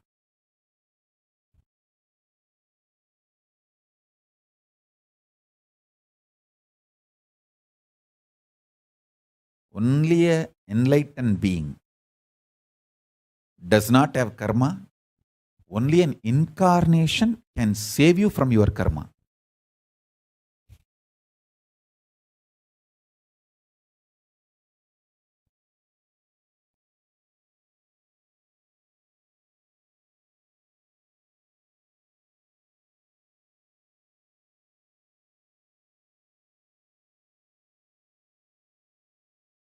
Listen carefully. When a guru gives a guru walk, never judge him. Oh, maybe this is the reason he is telling that. That is the reason he is telling. Yes, no reason other than taking care of you, liberating you, saving you.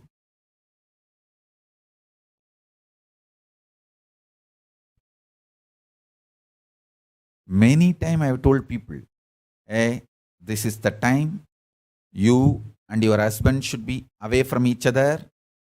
You and your mother should be away from each other.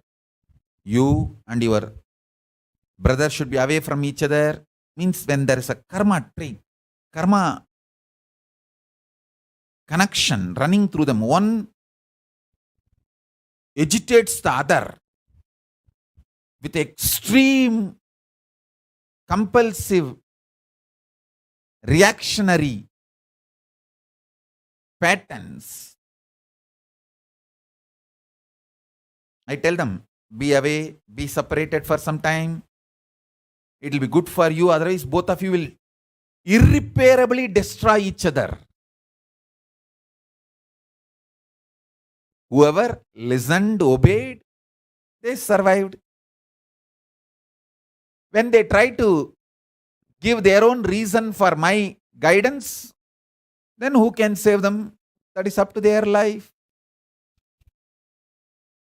Same way, sometimes I will tell people, hey, you be with this person will train you and clear all your obsessive, compulsive, reactionary patterns. That's why exactly I told Jyotika, be with Annamaya. She will exactly point your obsessive, compulsive, reactionary pattern, and you have a great opportunity to complete and liberate yourself. She was not ready. Then I said, all right, what can be done?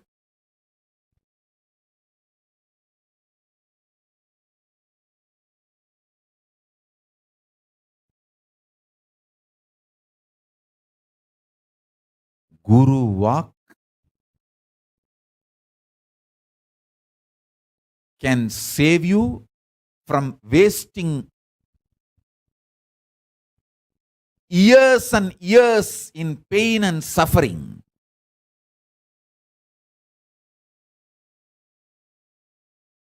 In your obsessive, compulsive, reactionary behaviors and patterns. Same way,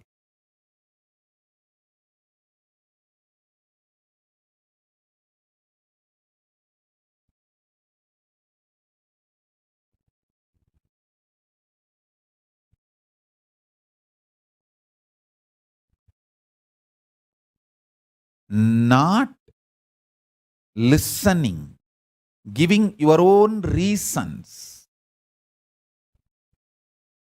for Guru Vak, and not listening to Guru Vak and not breaking this obsessive, compulsive, reactionary behavior pattern, suffocating yourself.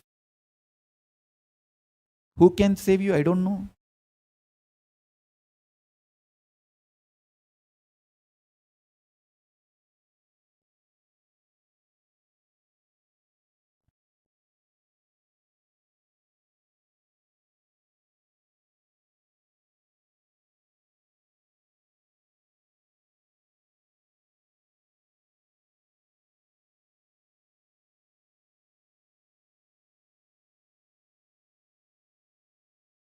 Some of the best people I have seen in my life, best disciples I have produced, are the people who broke this obsessive, compulsive, reactionary behavior. Some of the worst people I have seen are not breaking this obsessive, compulsive, reactionary pattern and suffocating themselves with it and blaming everyone for it.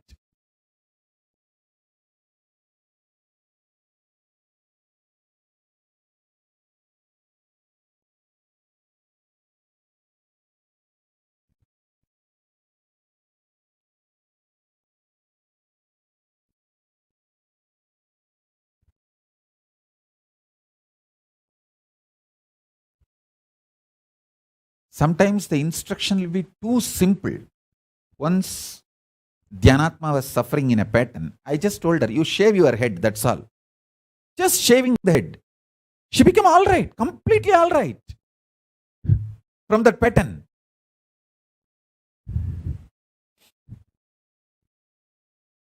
She just saved herself.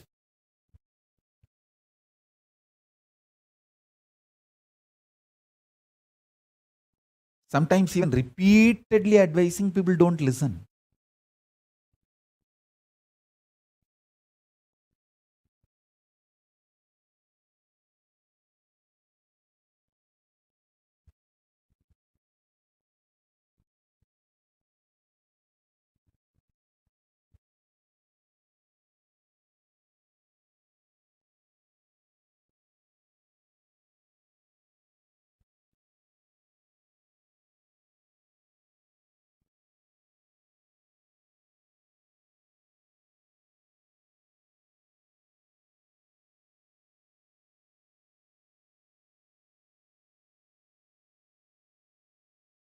Dvaita Varchita, I am telling you clearly, No medicine will heal you. Nothing will heal you. Only aligning to Kailasa lifestyle, to Guruvak and Kailasa will heal you. You try anything you want. Nothing will heal you. Go anywhere you want. Nothing will heal you. You are suffering with obsessive compulsive behavior pattern, that reactionary pattern, and you suffocate yourself with it and abuse everyone. Nobody can save you unless you come to the listening to Guruvak. Same way Purna Priya. The way you are building your arrogance, you will destroy yourself completely. Purna Priya, you are crossing your limits. You will see. I am putting all this on public record, so that you guys can verify later on whether they broke their obsessive compulsive behavior, that reactionary patterns and suffocation, and saved themselves or destroyed themselves.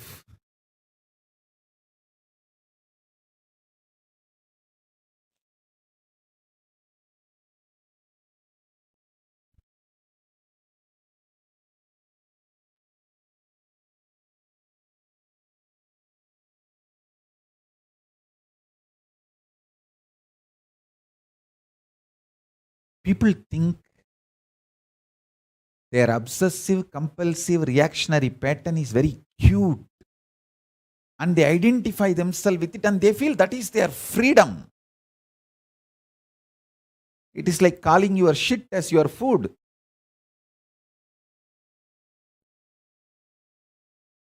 Your shit can never be your food.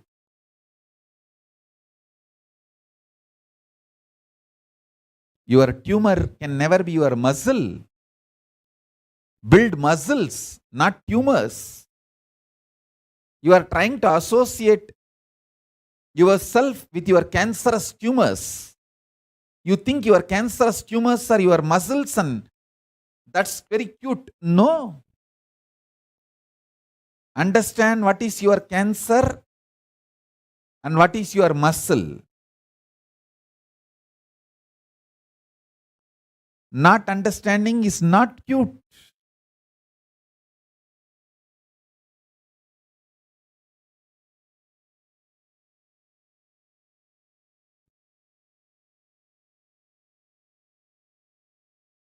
When you don't understand and don't listen to Guruvak,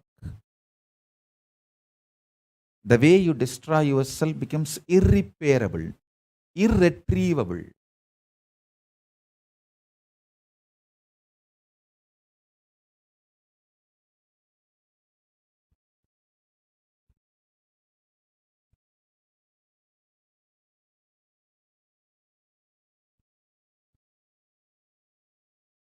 In few days, I'll give you guys the update about this Vishnu Bharani. Now, I told openly, some of you, maybe your his friends, try to call him and advise him, protect him. You can't, because he won't listen to anyone. That karma, that ghost has taken over him. It has already killed his father. Now it is running through him. I felt so bad because I told the father so many times, hey, don't you understand? You already tried. He came back when he thought he is all right. But what happened in few days, you know. Why are you doing this to yourself? He thought, oh, my son has become now all right. Why should he not work for me? Why should he work for Swamiji? Hey, he's not working. He's only hitting at everyone.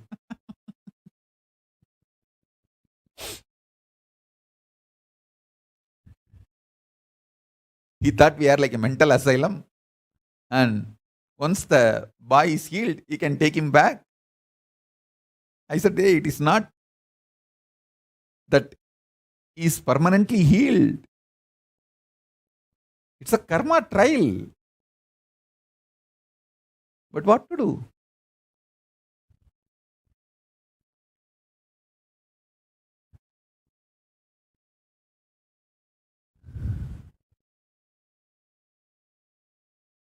Even after his father died, only few days he had that clarity. Oh, I missed the life. But then again, the delusion came back.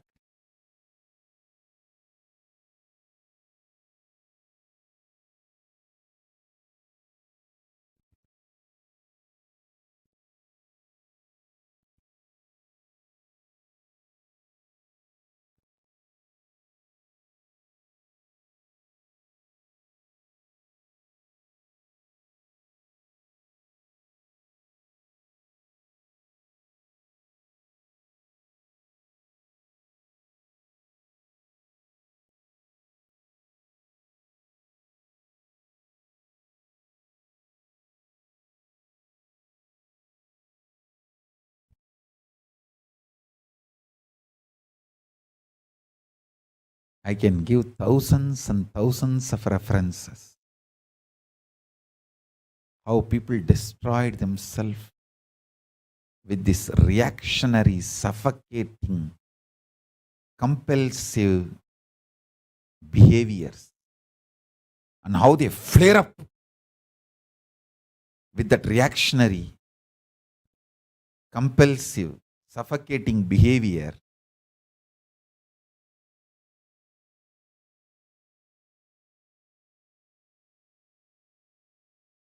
Dvaitavarjita, don't worry, I will never stop spending for you.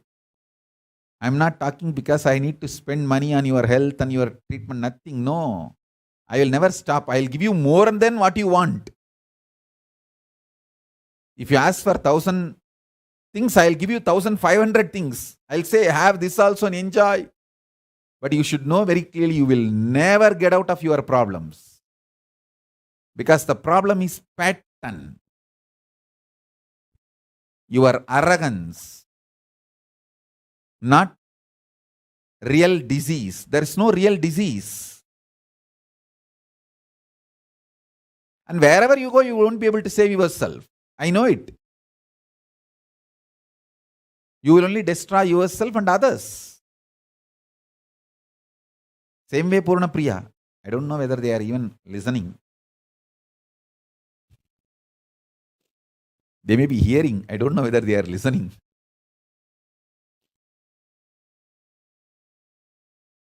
I can give 1,000 examples.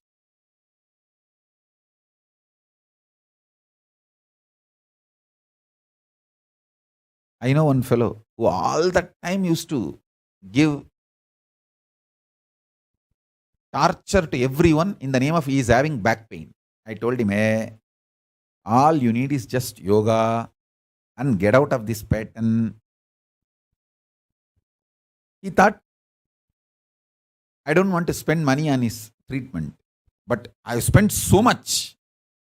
And I never said no for money or treatment. I said, have all treatment you want, but no treatment will help you. Know that very clearly. It's a pattern. You just need yoga and get out of this pattern. He did not listen. He disappeared.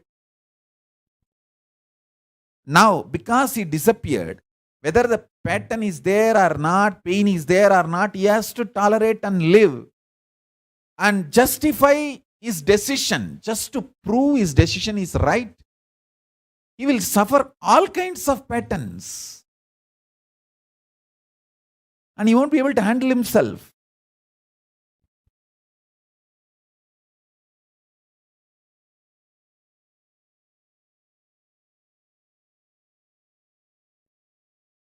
I have seen all kinds of people,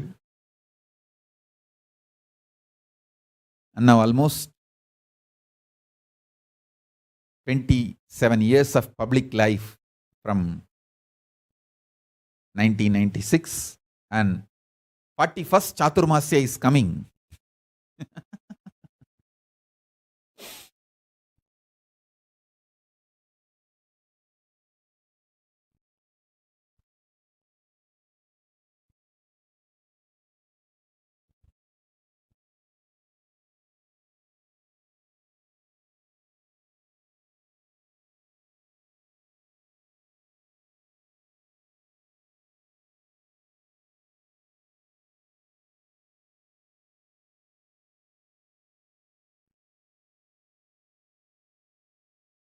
This year Chaturmasya will be 41st Chaturmasya. I think at the age of 3 I started the first Chaturmasya. So this coming Chaturmasya from this Guru Purnima to Navaratri will be 41st Chaturmasya.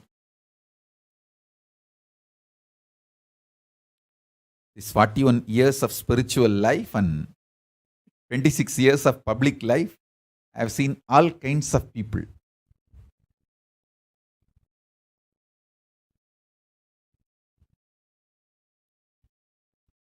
Let us all plan together this 41st Chaturmasya. Let us spend on Shastra Adhyayana, spiritual scripture reading and empowering ourselves through the spiritual scriptures. Let's make this Chaturmasya as a special for spiritual scriptures reading.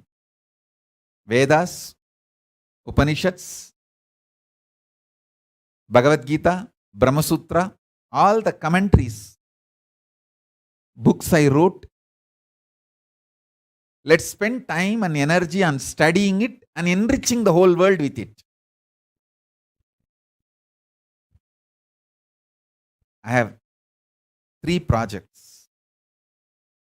Want to do these 3 for this Chaturmasya.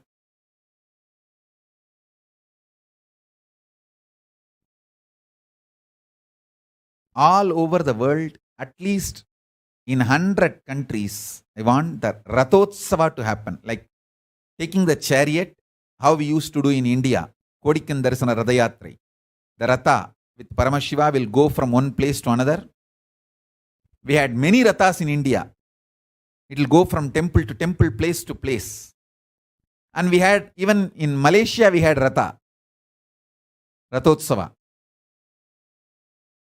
Same way I want in US, Canada, all the countries where the Sangha is large enough. I think more than 100 countries we have Sangha large enough to conduct the Ratha Yatra from Guru Purnima to Navaratri. That's one. And from Guru Purnima to Navaratri, I want all the 100 countries, Annalayas to be open to people. Give free food with the free library. Have a beautiful large library for people to come and read. And free food. One book, my Bhagavad Gita, will be gift. They cannot take any other book from the library. All books they can read, they can eat as much as they want.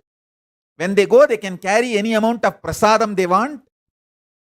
One book, Bhagavad Gita, my Bhagavad Gita commentary as a gift. I want this project, Annalaya, food for stomach and food for consciousness, both to be provided in all our ashrams all over the world. I think we should start printing Bhagavad Gita now itself and distributing it to all the ashrams all over the world. Procure all the food, everything needed. All the ashrams should provide this. In all countries all over the world. All Kailasas should do this. One, Ratha Yatra. Second, this Annalaya and Jnanalaya open. I tell you guys, if you start serving others, easily you will get out of many obsessive, compulsive, reactionary patterns and suffocations, because obsessive, compulsory, reactionary patterns are always centered on selfishness, arrogance, violence. If you start serving others, everything will become all right. Everything will become all right.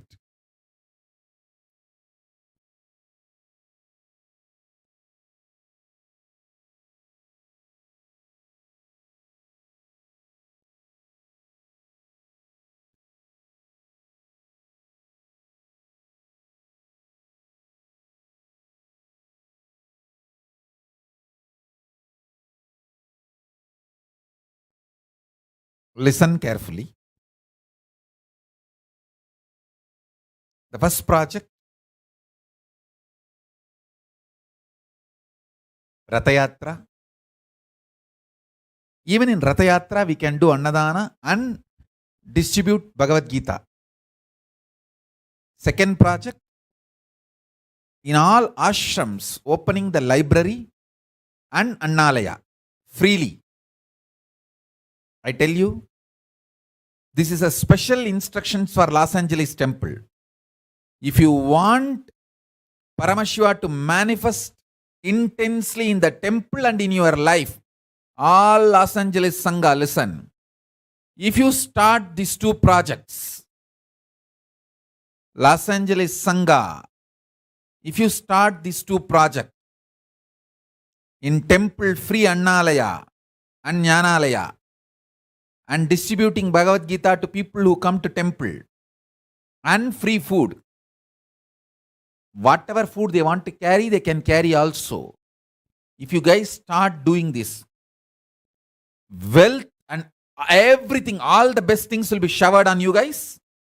And Paramashiva more and more will manifest in temple also.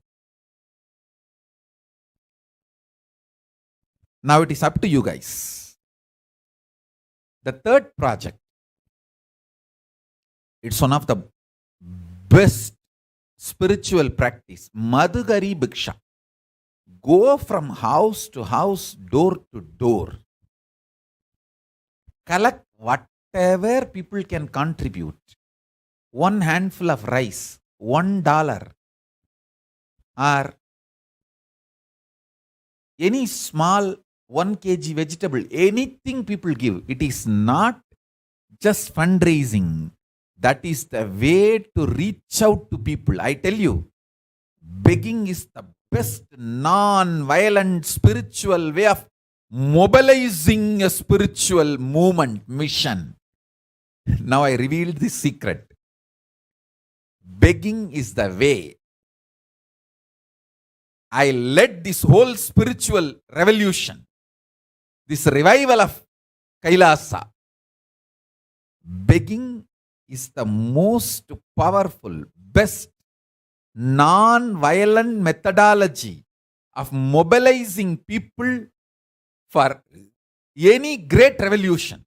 Buddha used it. From the time Hindu sannyasis used this, from time immemorial, Adi Shankara used it.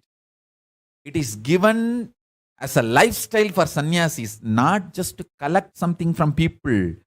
That is the way you will reach out to people and enrich people. This is the most powerful non-violent way of mobilizing people for a spiritual revolution. Whoever listens to me, understand this. It's a most powerful strategy for a spiritual revolution. Go around from house to house, place to place, collect handful of rice or $1, whatever they can give. In the initial few days, you will not understand what I am saying. But within these few weeks, within that 4-month Chaturmasya period, if you start on Guru Purnima, and by Navaratri, you will realize this, what I am saying. This is the best way to mobilize people.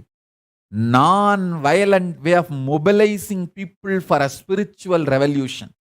Revival of KAILASA. Whatever may be your background status, every day decide to spend 1 or 2 hours. Madhugari Bhiksha for KAILASA. Over. You will see the result. That's the way I started. This whole revival of KAILASA. People were mobilized using Madhugari Bhiksha as a strategy. See, the moment people see me coming for Bhiksha, they know I am not here just for food. Because they know, hey, this person, does he need food? You can see how satisfied and fulfilled he is. He doesn't look like a beggar. Then he is here for some other reason. They get curious and inquire about me. Who are you? Why are you here? What is happening? Then they get connected when I explain everything. And then they join me. That is the way this whole revival of Kailasa happened.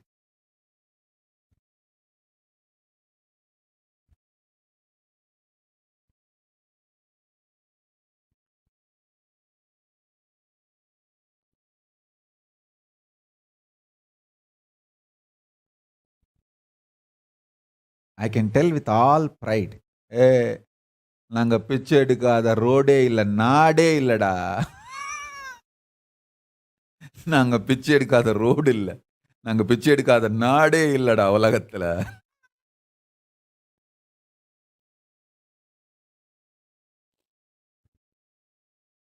That is the way, the most non-violent way. I mobilized people from all over the world for this great spiritual revival of Kailasa. This great spiritual revolution, Kailasa.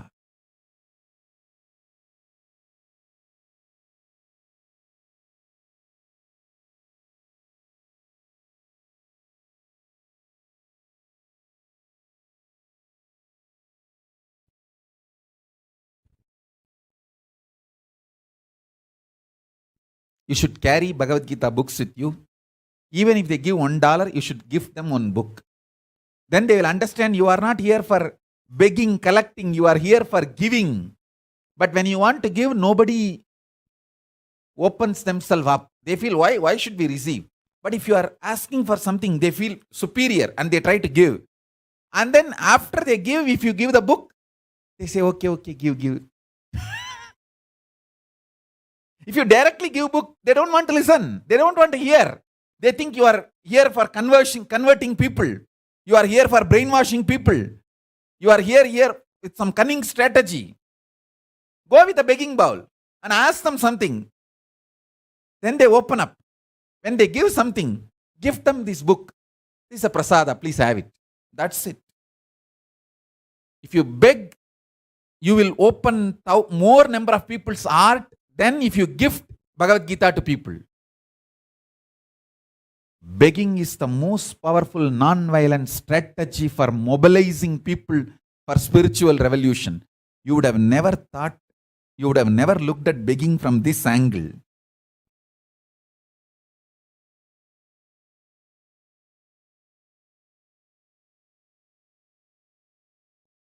நாங்க பிச்சை எடுத்து பச்சடி பண்ணவங்க இல்ல, கிச்சடி பண்ணவங்களடா. பிச்சை எடுக்கிறதுல PhD பண்ணவங்கடா.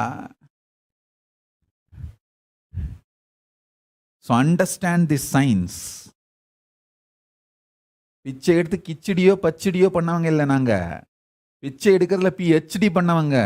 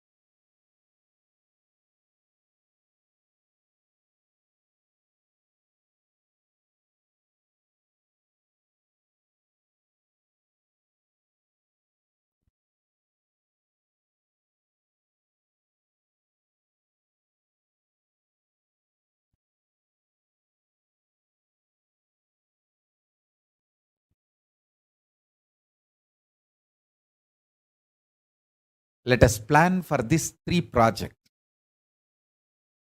for coming 41st Chaturmasya.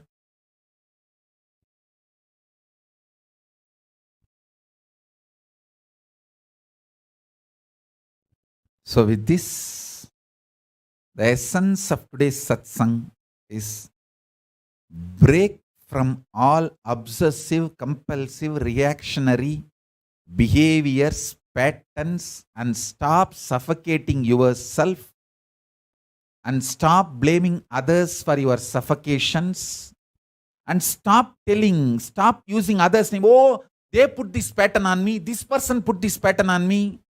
Dvaita Varjita, for you only. Stop blaming others. This person put this pattern on me. That person told me to be like this. Stop blaming others.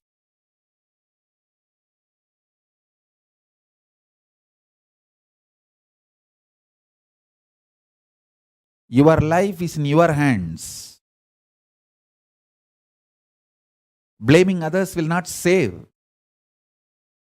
yourself.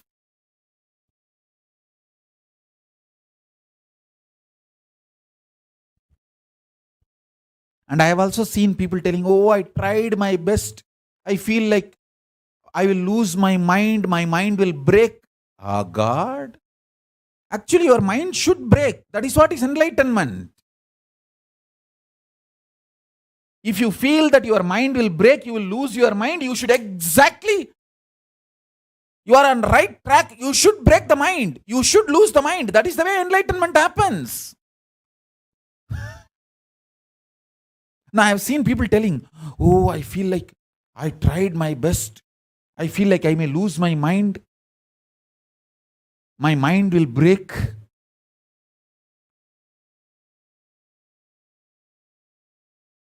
Actually, you should lose your mind. That's the way enlightenment happens. You should break your mind.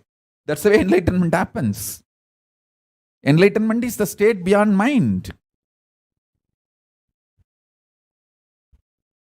Oh, I tried my best. There is nothing called trying your best. Simply doing it is the only best. Nothing else can be called as best.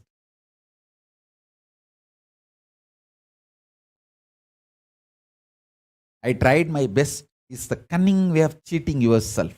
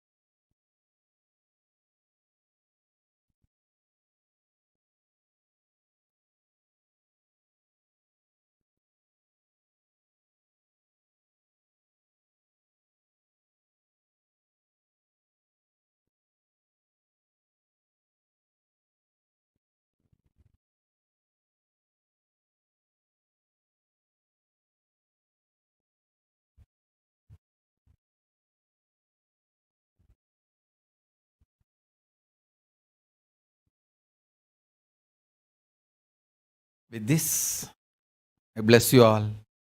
Let's all radiate with integrity, authenticity, responsibility, enriching, causing, living Shuddhatvaita Saivam, the state, space, powers, being super consciousness, and Kailasa of Paramashiva. Let's all radiate with integrity, authenticity, responsibility, enriching, causing, living Paramadvaitam, Shuddhatvaita Saivam. The state, space, powers, being, superconsciousness, and Kailasa of Paramashiva. Paramashivoham. Om Nithyananda Paramashivoham. The eternal bliss, Nithyananda. Thank you. Be blissful.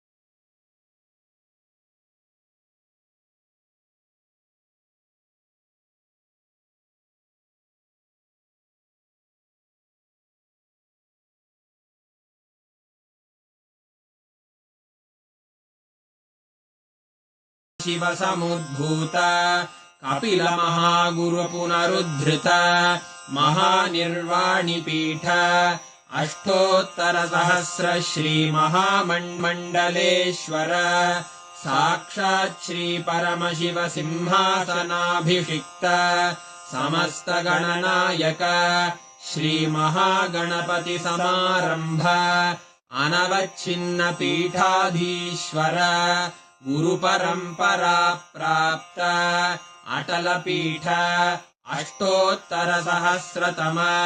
अष्टोत्तरसहस्र Shri अटलपीठाधीश्वर धर्ममुक्तिस्वर्गपुरस्वर्णपीठ त्रयोविंश गुरुमहासन्निधान कैलासपरम्परागत आदिपीठ सर्वज्ञपीठ जगद्गुरो श्रीकैलास पुनरुद्धारक श्रीकैलासपरमाचार्य श्रीमत्परमहंस परिव्राजकाचार्यवर्य सच्चिदानन्द प्रणवस्वरूप श्रोत्रिय ब्रह्मनिष्ठ श्रीमज्जगद्गुरु श्रीलश्री भगवच्छ्री नित्यानन्द परमशिव श्री ज्ञानसम्बन्धदेशिक परमाचार्य स्वामिन् अत्रागत्य परिपाल्य च अस्मान् विज्ञानवितरणेन विजयी भव जय जय।